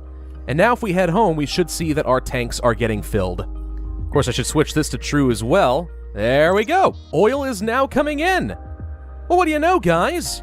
Now I'm officially a wealthy oil baron. Let's do a quick check on our quarry. Chunks got a load. Yeek. Wow, this thing's dug pretty deep already. Look at us go. What have we gotten so far? Anything that I care about? Lots of junk, a couple uranium, some iron, some coal, and a couple sapphires. Mostly worthless. But yeah, that's the quarry for you, doing its job. We do, however, have to watch for some water getting into the system because this is going to completely block up our pipes so we can't use them the way we want to. So let's go ahead and get rid of all this so the water doesn't get into our tanks. Thankfully, it did not ruin any of that. And let's go find out what happened. Yes, here's the problem. Sure looks like as it mined down, it accidentally broke open some sort of block that let the water flow in. Just happened to be there's a water tile right here. Easy fix, though. Let's go ahead and block it up with a bit of cobble. Like so.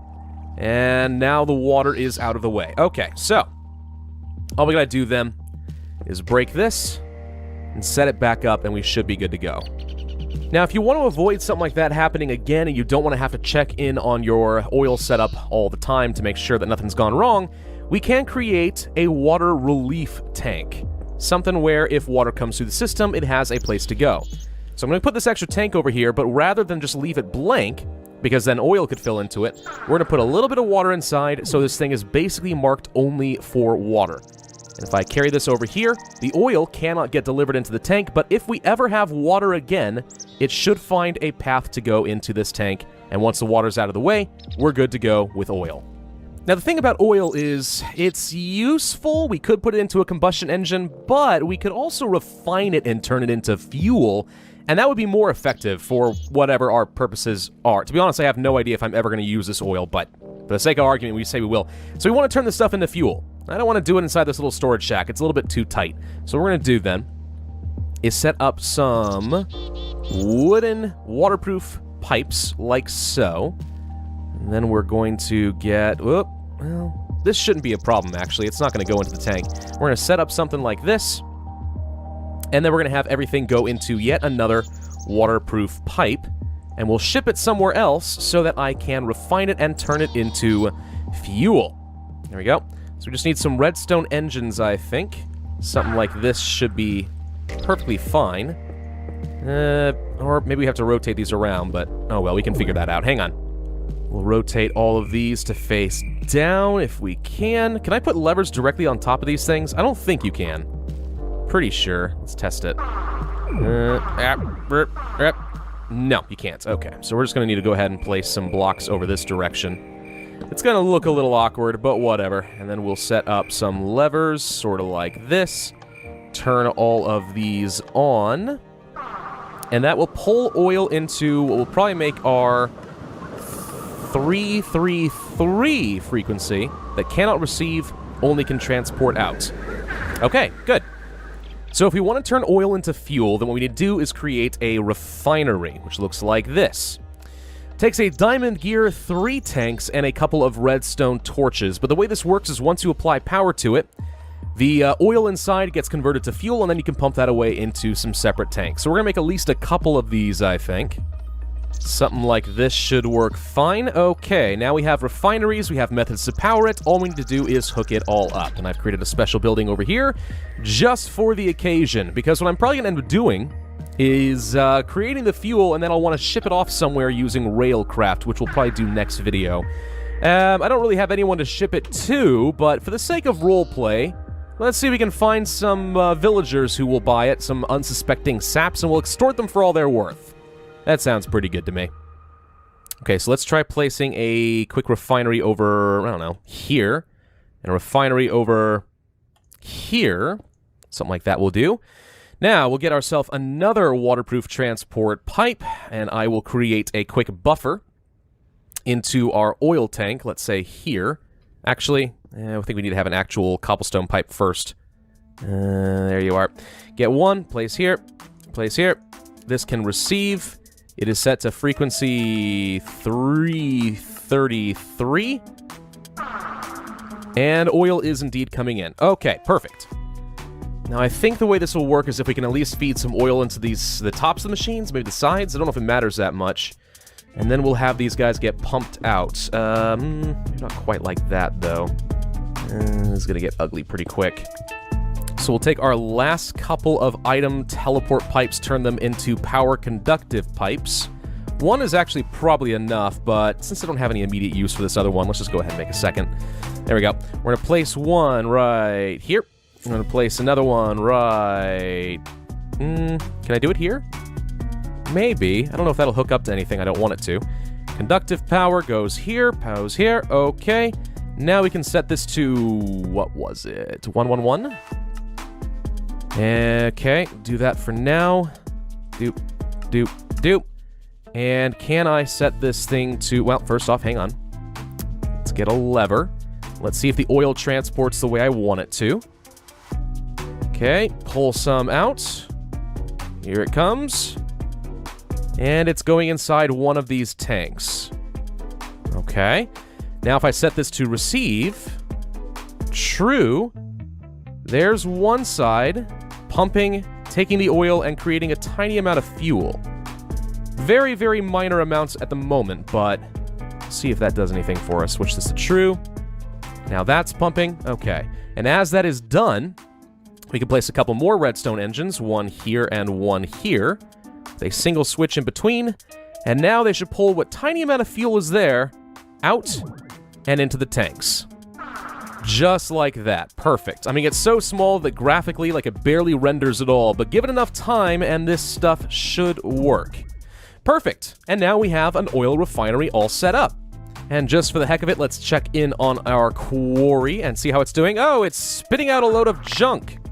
Stuff I have no use for. Quickly, dump the junk out of here. Ah, this sucks. Okay, there is something we can do to make this a tiny bit better, I think. But it's going to require making something called a gem of eternal density. The way that this thing works here, takes some diamonds, dark matter, and obsidian, and if we put it into, I think, an alchemical chest, it's going to take all this crap and automatically try condensing it into something of slightly higher value. Not only useful because I have no use for cobblestone, but also good because it saves me a lot of inventory space and time. I actually don't know for sure if this thing will work in only an alchemical chest, so let's see what happens if I put it here. Gem of Eternal Density. Oh, maybe I have to turn it on first. Hang on. G. Okay. Oh, it's turning my cobblestone into stuff. Yeah, it appears it has to be inside of an alchemical chest. Well, boo. That's going to be fine, though. Yoink! Oh, my God. It's so much stuff! Okay. Let's quickly put in an alchemical chest right here. This is becoming chaos. Gem of Eternal Density. Oh wait, we put it in the wrong place. Damn! I can't find it! No! Where'd it go? Help! Okay, I finally found it. Now I just have to stand here forever adding in stack after stack after stack of this junk. Oh, Lord. This is fun to deal with now, ain't it? Oh, thank God. That is so much better. Look at this stuff. It's automatically trying to convert all this cobblestone into diamonds and iron. Basically, it lets the dirt and the cobblestone pile up until there's just enough EMC to create something new. Let's say an iron bar. So once there's 256 of dirt and cobblestone or whatever, it'll take all of that and quickly turn it into an iron ingot.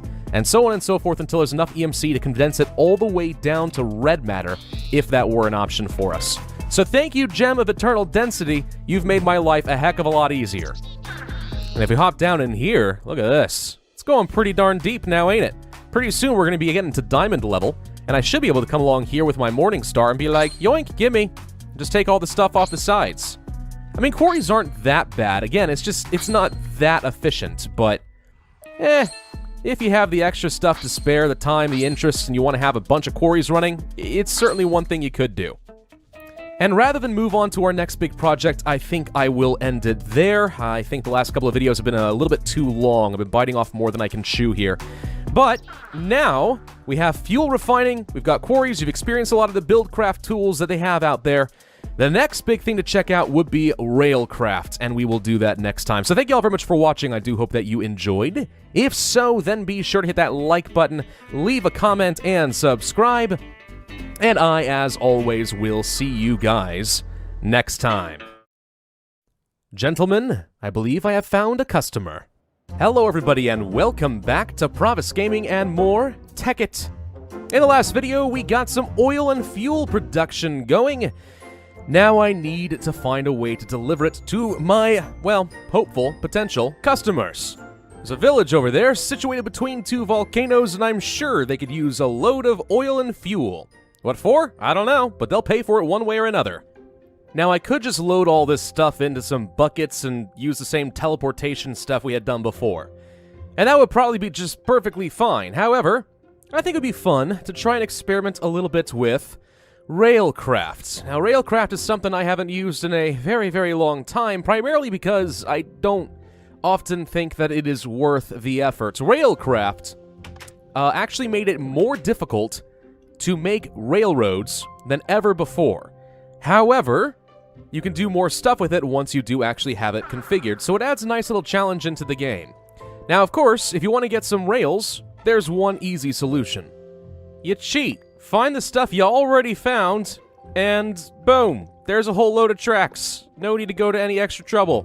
Bet you didn't think of that, did you, mod developers? Of Of course, now I have no idea how to get the heck out of here. I am kind of lost, but really, who cares, because I have the power of a red matter morning star.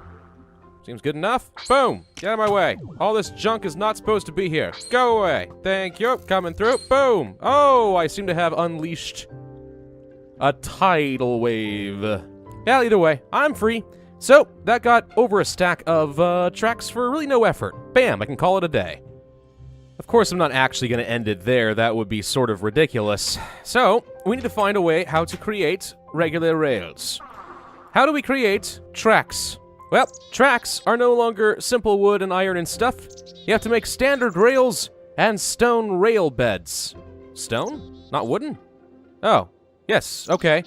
What was I saying? Right, yes. So you have to create rail beds. What are those?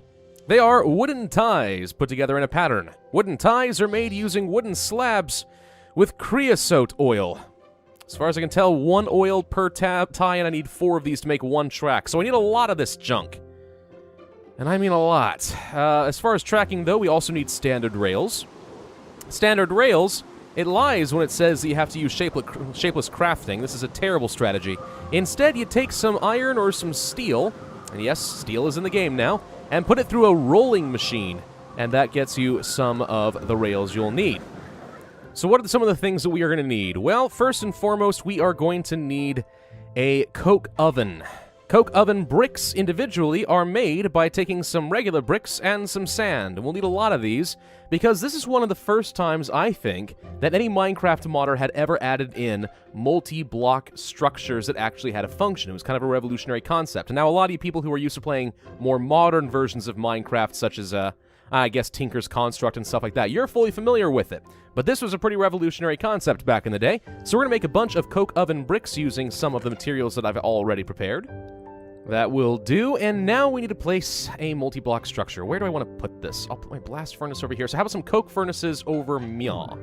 Okay, so what we need to do then is go 1, 2, 3, 4, 5, 6, 7, 8, 9. And do the same thing up here, leaving a single hollow space in the center, and then fill in the top like so. And look at this. Where'd this panel come from? It's freaking magic. Black magic. Burn the witch. No, but for real, though, this is now a coke oven. And all we have to do is put in some, I don't know, charcoal, coal, something like that.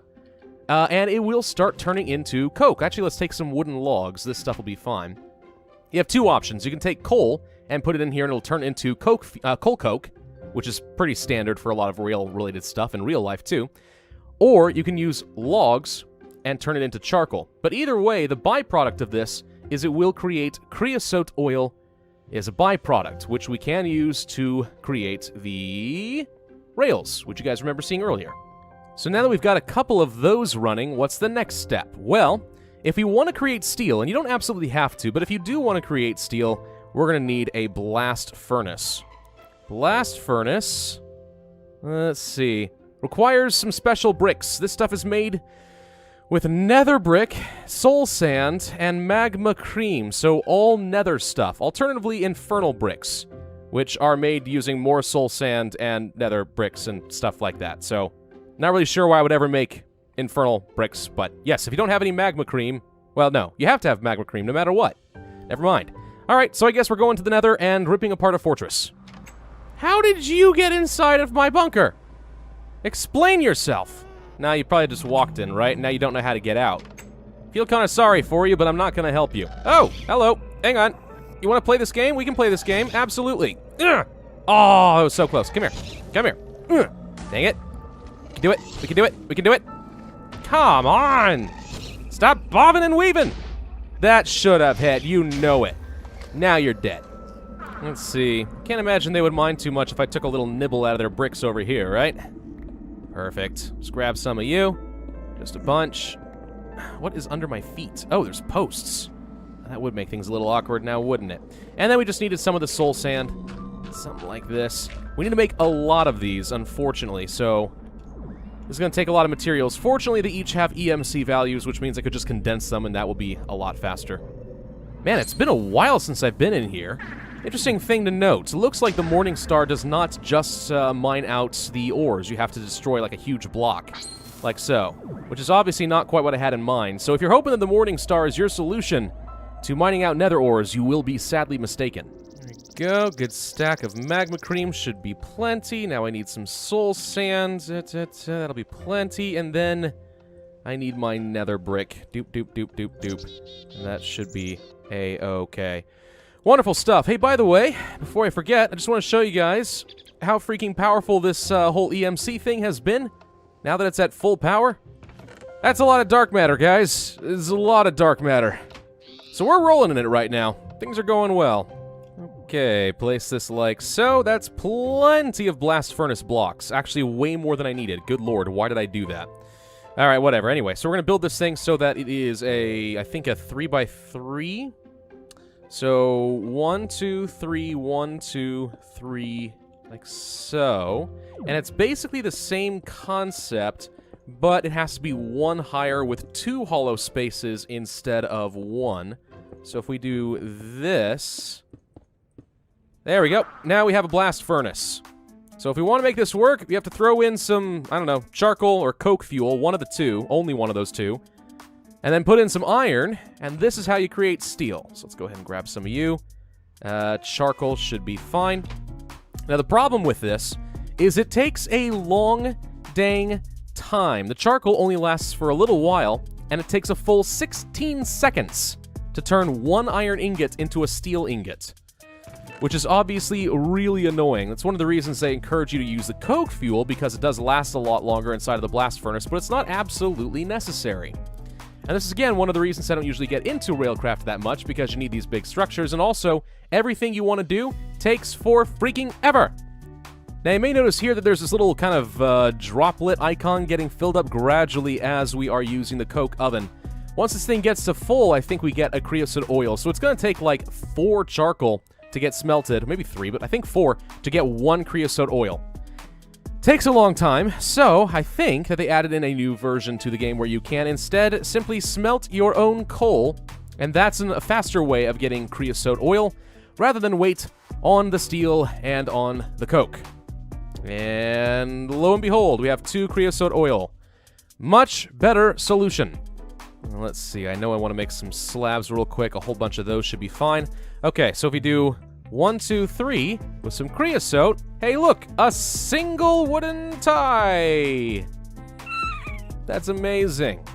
Now don't get me wrong, even though this does make things more complicated, Railcraft can be a fun mod. I'm not really trying to just rip on it.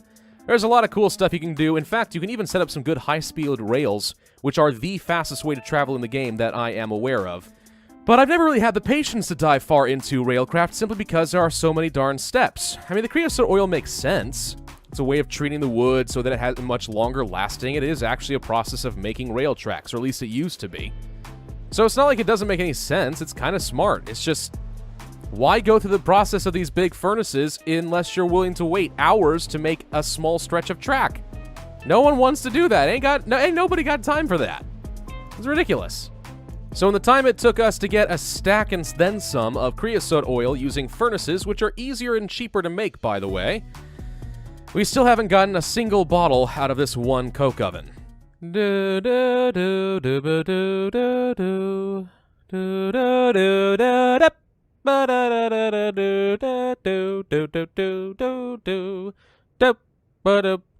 Oh my god, takes so long. Oh my god, we finally have one creosote oil from using the logs. And we got over 3 stacks using just the furnaces, keeping in mind, of course, that I built the furnaces after 2 of these were done. So in theory, you can get like 6 or 7 stacks of creosote oil from 4 furnaces in the time it takes to make frickin' 1! Now granted, coal coke does produce more. I think like every 2 coal coke you get like 1 creosote oil as opposed to 4, but it still takes way too long. It's absurd.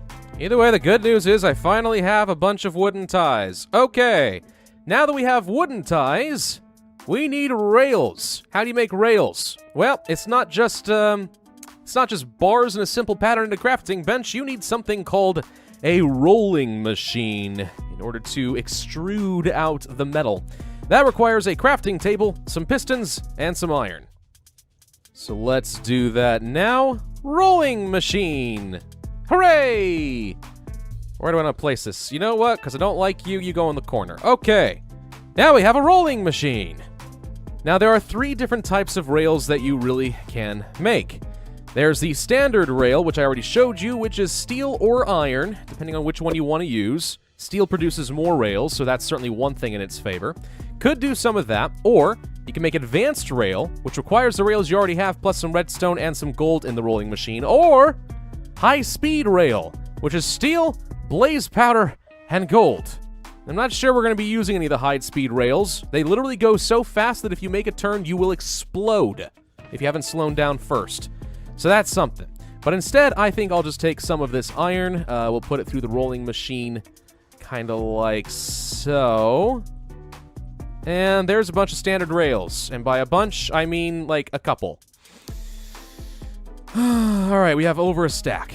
Beautimous. Now, should be able to go to the crafting bench. We need to take some wooden ties, something like this. And then what was it? This, I think?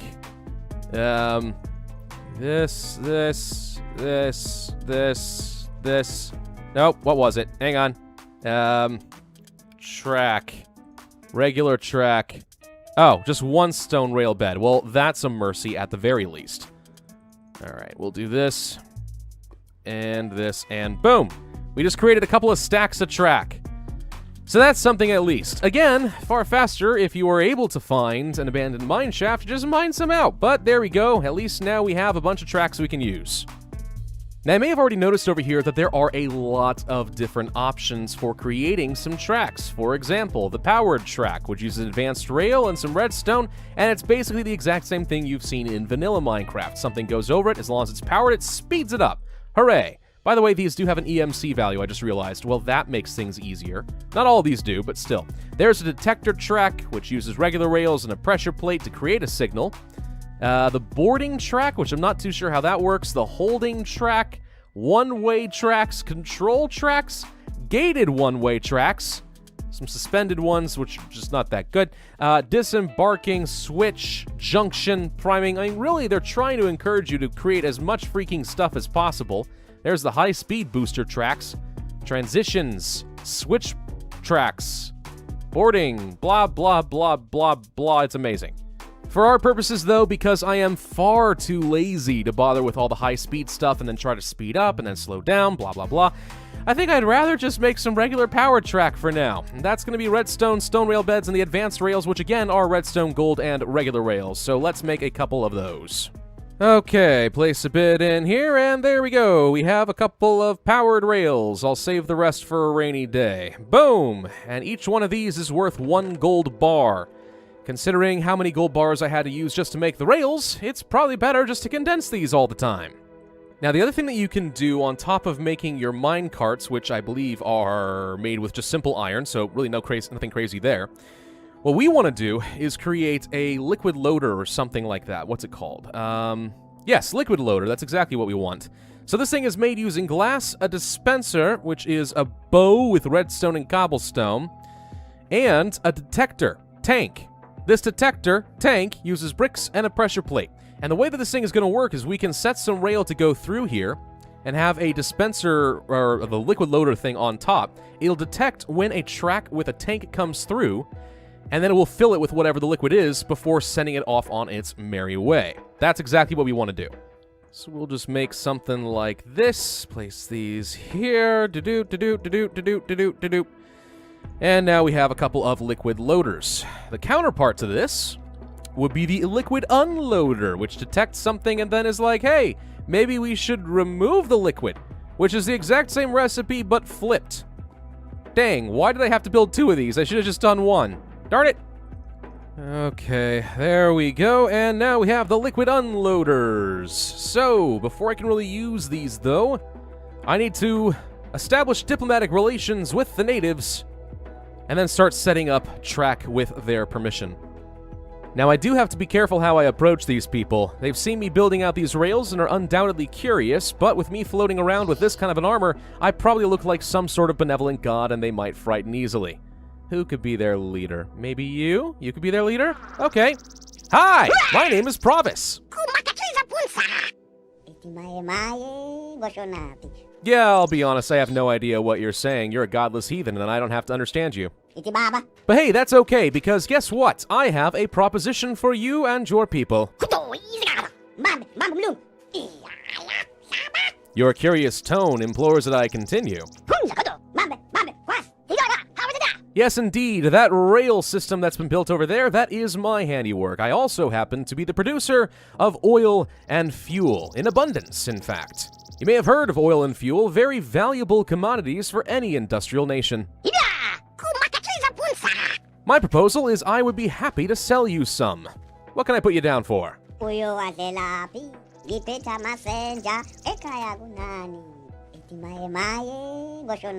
Yeah, I'll be honest, I have no idea what you're saying, but it sounds pretty good, so here's what I'm gonna do then. I'm gonna go ahead and ship some off to you, and I expect to be paid in return. That guy's quite rude. Are you guys all like that? Oh, hi. So tell you what, I'll ship some your direction, as much as I'm able to basically send your way, and then you just pay me accordingly, and all will be well. Great, sounds awesome. Oh, by the way, I should probably mention that I expect to be paid at least 1 diamond for every tank that has been delivered. And if you do not pay me accordingly, then I will return and kill your family and burn your village to the ground. Well, that sounds like consent to me. All right, I am excited. Cool, let's go ahead and get this thing set up. So if we're gonna do this, then we need to go ahead and get some trains, fill them up with carts that can fill it with fuel, and then ship them off this direction. Now, there are a few tracks that are specifically designed for things like this. The one that comes to mind the most is the train holding track. Now, the way that this is going to work is when a cart runs over one, if there is no redstone signal applied, it comes to a lurching stop. If there is a redstone, then it gets shot off just like it's a powered track. This will be pretty useful for us. But let's go ahead and get our liquid loader in position. We're going to need some bricks or something. Could just use some blast furnace bricks. I can't imagine that going poorly. Okay, good. Yes, so we're going to place our liquid loader right here, and then we're going to place one of these train-holding tracks right underneath. And the way that this is going to work is we can configure this thing so that it will apply a redstone signal once it has met some sort of condition, and then whatever was behind under this track, it gets launched on its way. So the train arrives, it's empty, stops here because there's no redstone, fills up, this thing applies a signal, and then it gets shot off onto the tracks. And now we should be able to do something pretty similar right over here. This time we're going to use a liquid unloader, which if I place right here, I believe... Will it come out the top, or does it have to be out the bottom? That's a good question. It might work at the top. Let's see. I want it to empty whatever it is and then send it through here. Do I even need wooden pipes? You know, I haven't tested this sort of thing out in a long dang time. For now, let's assume that this is going to work. Actually, wait. Nope. You know what? I bet you the pipe has to come through the top here. Hang on. Okay, something like that might work. So the only thing left to do then is to kind of test this setup. And for that, we are going to need some mine carts. Now, we should only need a couple of different kinds of mine carts. If we look these up here, regular mine carts only take 5 iron, or bronze if you want, or steel. You can get 2 mine carts if you use steel, actually. But iron's pretty easy to come by, so no big deal. We want to have a tank cart, which is a cart surrounded by glass. You'd think that that would encase the cart, but no, it couldn't just be so simple as having a cart with a tank over it. It had to be like this. Makes sense. The other thing that we want is an anchor cart, the idea being that we will have a traveling world anchor to follow whatever train we create so that it doesn't get lost off in a chunk somewhere and never make the delivery. This one is as simple as having a world anchor placed in a mine cart. Don't know why all the others couldn't be that way. This one did, this one did, this one did, but tank carts? No, that's ridiculous. Okay, so now we have a tank cart, a world anchor, and then maybe like a little passenger cart over here too, just so that I can ride along if I feel like it. Now, I want these things all linked together so that they travel as one group rather than have to figure out some clever mechanism of launching them all at different times. How do we do that? Well, first things first, we need to make a crowbar. And if I'm going to do that, I need to find some roses so I can make some rose red dye. Anyone see a rose? Ah, there's a rose. That'll do just fine. Pick you up, and you. Thank you. We'll just place the roses here, grab some dye, then I need to get myself a couple of iron bars. Place like this, some red, and there we go. Now we have a crowbar. Hey, look, everybody, I'm Gordon Freeman from Half-Life. All right, with the crowbar, we should be able to just right-click on one cart and click on another, and you can see how they got closer together. Now they form one unit, a train. Do the same thing here, and there we go. It's an invisible link, but it's a link nonetheless. If I go pushing on this, there you go. See? Functions perfectly. Let gravity do its job there. All right, so if I push this thing all the way over here, yoink. Okay, now it is trapped on that block, and no matter what I do, it ain't going nowhere until it's received a redstone signal. So I suppose really the only thing left to do is to just test it out and see what happens. Okay, so let's go ahead and turn on this engine and let her start filling up with fuel. Fire her up, Seymour, or whatever that name. Wait, no, what was the name from I Love Lucy? Heck if I frickin' remember. That show's old now. Oh, lovely. The gross yellow goop getting dumped up into this thing. Let's check and see how much. Well, it's filling up pretty reasonably. All right, I guess I'll just sit here and wait. I wonder if I'm going to hit my head on this thing. Just occurred to me. I might not be able to ride along with this thing the way that I hoped. Let's go ahead and just grab my cart and I'll manually place it and do that instead. Up, and there it goes. All right, let's follow inside and see how we feel. Whee! Woo! This is the life, huh, guys?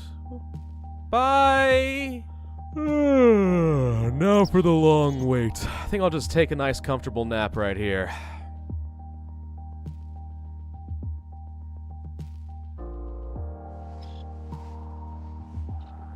Well, that was fun, but now this thing is not actually unloading the way I wanted it to. Okay, it's not the end of the world. I think what I need to do then is just place it underneath, and that's going to solve the problem. So let's get all this junk out of the way. You guys need to, like... You need to stop what you're doing. Ah! So if you remove this, I think you can actually place the liquid unloader right on top of this. Right here. And then I think we can place the rail here still. Let's see. First off, let's make sure... Yes, we want it to empty. Okay.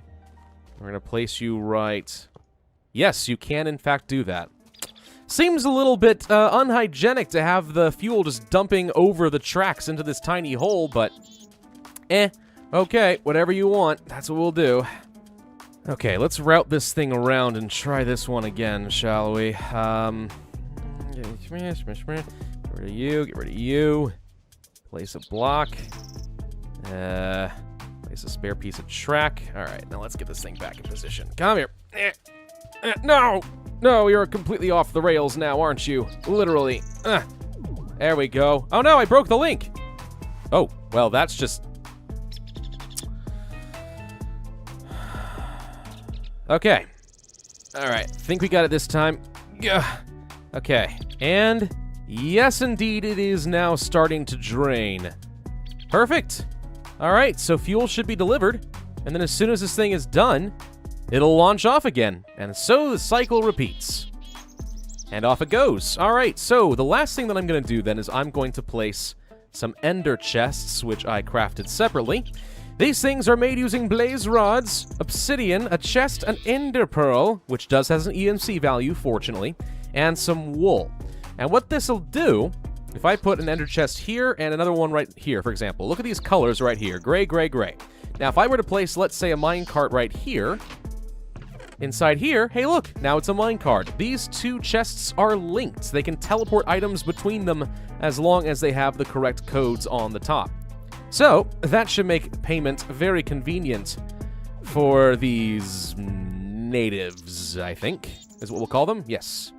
All right, cool. That should send a message. Okay. Now we're set. Hey, look. There goes the cart again. Whee!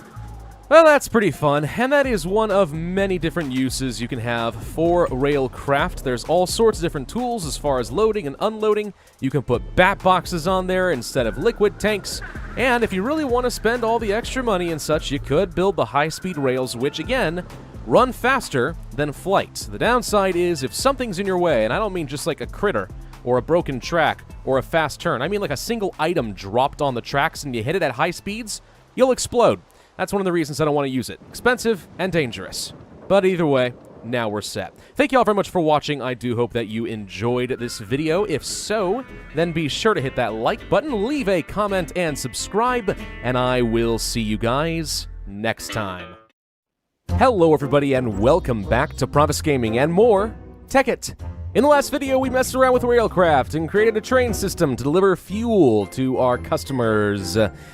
And it went pretty well. Honestly, there's probably a lot more I could do with Railcraft to make it a little bit more, I don't know, exciting. But to be honest, when you have teleportation and stuff like that, I don't know. It's a lot of work for really not a whole lot of gain. If you want to go from point A to point B, then just teleport it. This isn't parkour. You're not trying to come up with the most creative method of getting over there ever, so who cares about it, really?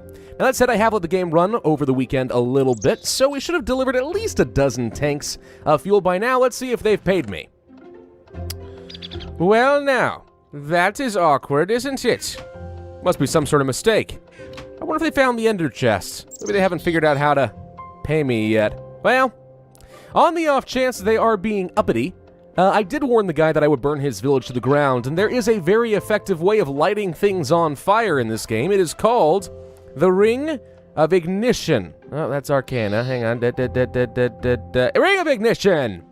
This thing is made by using an iron band with some dark matter, flint and steel, and Mobius fuel. The dark band, of course, being some iron with a bucket of lava, which we should be able to do. So give me a second to collect some materials, and then we'll burn his house to the ground. There we go, an iron band with a bit of dark matter, some flint and steel, and a couple of Mobius fuel, and then boom! Ring of Ignition! Let's test this thing out and make sure it works the way I want it to. So if I remember correctly, simply left-clicking should fire a quick projectile. Well, that sort of worked. Didn't really light the leaves on fire. What about this? Huh. I'll admit I'm a little disappointed with how that's turning out. Maybe I need to charge it up a little bit.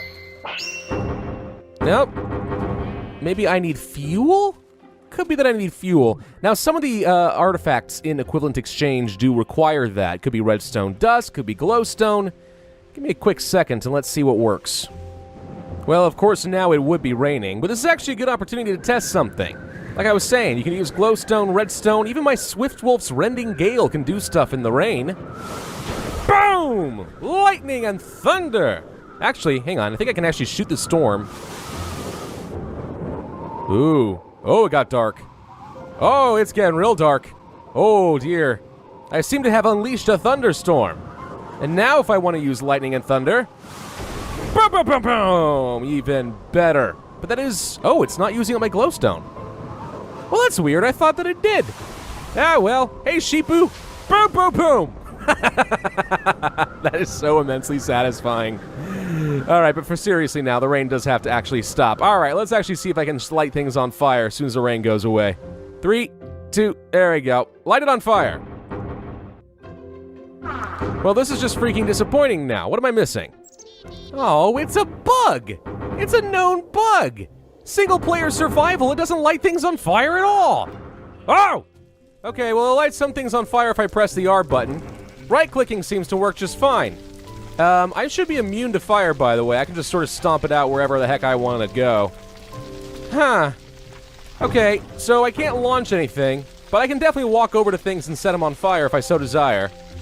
I mean, this is probably not going to get out of control at all, right? Well, that's just better safe than sorry. Put it all out. Just call me Smokey Bear, or whatever. Putting out all the fires. Only I can solve the problem that I created. What's that sound? Huh. Seem to have upgraded their security somewhat since I was last here. Well, that is interesting now, ain't it? Well, the fuel has definitely been delivered, so as far as I can tell, they have no excuse. All right, well, I warned him. Where's the guy I was looking for? Is that you? That's probably you. Oh, don't you run from me. You come back here. Hey! Hey! What did I say was gonna happen? Come back here. You did not pay me.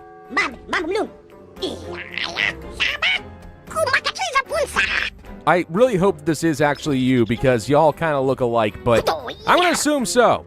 I said that if you didn't pay me, I was gonna burn your house to the ground and kill your family. So guess what? You've invoked the wrath of Pravus. Oh, wait. Yep. Yes! Now you will fear me? Let that be a lesson to the lot of you. Beautiful. Simply beautiful. The other cool thing about this ring is it actually does make you completely immune to lava as well as fire. Case in point. Oh, look at me. I love bathing in lava. It's so good for the skin. Ugh. There we go. Oh, they saw that. Yep, I'm a firewalker. You know, this whole debacle has kind of brought to my attention that we have a bit of a security problem. If we were ever to be attacked or face another player or something like that, then I don't know if I'm quite well defended. Today might be a good opportunity to start exploring, armaments and other forms of weaponry and defensive technology. Starting with the rings. You see, if I were ever to combine the rings of power, I could create a super ring. The Ring of Arcana, or whatever you want to call it. It's a pretty powerful artifact that combines Swiftwolf's Rending Gale with the Ring of Ignition, a Zero Ring, and a Harvest Goddess Band. Now, what are these two things? Never seen those before. Well, the Harvest Goddess Band, well, if I can see the recipe. No, that's not right. Come on. There. Oh, gosh, dang it. There we go. This thing is made by using an iron band with some dark matter, some saplings, and some flowers, which is easy enough for me to come by. That's no problem. Let's go ahead and place you right here. A couple of spare dark matter, then some saplings, and then a rose, and then a flower, and now we have the Harvest Goddess Band. This thing is not very good for defensive purposes, but it is pretty good at planting mass crops. If I could find my... Where did I put my... Oh, wait. No, I don't have a red matter hoe anymore. Hang on. Let's go ahead and head outside. If I wanted to till the soil of a fairly large area, we could absolutely do so using my red matter guitar. Let's set this thing up like, I don't know, let's see, right here. This should be good, right? Yes, okay. Doink. Now we have tilled soil everywhere. Perfect. Now I'm gonna take the ring. Sure, turn it on? Maybe not? Wait, crap, how do I use it? Try this again, maybe I just need some seeds. Whoop. Well, try to do something. Oh, there we go. Right-clicked and it just planted crops everywhere. With this ring, you can feed an entire civilization. It's amazing, but you need 1,000,000 frickin' seeds for it to work. But combined with the red guitar, it's pretty powerful. Now, the other ring that we wanted to create was the Zero Ring, and for that to work, we're gonna need to have a bit of snow and ice. Unfortunately, I've already explored this area, and we already know that there are some cold mountain peaks up ahead. So, I'm gonna gather some snow, and maybe we can use this to create a good ring. Aha! Here we are. I always love snowy biomes in Minecraft. They look great. All right, let's dig up some snow. Oh, maybe not. Hang on. Yep, there we go. Snowballs for days. Hey, look, a wolf. I bet I can hit it. Yeah, awesome. You know, at the risk of tooting my own horn, looking back at all this, I have to say this is one of the best looking bases I've ever made. I am quite proud of this. All right, Zero Ring. Now for this to work, we're going to create some snow, kind of like so, and now we'll look up the Zero Ring, which is dark matter, snow, snowballs, and again, an iron band. So we'll place a little bit over here, a couple of snowballs, some snow packed up into cubes, and we have a Zero Ring. Now what does the Zero Ring do? Well, it's not the most useful thing I've ever seen, but we can use it to turn things cold. For example, if I turn this thing on, can I walk over this? Nope, crap, that's not it. Hang on, right click. There we go, I have ice. Yay, I can walk on the water.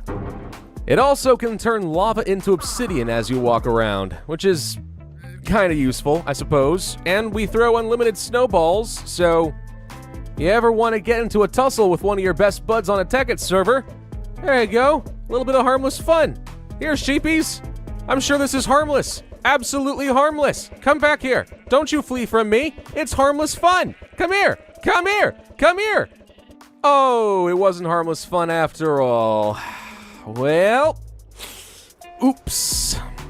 Really, though, where you start to have some fun is combining all of these rings. Now, for that to work, though, I am going to need a bit of red matter. So let's go ahead and put some dark matter in there. That should do just fine. Thank you. And now we're going to create our ring. Harvest Band, Zero Ring, Ring of Ignition, Ring of Heart. No, wait, that's Captain Planet. Here we go. Place these here, and we have the Ring of Arcana. Wait, it gave me back my Harvest...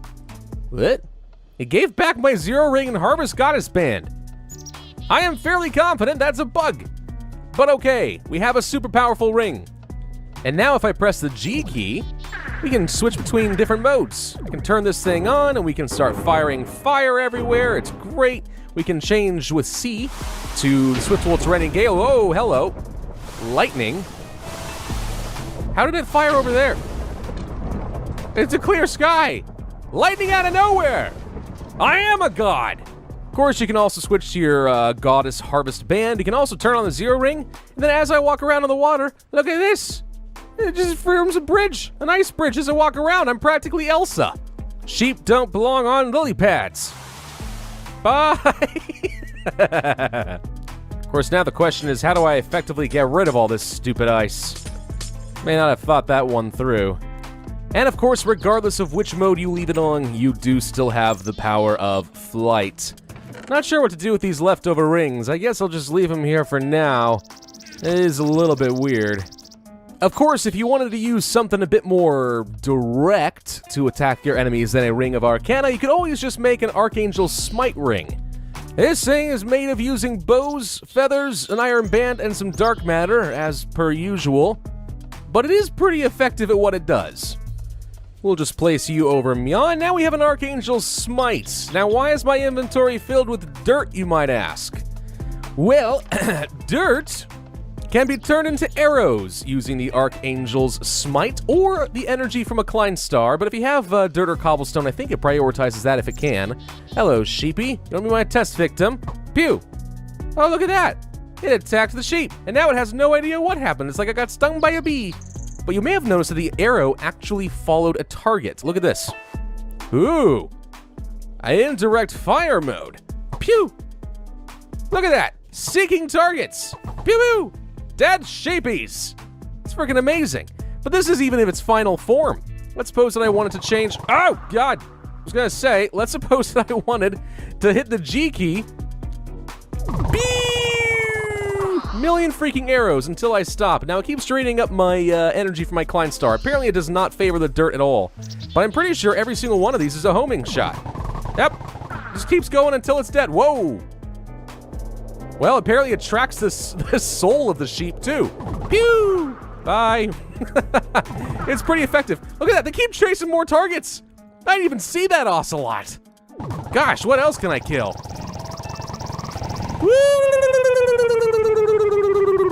The power. It's so irresponsible. I could also left click and it kind of has a shotgun effect. Boink. Oh, well, they all suck that thing out and it's dead. Oh. How on earth did the grass save you there? Yes, sir, you do get to live for that one. But your cousin doesn't. Pew! Oh, it's dead.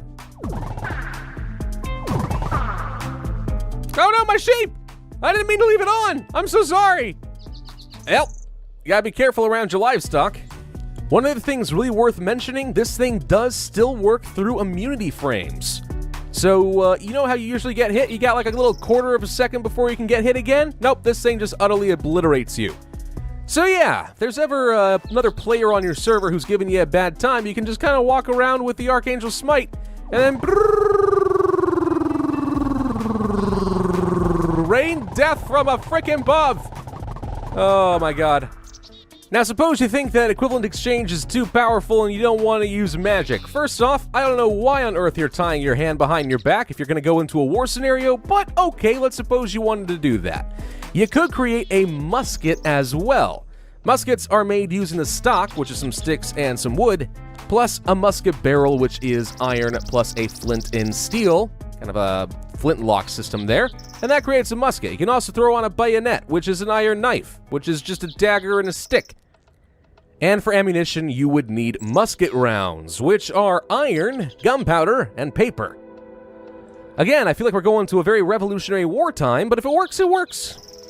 All right, let's test this thing out. Hold the right click, and now we are set, and... You know what, I don't know if I have the heart to kill this thing. But sounds like something might have happened anyway. Well, what we could do instead is place a training dummy. And this thing, I can just right click on this, is made with using wool, a leather tunic, some wheat, and a stick.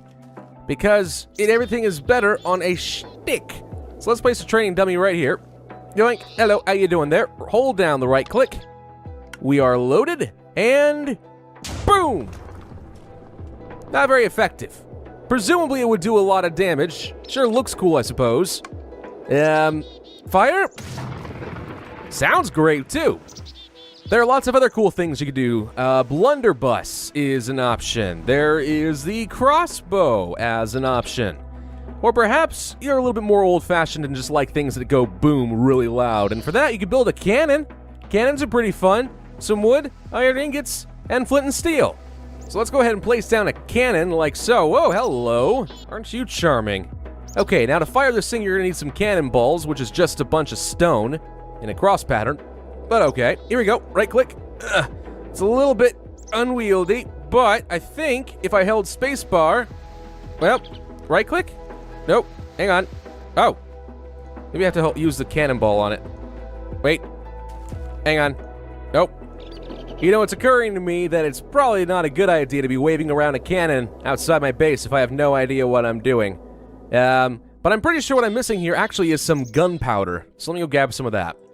Okay, now that I have gunpowder and cannonballs in my inventory, I right-click. There we go. And press space. Nope. Hold it down. Oh! Oh, no!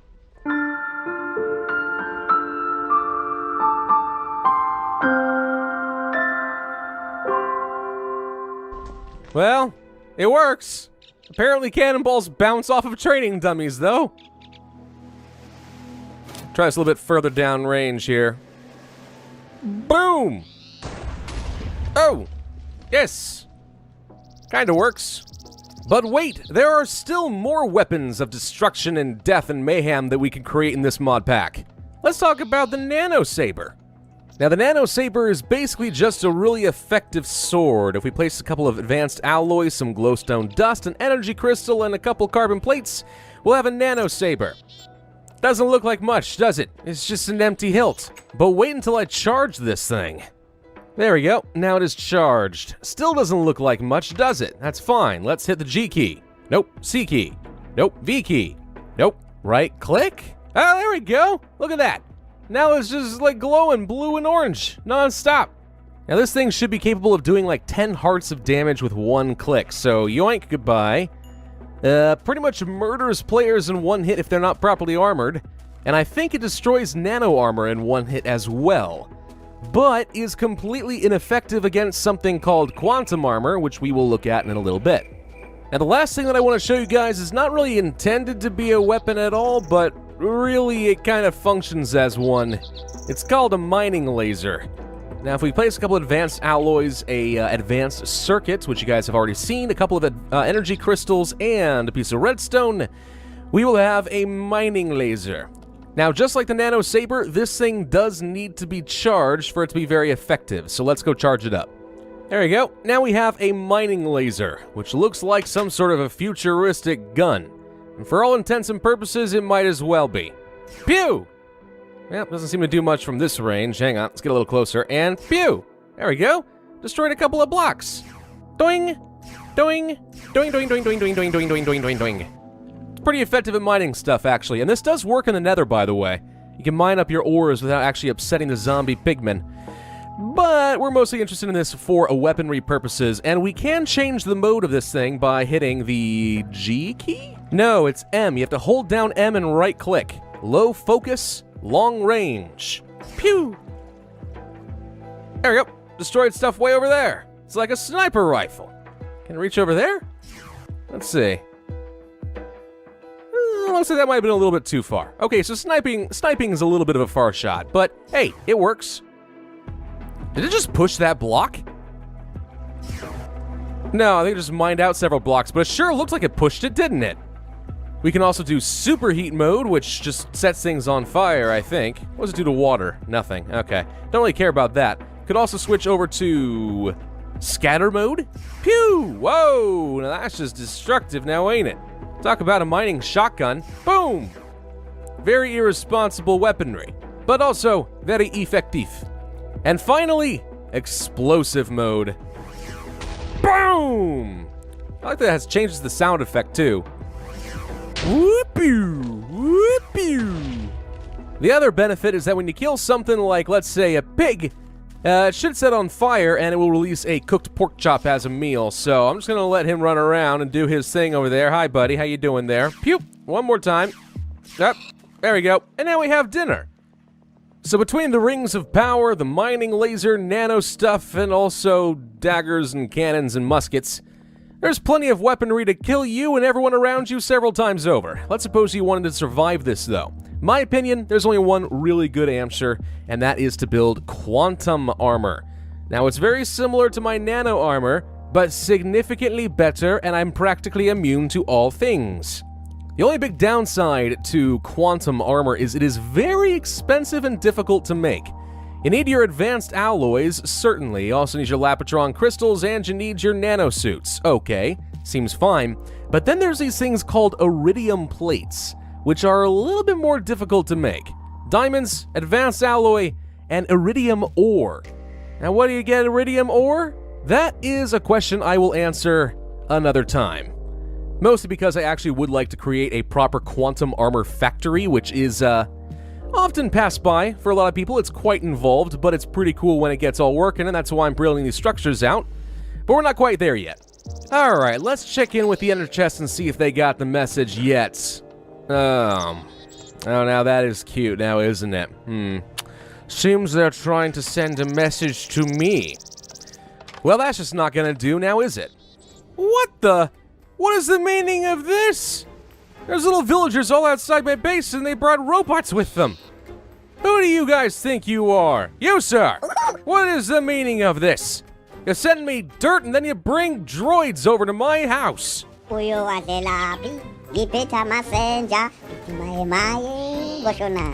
know, if I didn't know any better from your tone, I'd say that you're making some sort of a threat.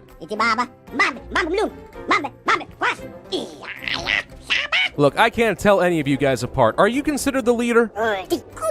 Good enough for me.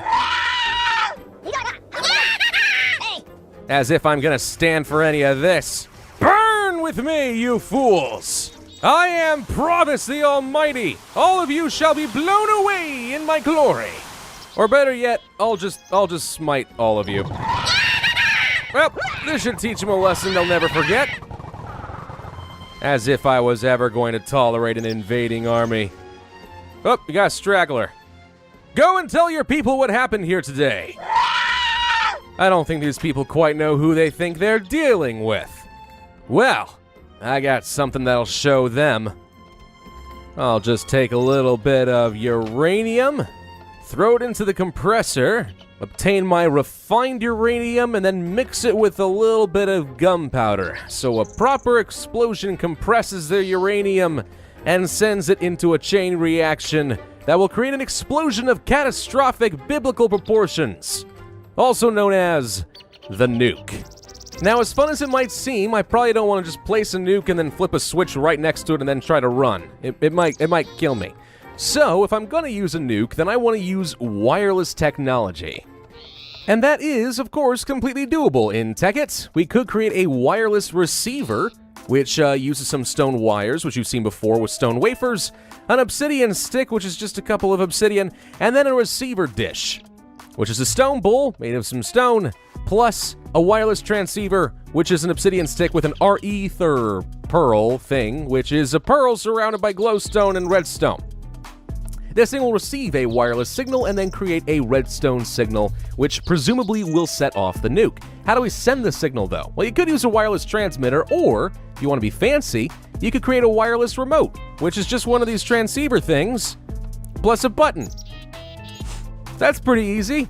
So we'll just go ahead and place a couple of stone wires like so. Get one of those little stick things. Oh wait, hang on. We needed a bowl, didn't we? Let's do this. There we go. Receiver dish, obsidian stick, couple stone wafers, and there we go. We have a wireless receiver, plus a transmitter with a button, and now we have a wireless remote. And just because I think it would be kind of fun, let's create an alarm so that people know when this thing is about to go off, which is made using a howler alarm, which is some note blocks, which is just redstone surrounded by wood, plus some iron, plus some electric circuits, and redstone. Perfect. Now they can hear their death approaching. And I think I know exactly where I'm going to test the nuke.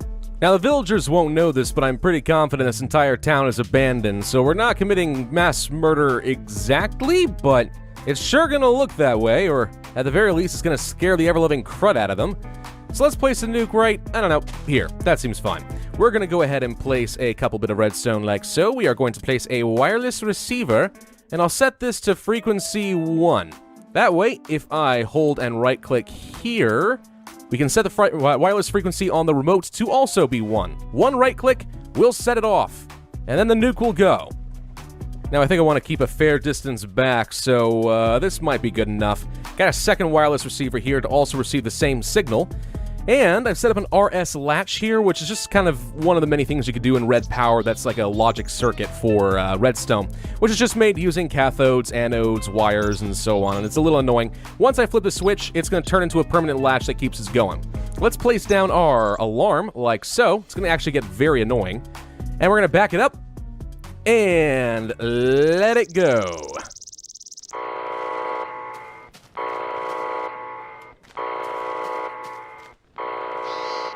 Well, that's a really annoying sound, isn't it? Don't like it that much. Think it takes like 16 seconds for it to go off or something? May want to shield your eyes.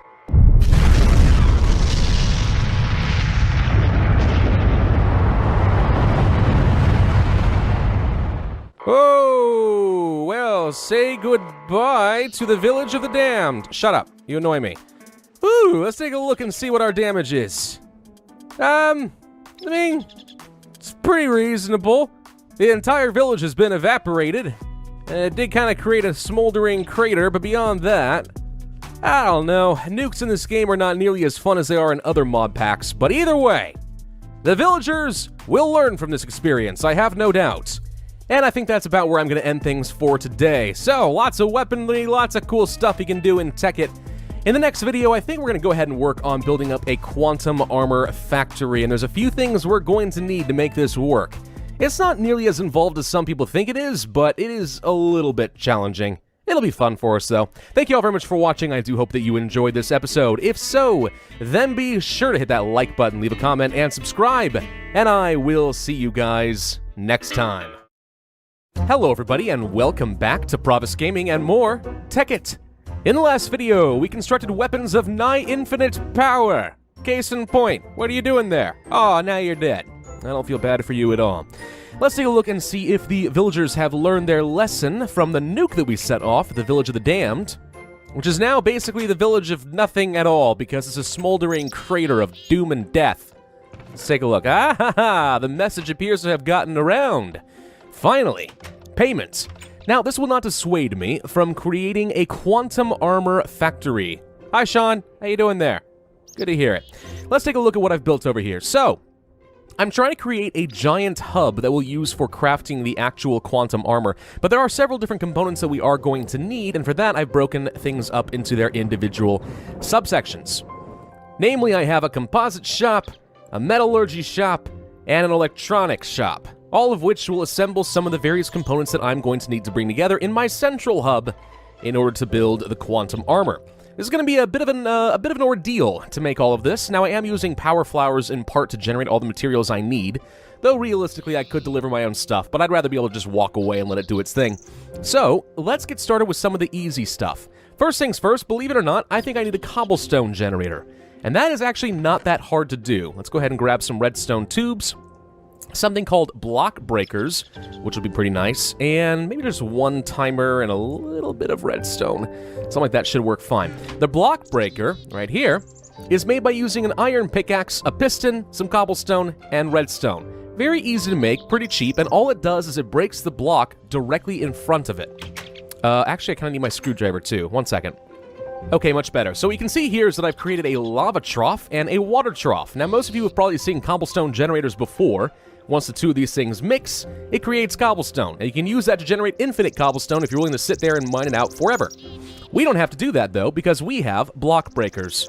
So if I place these down, like let's say here, and I'm going to have to reverse all of these, so that's why I brought the screwdriver. This, doop, doop, doop, doop, doop, doop, doop, doop, doop. Okay, so the way we've got it set up right now, the block breakers, once activated, will destroy the stone directly underneath them, and then the water and the lava will flow, create a new block, and then they can destroy that, and so on and so forth. It can go on forever. All we're going to need to do then is apply some redstone tubing so that we will be able to apply a signal to each of these and transport the materials out of here. So let's do this. And I also need to send them off somewhere. I don't know exactly where to put it yet, but let me go get a chest and we'll just test this thing out. There we go. We're going to place a timer right here. There we go. And some redstone right here. And now, boom! Breaks all the... Uh-oh. My mistake. I forgot you had to keep the water a little bit further away from the lava or else it would just turn it into obsidian. Okay, let's try this one more time. And boop. And yes, there we go. It is in fact creating the cobblestone. And there we go. An infinite cobblestone generator. I'm not sure why I find this so hypnotic, but I kind of do. Look at all the blocks going on forever and ever. It's cool, man. Now, you might be asking, why exactly do we want a cobblestone generator to make something as advanced as quantum armor? I will tell you. If you remember the last video, we talked about something special you needed called iridium plating in order to make quantum armor, which is several iridium ore with advanced alloys and diamonds. Now, the way they get iridium ore is using something called a mass fabricator. Think of like in Star Trek how they take energy and turn it directly into matter. That kind of concept here. We're going to take a load of energy and electricity, and we can turn it directly into this amorphous kind of proto-matter called U-matter. And then depending on how we shape it, we will be able to create the iridium ore. That takes a load of power and forever to work. However, the mass fabricator can be sped up by using something called a recycler. Recyclers will take in pretty much any block, and there's like a 1 in 8 chance that it will spit out something called scrap. Take the scrap, feed it into a mass fabricator, and it greatly speeds up the process of generating U-matter. So something infinite and super cheap, like a cobblestone generator, works very well with a recycler. And the recycler can be easily manufactured using some refined iron, a bit of dirt, compressor, and some glowstone dust, and then boom, now we have a recycler. So if I wanted to create a quick outlet hole, like right here, we can feed some tubing through, and then run that into, let's say, over, I don't care, how about here? We'll be able to feed cobblestone into the main hub. And I'm just going to plop down the recycler right meow. Let's feed some stuff into it, like so. And can I just put some cobblestone in here? I think we need power, don't we? Yes, we do. All right, glass fiber cables to the rescue. I already have a transformer tower, so we can go ahead and use that to great effect. Let's move up. We have covers in the way, making things difficult. It's a little sucky, but okay. Let's go around this way. And then we'll power up our recycler. Let's get that out of the way. There we go. Doop, doop, doop, doop, doop. Doop, doop. Down, down, down. Here we go. Oh, cover's in the way. Now we're good. Okay. And it is indeed taking all the cobblestone. Again, it's a 1 in 8 chance, so you won't always get scrap. But now we have something that can work. And now we can see a constant stream of cobblestone heading into the recycler. Did we get any scrap yet? We have a little bit of scrap. Okay. So I guess the next thing to do would be to make the mass fabricator. Now, the mass fabricator is a little expensive. Lapotron crystals, a couple of advanced blocks, some advanced circuits, and then a bit of glowstone dust. And now we have a mass fabricator. This thing is going to generate so much stuff for me. Place a mass fabricator, let's say right here.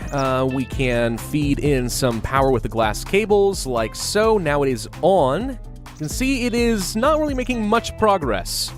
Very, very slow. What we're going to do then is take some redstone tubing. We're going to take a filter, like so. That's fine. Place a clock with redstone. Now it's going to pull in the scrap. And the scrap, it should be able to use to very rapidly... Well, maybe I put it down here. Ah, there we go. Place a scrap on the bottom. And much, much faster progress.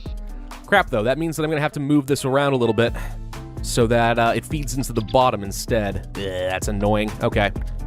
Okay, a little annoying, but we should be able to get this working. Cool. So we're going to set up the last bit of tubing I need, and boom!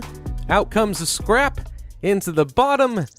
And there we go. Now we're amplifying that mass fabricator. Make that you matter. I also think the recycler is a little bit on the too slow side, so let's go get our overclockers from our little factory out here, and we should be able to speed that up significantly. See, I knew this would come in handy. We don't need quite this many. Maybe like, I don't know, 12? 12 might be overkill, but we'll give it a shot. All right, let's speed this thing up. There we go. That's it. That's it. Okay. So now this thing should work way faster, or it's not working at all. Well, what happened? Did I overdo it? Might have overdone it. Oh! It was going way too fast. Okay. Well, there you go.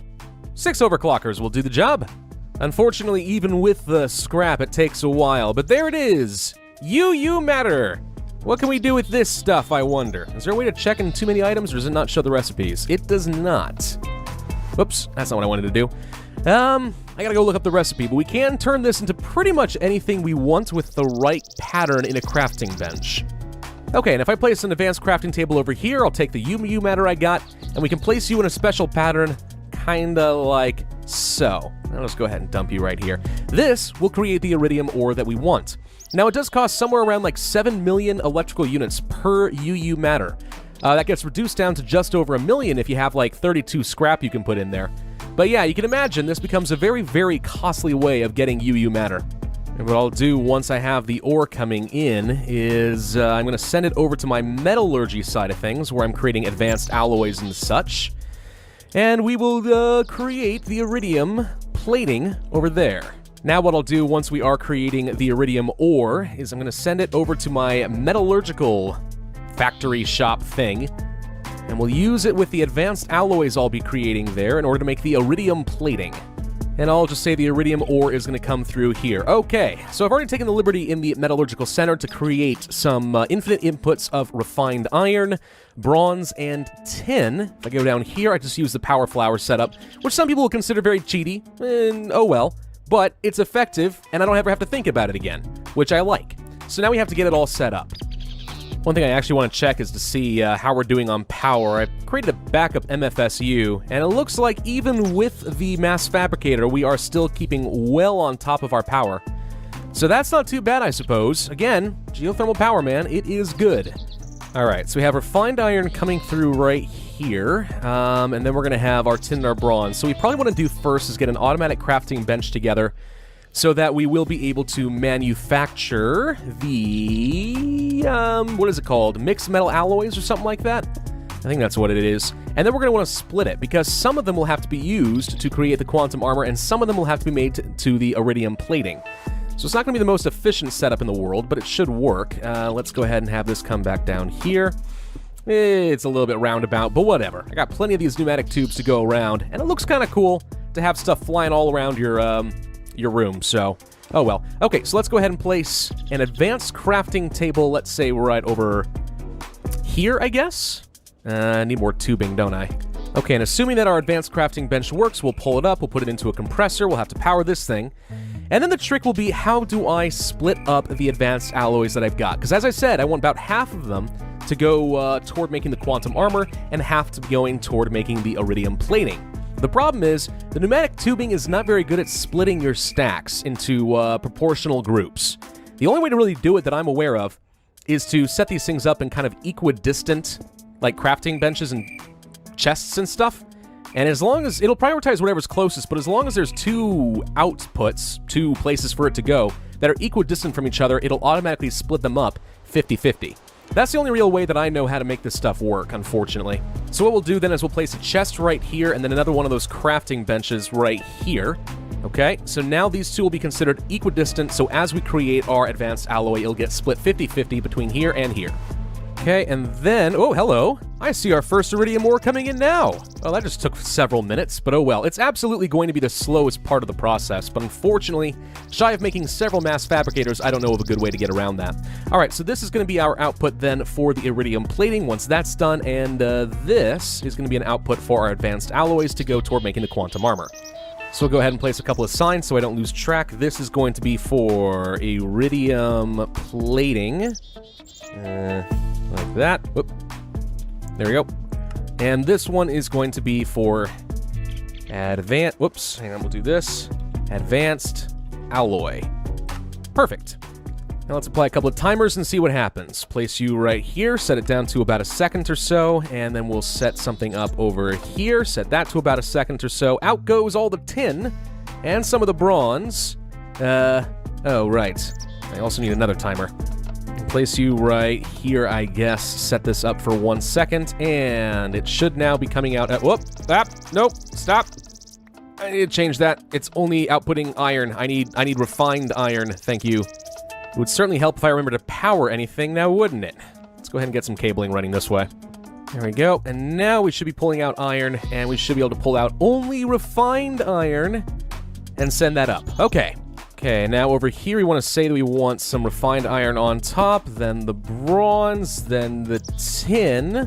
Get out of here, HV cables. I don't have any use for you. Okay, and that will be my mixed alloys.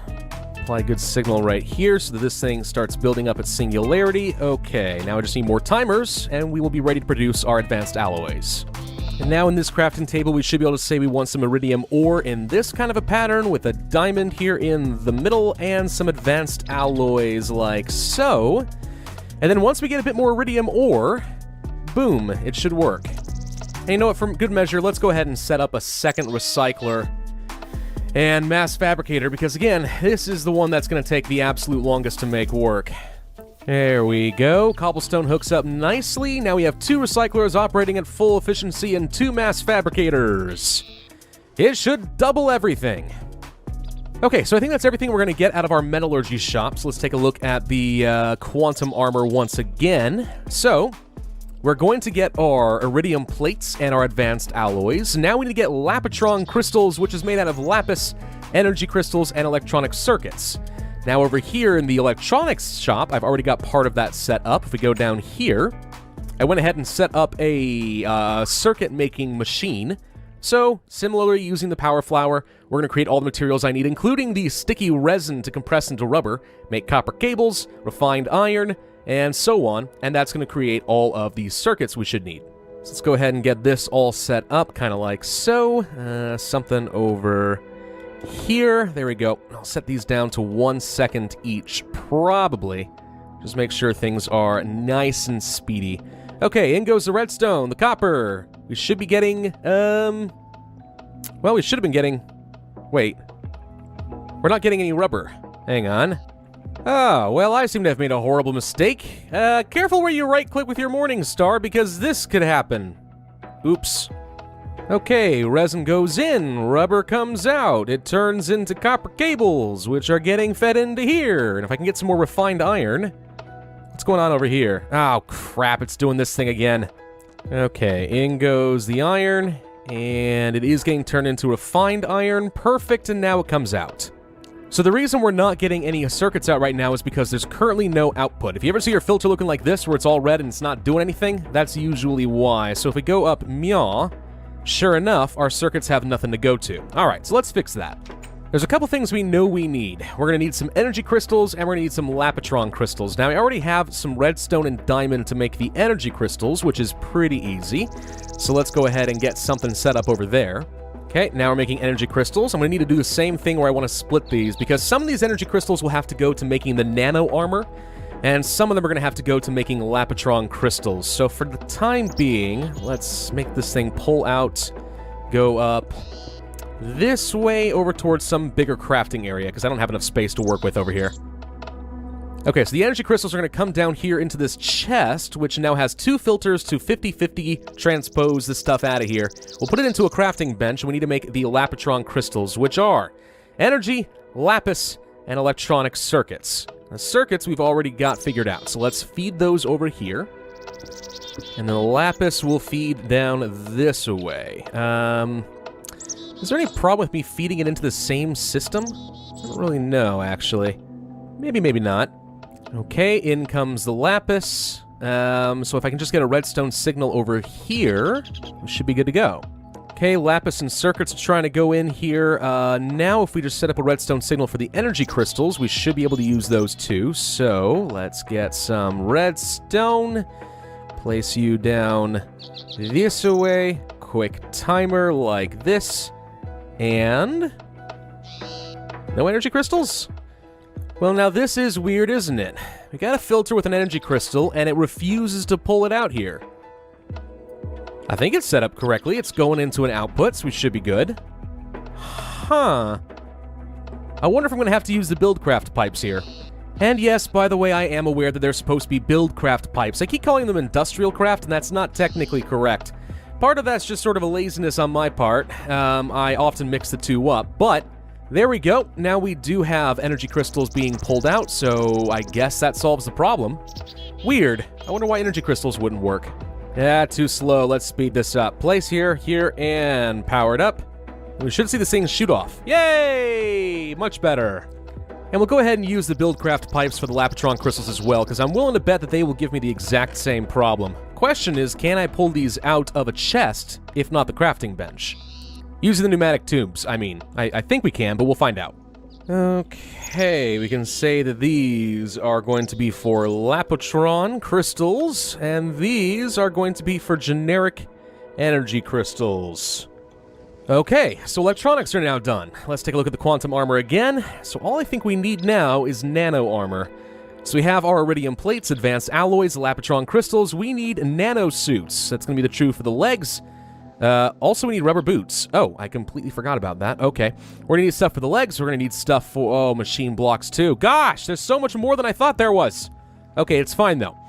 Basically, we need to create all the nano armor. And I already have a composite shop for exactly that purpose. So down here is a simple coal-making power flower, which I believe is already full of coal. Look at that go. So now we need to macerate this stuff down, turn it into the carbon nanotubes, put that into a carbon mesh, compress it down into carbon plating, and then find a way to turn it all into nano armor. Compared to all the other ones, this one should actually be pretty darn easy in comparison. So let's go ahead and set this up to create the carbon nanotubes that we're looking for. There they go. Just a couple of those. Then we can make the mesh. There's a couple like that. That should be all we need. And, oop, I need to get some power here, don't I? There we go. All right, carbon mesh goes out, goes into a singularity compressor, which should be able to do this very rapidly. And out will come the carbon plates. Okay, it took another couple of hours to get everything set up for all the miscellaneous items that we're going to need. From advanced circuitry to reinforced glass and glowstone and all sorts of crazy things. Oh my lord, what a pain this has turned out to be. But okay, we have all the miscellaneous items, we have all the carbon plates, we have all the crystals, we have all the electronics and alloys and everything else that we're going to need. Now, the almost last step will be to start manufacturing the nano armor, which we can then use to make the quantum armor. Now, how best to do this? This is a good question, senor. I guess we'll take the carbon plates and we'll put them into a chest. And then we'll take the energy crystals and have them go into the same chest, and then we'll start divvying things out based on what we think we're going to need.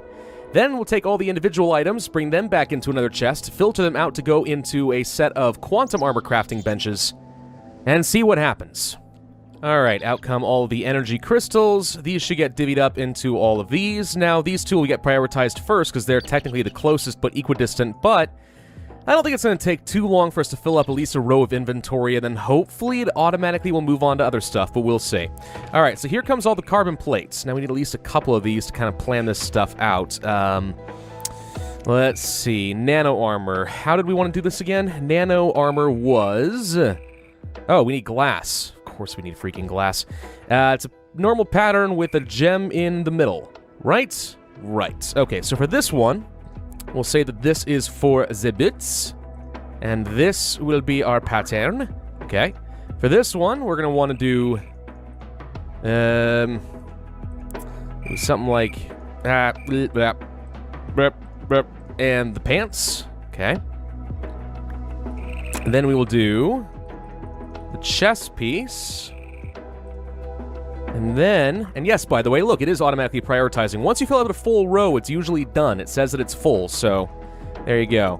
Now we want to get the helmet, and I need glass for this somehow. So let's see, if I place a couple timers, one like this, and then I had another little collector and some condenser. Man, my floor is getting cluttered, but if it works, it works. I can fly, dang it. That's why I left so much ceiling space. All right, so the glass is all going into here. And then, what happened to all my alloys? Carbon plates, where'd you go? There's some here. Where are they going? Oh, here's some here. Okay. Good. Okay, so that is getting filled up. That has carbon plates, that has carbon plates, that has carbon plates, and this does not, though. Why is this one not getting any love? That is a good freaking question now, ain't it? Maybe just luck. For the time being, let's grab a couple stacks out of here and out of here. We'll place these like so. Okay, so there's the nano suit helmet. I think it actually was supposed to be like this. There's the nanosuit body armor. There's the legs. And I think this is actually supposed to go here. There's the boots. Okay, now we need to pull all of these out. Move them into a new set of crafting benches where we can apply the iridium, the advanced alloys, the carbon plate, no, not carbon plates, just iridium, advanced alloys, lapatron crystals, and then all this miscellaneous freaking junk. Oh lordy, okay, here we go. Let's start simple. We've got the quantum helmet. Okay, so the nano helmet is going in. Now we need lapatron, advanced circuits, reinforced glass, and a couple of iridium plates. No problem. Oh my gosh, a screwdriver broke? I've been working on this so long I used a whole new screwdriver? My lord. Okay, so as a quick example of what I'm doing here, these are the boots, and I'm going to draw the nano boots all the way out over here and bring it to a crafting bench. The same crafting bench is attached to a series of chests that I've created to try and split up the lapatron crystals and the iridium plates the best I can, and that will also be fed into here. And then finally, out of the miscellaneous items, I have a filter specifically only pulling out the items necessary for the boots and the helmet, which then gets further split up into items just for the helmet. So it should be able to go out like this. Wait, was this the boots or was it the helmet? I stand corrected, the helmet. Anyway, yeah. So all the items should be able to come into this now, in theory. And then, with all of this in place, pull out a quantum suit helmet. Okay, I think I've got it all wired. It is a tumbled mess of everything, and it is not nearly as clean as I might have liked it to be. But let's see if it works. Alright, moment of truth. There's all the nano armor, flying all over the darn place. I don't know if I have nearly enough iridium plates to do all of this, but we'll give it a shot. For some reason, the stuff that's supposed to be pulling out iridium plates and stuff seem to be getting locked. I'm not too sure what's going on there. It's acting as if it doesn't have an output. We'll play around with it a little bit. Aha! You just needed to have a second output into the crafting bench for some reason. Not too sure. I see pants moving. Progress has been made. And a helmet comes too. 2 helmets. And lastly, the boots. Oh my gosh. We've done it, guys. All we had to do was wait a few hours for enough iridium plates to come through. And it seems like we are indeed going to get it. I'm having a little bit of trouble with some lapatron crystals and stuff, though. Things aren't quite getting distributed the way I want them to. Something changed over here? We seem to be completely out. Oh, I forgot to turn this thing back on. We haven't been making any lapatron crystals. Of course, it all makes sense now. And just like that, we have a full suit of quantum armor and then some. Just need to wait on more materials, but it's completely renewable. I can walk away. And in theory, given enough hours, it will in fact create whole new suits of quantum armor. My god. Alright, let's test this puppy out. Ooh, for the first time ever, we're actually draining more power than we can put in. Have we finally hit our cap? Sure seems that way, doesn't it? Okay, quantum suit, boots, helmet, and leggings. Oh lordy, we've done it. Pew, pew, pew, pew, pew. We have a quantum suit. That only took me like 6 hours plus to make the darn factory. You can imagine then why quantum armor factories are very difficult to build. We ended up having like 5 sections, completely autonomous, all the power flowers in the world to try and make a load of frickin' stuff. And even then, we're completely dependent upon the luck of the pneumatic tubing distributing everything the way that I want them to. But holy crap, it's freaking working. We have a little bit of leftover stuff. It's going to be a while before we have any extra legs and chest. But boom! I am quite proud of that. Next video, we'll test it out. Maybe I'll go kill the Ender Dragon or something. But today I think I'm done and I could really use a nap. Thank you all very much for watching. I hope you enjoyed. If so, then be sure to hit that like button, leave a comment, and subscribe. And I will see you guys next time. Pew pew! Hello everybody, and welcome back to Pravus Gaming and more Tekkit. In the last video, we built a fully autonomous quantum armor factory that we should never ever have to worry about again. Now, some of you guys might have noticed it was a little bit chaotic in there last time. The tubes were all over the darn place. Well, I took the liberty of cleaning it up just a little bit. It's not perfect, okay? But it's better, I think, than what it was before, in part because I actually did create a system down in a basement to try and control how we are splitting up all of our stacks. Uh-oh. Nope, nope, nope, nope. I don't want to risk breaking that today. No, thank you. We'll deal with that later. Anyway, yeah, so it frees up a little bit of space. I think it is slightly better than it was before. So there you go. Now you guys can get off of my case. The important thing, though, is we are now able to create plenty of quantum armor. I have let this thing run for hours. And this is what has resulted. Whoa, that's even more than what I thought. Look at this. Look how amazing it is. So much armor. 4 mass fabricators working in tandem definitely is faster than it was before, and we have obviously way more scrap than I know what to do with. Oh, there goes some more iridium ore. Wonderful. So yeah, if we ever have any problems with quantum armor, we got plenty of it. Now, we have not tested this quantum armor yet, and I think it is time to change that. So I am thinking in today's episode, we are going to try and hunt and kill the Ender Dragon. Now, this may be a shorter episode than you guys are used to because I don't anticipate it'll take forever.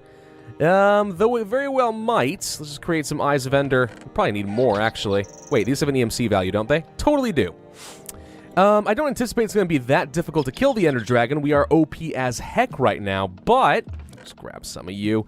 It still will be pretty fun. So, let's go ahead and hop in here. Let's grab some Eyes of Ender. Oh, that's plenty, actually. Alright, fine, never mind. I guess we don't need one of my many stacks of dark matter.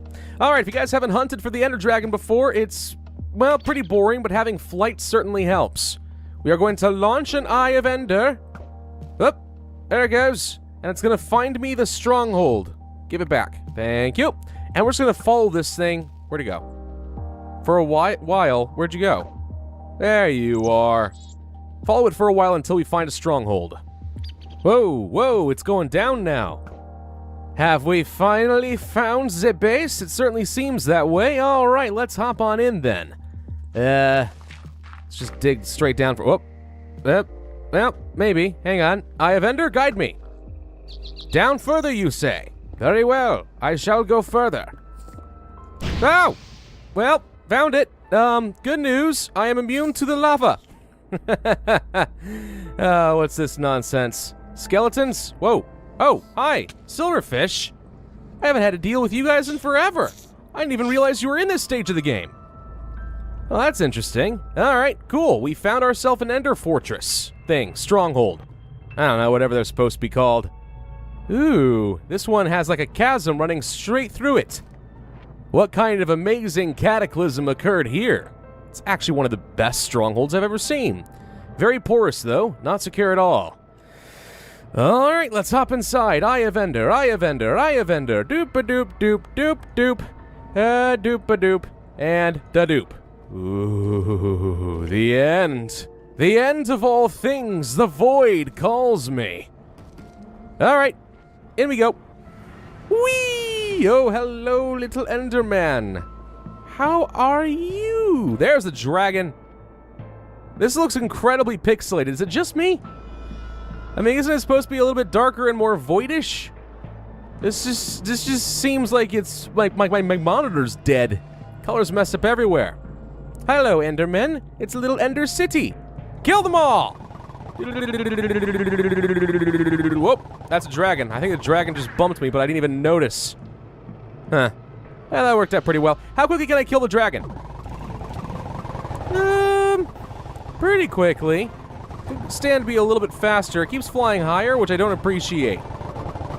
Could you come back here? Or don't. I guess it's okay. Oh, such a majestic creature. Oh, it's healing. That's rude. You know what I'm reminded of with this? I'm kind of reminded of Spirited Away. You know, that animated movie. When the water dragon's being chased by a million little paper things that are killing it. Yeah, kind of reminds me of that right now. Hey, he's coming back! Woo! Oh, the guitar works pretty darn well, though. Yeah! Yeah! I like it. Don't you run from me. Come back here. Chase him, my beautiful arrows. Come here. There you are, big boy. Oh, maybe not. Hang on. Hey, that's a dead dragon right there. Wha-boom! Look at all the arrows that are, like, spasming in a vortex around its corpse.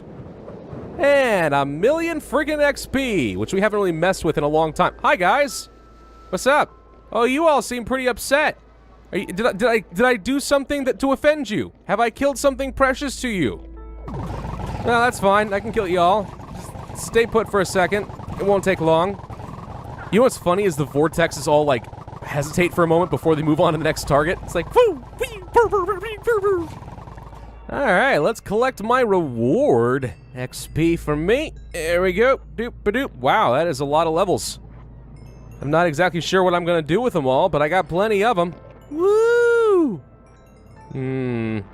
Level 104. Somehow I was hoping for a bit more than that, but okay. So, let's go ahead and grab this egg. Did I get the egg? Where'd the egg go? Where'd my egg? Oh, there it is. Hello, egg. Come here. What are you doing?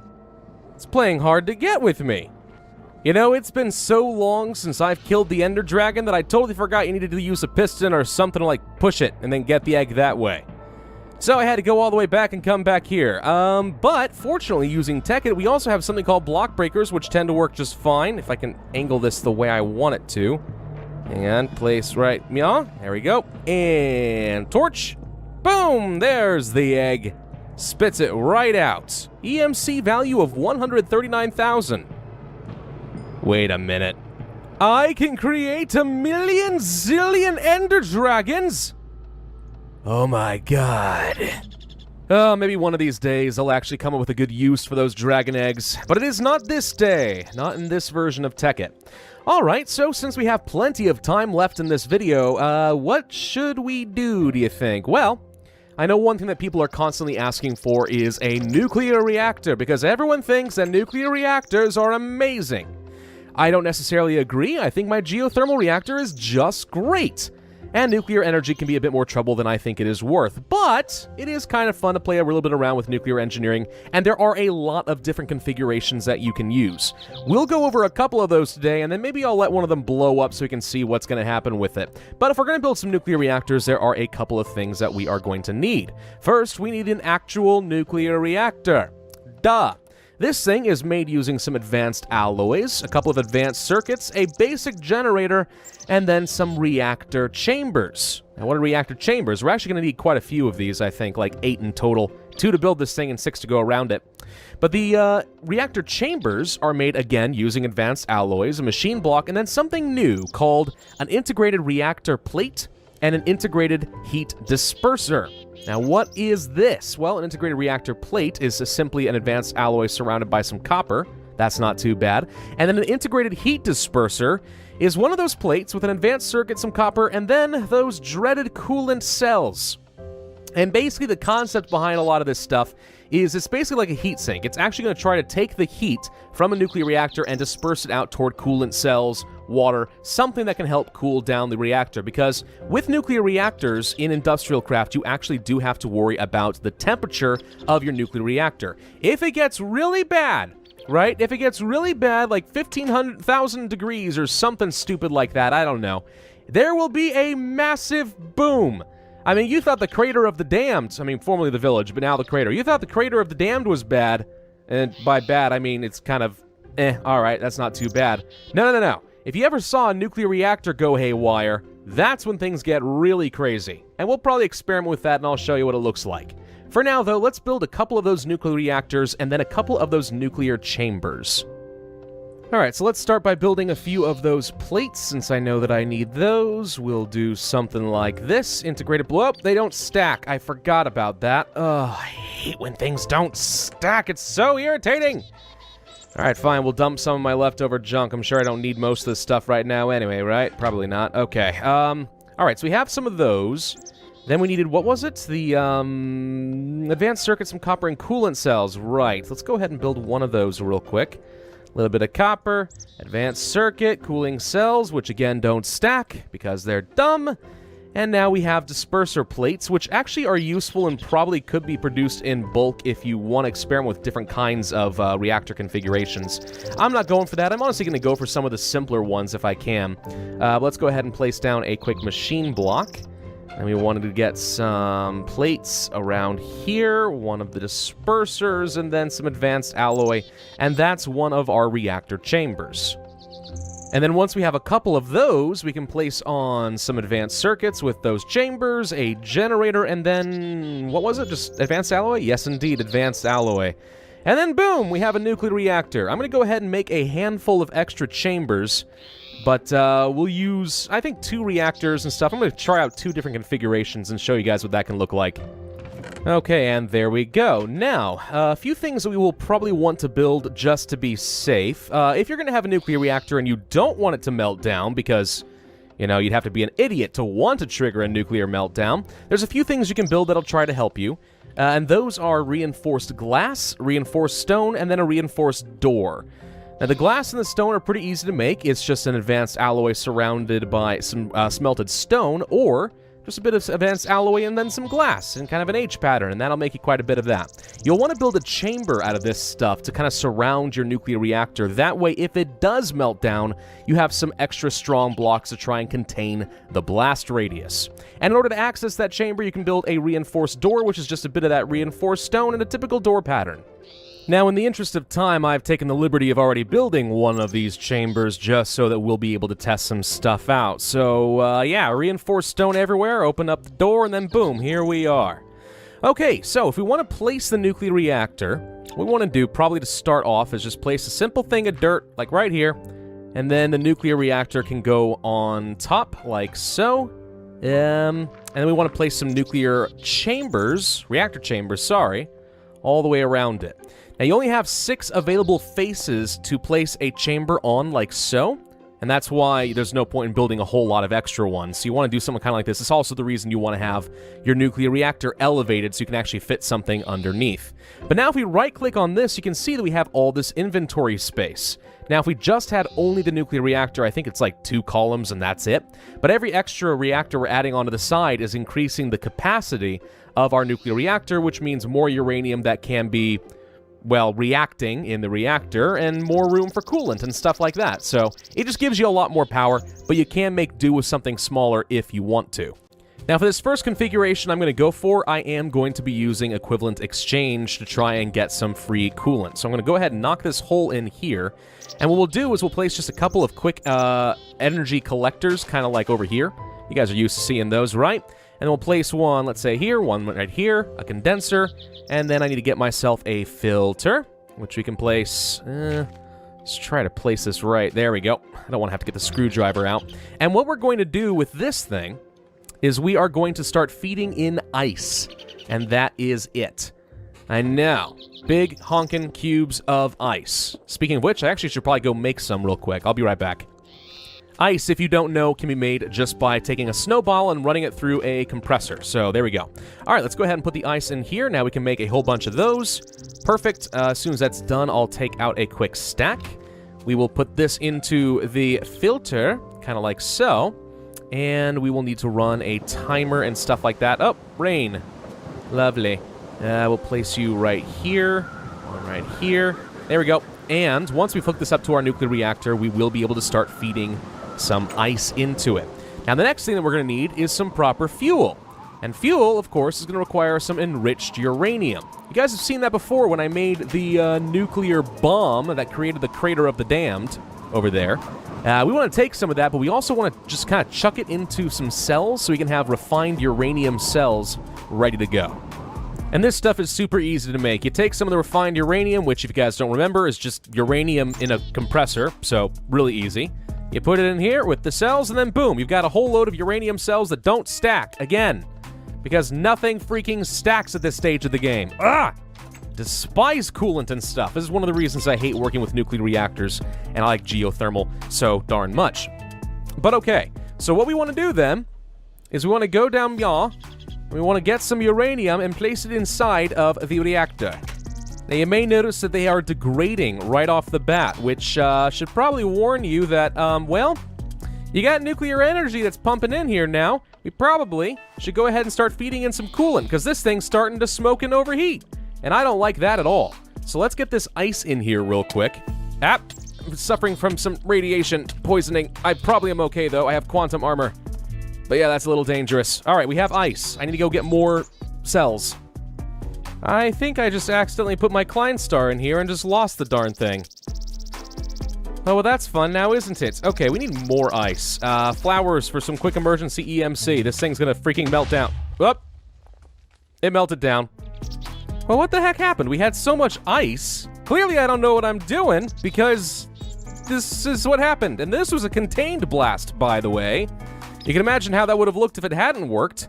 All right, let's go ahead and pick up all my extra reactors and stuff. Fortunately, I didn't lose a lot.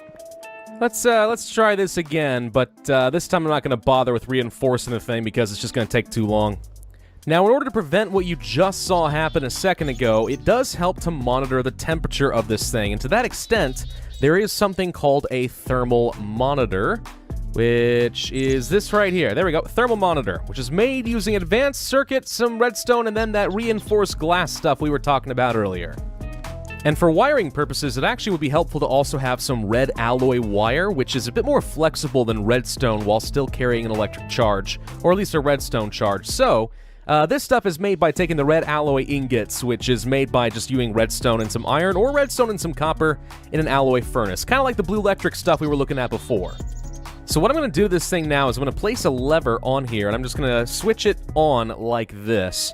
And then we're going to place a thermal monitor right meow.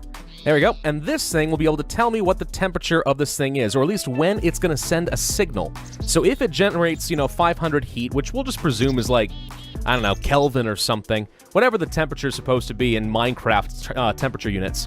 Once it gets to a certain heat, it's going to send off a redstone signal which can turn off the reactor to try and prevent it from overheating. And now if I place a quick block like this, and then grab some of this red alloy wire, place a couple down like this, there we go, this should be able to help turn it off.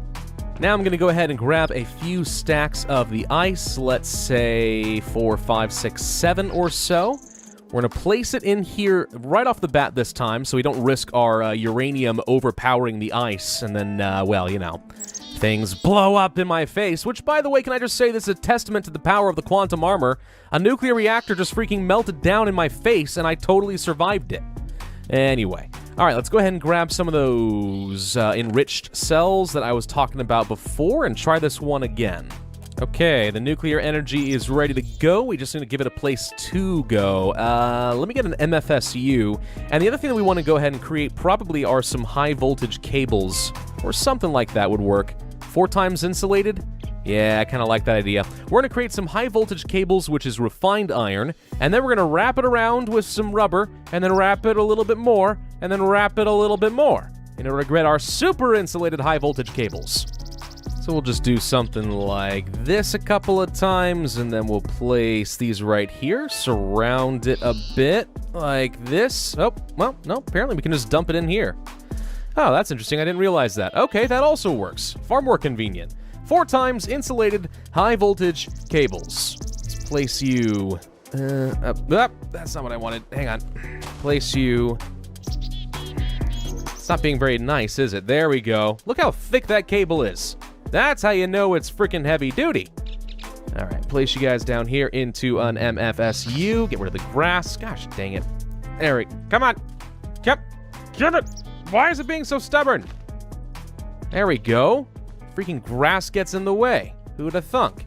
And now, in theory, we should be able to turn this thing on. Well, something just blew up. Apparently that MFSU could not handle it.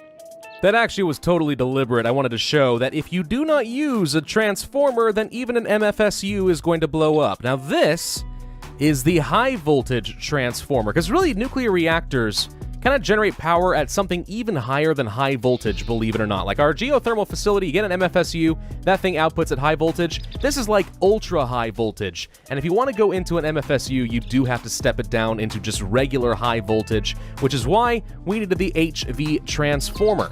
This thing is made using an electronic circuit, energy crystal, medium voltage transformer, and a little bit of this 4 times insulated high voltage cable. And then now, if we turn this thing on, doink. Let's see. First off, it's using okay, hang on. Actually, before we do that, let's make sure that we keep feeding in more ice, please. That'd be good. Yeah, there we go. Okay, now we can turn it on. All right, we should be generating some power. And sure enough, there we go. We are now generating nuclear powers. Isn't this fun? And we should just keep stacking this up, and nothing will ever go wrong. And believe it or not, we should be able to fill it with all of these uranium cells, and as long as we keep supplying in plenty of ice, which I think we're doing just fine, we're never going to have this thing blow up, in theory. So there we go. We are already generating hundreds of thousands, if not millions of, millions of electrical units in practically no time at all. And if this thing ever does get up to 2100 degrees, this thing should automatically turn on, emit a redstone signal, and turn off the reactor. So now, it should be completely safe. If you didn't want to put things in MFSU though, one thing you could do, and I'll just go ahead and knock these out real quick for a second.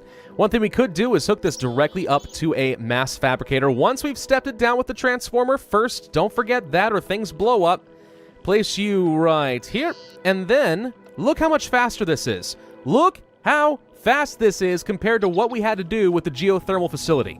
This is the big reason to use a nuclear reactor. It is so good at generating hue matter that really my geothermal facilities just cannot compare. That's without scrap, guys. Imagine how much quantum armor I can make if I hooked one of these bad boys up. Now, these things should last for a very long time, but eventually it will come to an end. And when it does, you're going to wish you had some way of re-enriching your uranium. Well, never fear. There is, in fact, a way to do so. I kind of cheated myself in a near-depleted uranium cell because I didn't feel like waiting forever, but if we took one of these things, we could place it right next to some coal dust in the crafting bench, and we have a depleted isotope cell. But this by itself isn't going to do much. If you want this thing to actually get recharged, what you're going to have to do then is place it in the reactor. There we go. Surrounded by other uranium cells, and as it heats up, it should gradually recharge until it becomes a re-enriched uranium cell.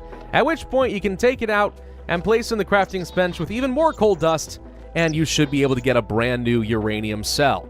These are called breeder reactors if you actually try to set it up in such a way that it is taking the depleted cells, sending them to get re-enriched, brought back in here, re-enriched, sent back out, more coal dust, new uranium cells, and so on. Going back and forth, they call them breeder reactors. Not too sure why, but that's just what the wiki says. And you can get some rough idea that it is charging. If I look at the tag here, you can see depleted isotope cell 30203:9935 currently. That :9935 has something to do with the value stored within the unit. For example, if I look at this uranium cell, it's 3, 5, 6, 7, 8, and so on. You can see that things are happening.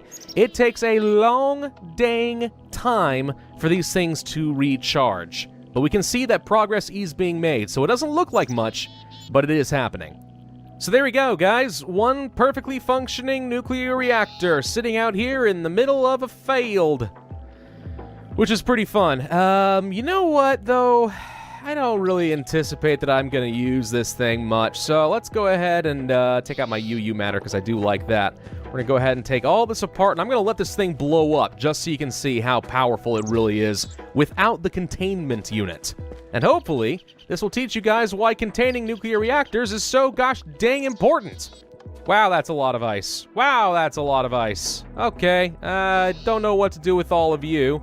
I kind of just wanted to get my collectors and stuff back. But if you're not going to let me, that's fine. Okay, well, this thing's going to blow pretty soon, so let's go ahead and take this all out. I'm going to take off the lever so this thing's on. There we go. No ice, please. I want you to burn. And there we go. It's catching on fire. Now is probably a good time to run. Oh, gosh, that was it. Boom! Well, that was even faster than I thought it would be. All right, yeah, see, this thing in comparison to one of those nuclear bombs at the Crater of the Damned, it's a fair bit better. Hi, creepers. Oh, you just got a really fun surprise, didn't you? Bet you didn't see that coming. And my quantum armor has saved me. I couldn't even fly away fast enough. That was amazing. All right, well, I'm going to have to recollect some of this crap later. But yeah, nuclear meltdowns, guys. You place this in the middle of your base and you don't contain it. The difference is you have this if you contain it, and that if you don't. So please contain your units. Do your nuclear engineering responsibly. Hi, guys. Excuse me. I want my uranium, please. Nope, that's it. Yes, thank you. Goodbye. Oh, I blew up my diamond chest. Darn it. I thought I was going to have a place to put all this stuff. Now, let's suppose you're the type of person who doesn't like equivalent exchange and thinks that it's cheaty that I can just... Why are you killing Sean's cousin? That's so rude. If you're the kind of person who doesn't believe that you should be able to supply unlimited ice into your reactor, well, never fear. There are ways of building basic reactors that will work just fine, although probably not nearly as effective, and you're going to have to kind of manually go in there and recharge your system once in a while. We're going to go ahead and make a reinforced glass setup like this. I'm going to create kind of a hollowed-out box. Okay, now I'm going to place some dirt just so I can get a nuclear reactor in position, kind of like so. We're going to put in some nuclear chambers. Not sure I'm going to be able to fit all that I want in here. I do kind of need access into this thing still, but let's just try this for the time being and see how it looks. I think we can probably go for a full 6 reactors. All right, so we've got this kind of box thing going on here. And what I'm going to do is take some buckets of water, and this stuff does actually work to try and disperse some of the energy and the heat. So I should be able to place these kind of in the corner like this, I think. And this should help kind of disperse the heat and help this thing cool down a bit. Okay, and then what I'm going to do is I'm going to place my thermal monitor right meow. Something like this. 500 degrees for now is probably okay, and then we'll place some redstone wiring, kind of like this.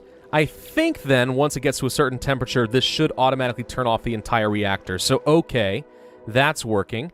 Let's go ahead and fill in a little bit more of this. It's not exactly perfectly contained, but it's okay. It'll stop most of a nuclear blast if everything goes horribly, horribly wrong, I think. We do want to leave at least a couple of spaces open, though, so I can access the nuclear reactor, which is kind of why I'm doing it this way. So, not the safest thing in the world, but it might work. Let's go ahead and get some high voltage cabling running out this way and into a transformer. And then we should be able to hook it up directly to a mass fabricator. Now we need to power this thing. We need to actually give it some fuel. How are we going to do that, you might ask? Good question. Wait, I can't access it with the... Darn. Hang on. I need to access this thing still. Let's break open the top. Yep, there we go. Can I get you? Reactor. Okay, I can't get into you. All right, so this is where we're going to need to create a whole load of those dispensers and stuff that I was talking about. We're going to need a load of extra coolant cells. We're going to need some disperser plates. I think this is what they are. I don't recognize them with this texture pack. But yeah, we're going to create a whole bunch of these. And we're going to create this complex pattern of fuel, coolant cells, and heat sinks to try and disperse the heat to the coolant and see what works. Fortunately, I kept a few handy in that chest back there, so we don't have to wait forever to create all those coolant cells.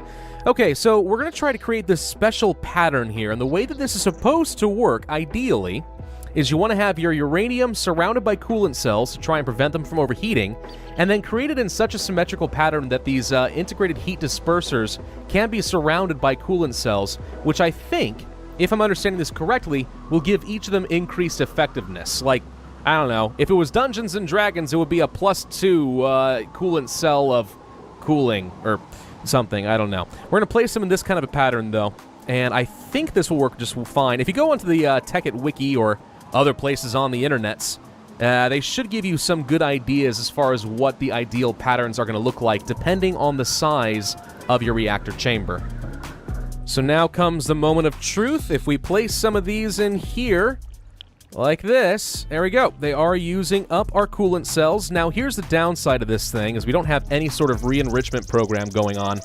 So, at some point, these uranium cells will get used up, and we're going to have to come by and replace them manually. But at least in the meantime, I think we're now generating power. Let's see.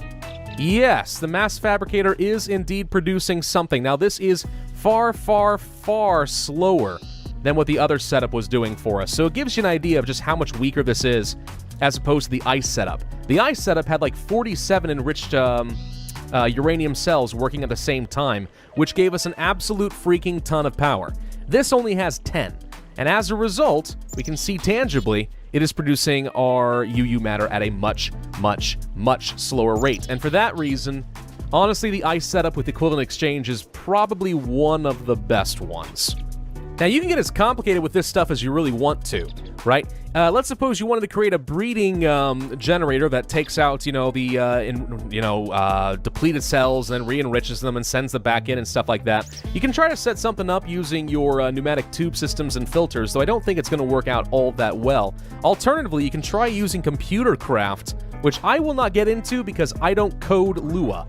But if you wanted to try using computers and stuff, you could actually set up a system of all these different electrical signals that automatically pulls stuff out and feeds new things into the reactors. It's worth looking up on YouTube sometimes. Some people have created some really creative reactors. One thing I forgot to mention, always place a world anchor near your nuclear reactors. The things can still overheat and the coolant doesn't really work the way it's supposed to. So if you don't have this chunk loaded, you might be in for a bad time. Unfortunately, I do not have time for that, so I am going to have to leave you guys early. I know this is a short episode, but unfortunately, due to some sickness issues and stuff, I was a little bit short on time this week, so this is the best I'm able to do. But there we go. Ender Dragon slain, nuclear reactor built. I think we're actually getting kind of close to the end of this series, but I will be back next time. We'll check out the villagers, see how they are doing, see if there's any other loose ends that we want to wrap up, and that was where we'll end things today. Thank y'all for watching. I hope you enjoyed. If so, then be sure to hit that like button, leave a comment, and subscribe, and I will see you guys next time. Hello, everybody, and welcome back to Pravus Gaming and more Tekkit. In the last video, we experimented with nuclear powers far beyond our ken, and in between videos, I took the liberty of building myself a miniature nuclear reactor, which I actually think looks pretty decent considering. A little difficult to get the shape right, but that's not too bad. The only thing I could have done better is made it twice as big. Anyway, for this nuclear reactor, we did use the equivalent exchange ice strategy, method, thing, technique, just because I do think it is the best. It's the most cheaty and the least intelligent of the bunch, but it's also one of the safest and produces an absolute crap ton of power. So really, what's not to like? So yeah, I did use that, and all that extra power is now going into a spare mass fabricator, which is generating a load of extra UU matter. UU matter, of course, being the, those are webs / smoke. UU matter being the bottleneck that was slowing down my quantum armor factory, and now that we have that solved, I'm willing to bet that we have a load of extra, there we go, loads of quantum armor. More than I could ever know what to do with, because I am only one man, and can only wear one set at a time, which is unfortunate. But, if ever something were to change and this were to become a server of some sort, I could now outfit an army, and go forth and conquer the world. Speaking of armies, I have not forgotten what the villagers did last time we saw them, but I haven't heard from them in a while. Let's go check in and see if they have learned their lesson. You know, it's occurring to me that today might very well be the last episode of Tekkit, because I'm kind of out of big projects. Oh man, we've had a lot of fun though. Railroads, big power plants, factories, and all sorts of crazy stuff. Hello guys, there's a lot of them here. What is going on over Mya? So many villagers, all excited about something. Oh, hello. Well, this is new. Wasn't that long ago that this was a burned-out house. What are you doing here? What is this thing? Some sort of an altar? I have no idea. Hey, guys, what's happening here? You want to talk to me?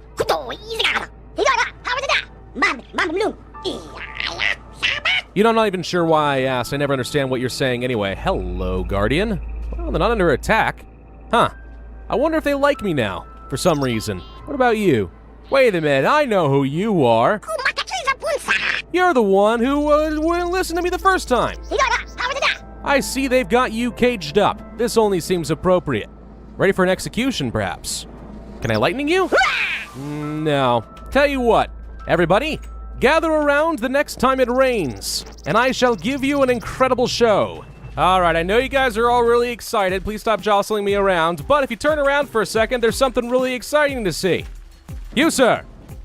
In punishment for your crimes, he's just like turning around and praying here. I don't think your gods are gonna help you now. I sentence you to be smote! Phew! And there you go. That's why you never mess with me, guys. I know you don't like the rain and all, but if you would please pay attention for a minute. You know, it's strange. I do feel strangely appeased. As if my wrath has completely dissipated and I don't hate these people nearly as much as I did before. Tell you what, guys, I shall allow you to become my followers and my worshippers. And I shall rebuild your society far better than it ever was, but in return, you shall build a massive temple in my honor, from which I can rule all of you from up on high. Glad to hear that we're in agreement. I'll bring supplies, but I expect you all to start within the day. Now, before I give the villagers all the materials that they're going to need to build whatever this grand temple is, we're going to need to clear out some lands for a good, proper foundation. You can see I already gotten started on this.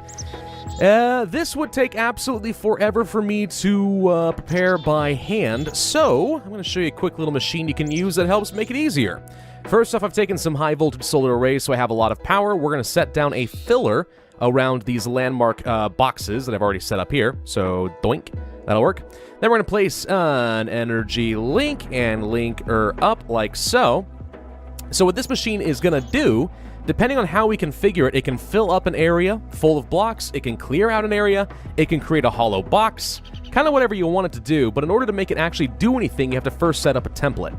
And in this case, what I want to do is say fill in everything underneath of the, whatever these lines are, basically. Fill in everything else, and then everything above it, get rid of it. So that's what we're doing here, and now all I should have to do, whoops, is start putting in some dirt, and sure enough, it is getting started like so. Okay, so if we take a look, there, see, it's actually getting rid of all the blocks up top, and it's going to fill in everything else underneath it. Pretty darn convenient. The big downside to this method is you actually can generate so many hundreds of blocks just sitting around floating, rendered on the ground, that you actually start crashing your game. So I would recommend actually going through and picking some of this stuff up at some point. Otherwise, yeah, you will go down to 1 frame per second. But yeah, this is even faster than creative mode. There's no way I could clear out blocks that fast. This is amazing. I know some people would consider this a little bit cheaty, having magnet mode on, but for the sake of not crashing my game, I am using it. Plus a gem of eternal density so that the blocks, as they are getting mined, will gradually come to me and immediately start getting converted into something else. I'll get rid of all of it. Don't think that I'm cheating to gain materials, but this is one way of trying to get rid of all of the blocks. It's fairly effective, and it's also really fun to watch. Look at this. Whee! It is a little bit nuts, though. You can see how something like this would absolutely crash your computer if you're not careful. Okay, well, they're getting all this sorted out. Let's see if I can make good on my promise on building them some new homes. Something a little bit better than, I don't know, this. I mean, we'll still give them wood. Wood is cheap and easy to work with, but there is a tool in Buildcraft to try and make it a little bit faster to build multiple houses or other construction projects in a very short amount of time. So I've cleared out a pretty nice flat area over here, so what I'm thinking we could do then is build a single house and then create a template that we can use a machine to build more in the future. So what we're going to do then is we're going to set up a pretty basic little house. Let's say this is the entrance. No, you know what, let me make the entrance over here. Like this, doop, doop, doop. And do something like this. Something like this. Something like this. It's not going to be a very big house, because I just don't feel like wasting a load of time and materials, but it will do the job, I think. Just kind of like so. Perfect. So what I'm going to do then is build this up into a little bit of a house using only one type of block. There we go, something kind of like this. Now, it's not very pretty. I mean, that roof is just horrendous, but what we're going to be using is a tool called the Builder. The Builder will be able to take a template of a house like this and then reconstruct it. The downside of the Builder is it can only use one type of block. Later versions of Tekkit and Feed the Beast actually let you have different materials and stuff, and it can actually create an entire house with the proper stuff. You know, proper wooden struts, stairs for roofs, some glass windows, and so on. But alas, in this version of Tekkit, that is not going to be an option. So we're going to have to go for something cheap, simple, and functional. So case in point now, what I'm going to do is take these landmarks so I can form a sort of box around it. And then a little bit of height up here, so we can create a full box, not just a square. So if I right-click here, and I'm going to right-click over here. There we go. That's a box, a square. Sorry, here's a box. Boom. This entire area, I want to have copied so that I can recreate it using the builder. Now, the builder itself doesn't create the template. If you want to have a template, then what you're going to need is a template drawing table. Template drawing table's not too hard to make, it's just a little annoying. You got some diamond gears, a crafting table, some yellow paint for some reason, a landmark, ink sacs, and then a blank template. We're actually going to need a couple of these. The blank template is just some some paper surrounding some ink. There we go. So I've already created one of those. We're going to place you right down meow, for example. That's going to create the box that we're looking for. And if I place a template, a blank template right in here, what we should see happen is it's now going to copy everything inside of this box. It's simply going to take note, this is where a block is located as opposed to one that is not. Blocks and air. That's it. It's not going to keep in track what kind of block it is. So you want to be careful where you place these landmarks. Okay, and now we have something here. It's apparently number 5 because it, I guess, kept a number from my practice world, but that's okay. So we have a template. Now all we need to do is actually start building some of these things.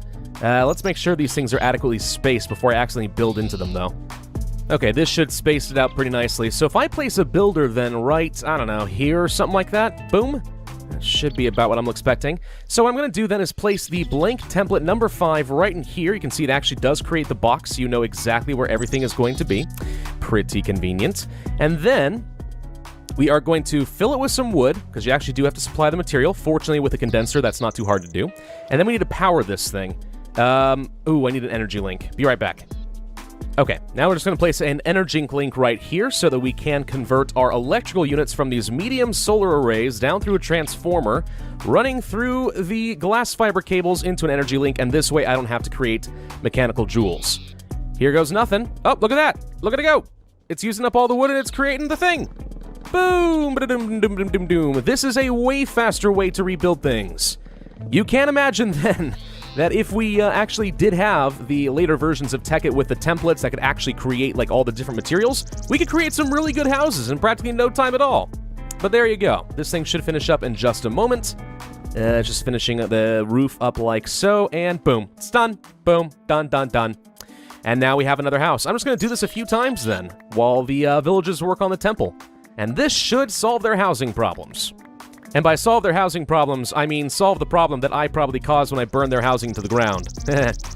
Well, I'm atoning for it now, so that makes it okay. There we go, 4 houses done, and it only took a couple of minutes. Now, we can come through and start adding in some finishing touches, windows, doors, and the other accents we want. And it still will save you a lot of time, even faster than if you were building this stuff in creative mode. The real downside, in my opinion, is the lack of proper roofing. I despise that I can't use stairs. Man, I wish that blueprints were actually in this version of Tekkit, but alas, they are not. Oh well, I'll come through and I'll fix some of this, maybe add in an extra row of housing. Probably plant some saplings, make this stuff look like a little neighborhood. Oh wow, they're actually making some pretty solid progress over here on the temple. Not half bad, guys, you're all doing great. Okay, what else can I give them? Well, I suppose they wouldn't mind having their own power source, would they? We probably could actually try to build a nuclear reactor over here and give them some power. Probably using the builder to actually make a faster reactor system. And by faster reactor, what I mean to say is I think I can use the builder so that I don't have to actually, like, plan out the radii of that melting tower thing again. I don't know, whatever that telltale nuclear reactor tower thing is. It's a bit of a pain to build. This thing will save me some time. So case in point, I should be able to place a landmark right over here-ish, and then another one down over... I guess here for now. It's not exactly perfect, but it'll do. It's close enough. I can finish up the touches later. Finishing touches, that's what I'm trying to say. Good lord. Words are difficult to speak today. Apparently. Anyway, place you here. Get another one of those. Okay, we've got that hooked up. And then we just need to get the height figured out. I think. There we go. Perfect. Okay, so let's get you... Doop. Come on. Doop. Now, we don't want to capture the cobwebs as the smoke here, because I'm pretty confident it will translate those to being a stone block as well. Obviously, that's not quite what we want. Let's see. Current level is 866.6. That is actually what we want. Perfect. Let's go ahead and get this hooked up. We have a box, and now all we need is a new template. Probably put it over here or something. Like this. There we go. And place in a new blank template and see what happens. Now again, it's not going to retain any material information, so these slabs are not going to work. This colored wool is not going to work. Everything is going to be one uniform block type. Boring, but again, with a complex structure like this, it saves me some time. Okay, so let's try placing this somewhere around over here's probably all right. We'll do it like maybe here-ish? Yeah, okay, let's put it in the template, see how this looks. It's gonna dig into a few things. Let's clear up some land. Oh, there's apparently a giant chasm right here. Yeah, well, that's a little bit of a problem, I suppose. All right. This looks close enough that I think we can make it work. So, if I put in, let's say, a load of stone, and then find my power system, and one quick energy link like so, and then boom, it should try to start building it out. This is not what I was expecting. That's a little weird, right? Not just me? Of course the grass is getting in the way. Get out of here. Okay, it's sort of starting to take shape. This is kind of close to what I expected it to be. Not perfect, but it's getting there. It's kind of entertaining, actually. It's almost like watching a speed build by a ghost. Oh, look at that. That was way faster than anything I could do. Now, it did, for some reason, decide to incorporate some of the smoke, which is not what I had in mind, but, even so, kind of cool. Bravo. That was way faster than anything I could have done, even in creative mode. Not bad at all. That was way better. Okay, so all I need to do then is hook up a nuclear reactor, and then these people shall have power. Though it occurs to me they have no idea how to use it. But it's there anyway! Okay, that should be enough to get them going for, well, ever. Perfect. A fully functioning nuclear power plant in the hands of primitives that have no idea what nuclear energy is. Can't possibly go wrong. Whoa. Wow, they really are making some incredibly good progress here. I like the direction this is going. I don't really have anything else I guess I want to work on besides building some more houses and stuff. Maybe I'll spend some time helping them build this out. I can't even begin to describe how much I love this filler tool. This is going to save me so much time. Well, the houses are done, and a good 8 hours of work later, the mighty Temple of Pravus is now complete. It's based off of a Mesopotamian ziggurat, which I think turned out pretty darn good. Of course, I can't tell these people. If I did that, it would go right to their heads, and we can't have that now, can we? No, sir. You there, right there. You look pretty accommodating. What's up, buddy? Nope, run from me? You don't have to run from me. Hi! Yeah, I mean, it's passable, I suppose. A pretty reasonable monument to my greatness. Now, as one final test of your loyalty, I insist that you kill all of your workers and bury them deep below so that their souls may guard it forevermore. Nah, I'm kidding, of course. Well done, all of you. Well done, yes, indeed. It is truly a wonderful monument to my greatness and godliness. Alright, seriously though, all roleplay aside, holy freaking crud, this took a lot of work. I am quite pleased with it. I made really good use of a lot of the slabs and strips and other things you can make with the diamond handsaw to try and add in a bit more texture and opulence. The higher up you go, the more and more luxurious it gets. And I'm sure there's a metaphor in there somewhere about how I, like, stand upon the elites who stand upon the rabble or something. I have no idea. But either way, it looks really good, about as good as I think I could possibly make it. And then, actually, let's go ahead and start all the way down here, because I want to show you just how ridiculous it is having to go up here. Okay, ready? Go! I'll run the creeper. I'm gonna make it to the top of the ziggurat to see God Pravus. Oh, I'm winded. But up we go even further. Marble stairs, those aren't even supposed to exist. All the way up higher. And now I'm exhausted and I fall at your feet, oh Lord Pravus. Yes, that is the idea. We're actually so high up that Minecraft thinks I'm at the top of some sort of mountaintop and you hear the wind really picking up. But there's the Iron Throne sitting upon a basalt, kind of ledge.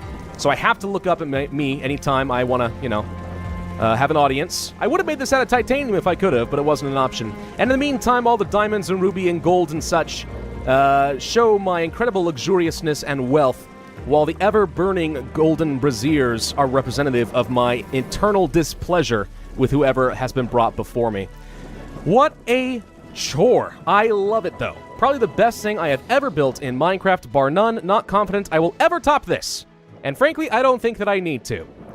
It also really looks great at night. The lighting features just complement it so darn well. Well, guys, I think that is going to be the end of our Tekkit series. I know that that's going to sadden a lot of people, but this is, I think, a good place to stop. I'm kind of out of ideas as far as what kind of big projects we could work toward. The story has more or less come to an end, and I think this is going to be a fantastic magnum opus in testament to this Tekkit series. So thank you all very much for watching. I do hope that you enjoyed this series.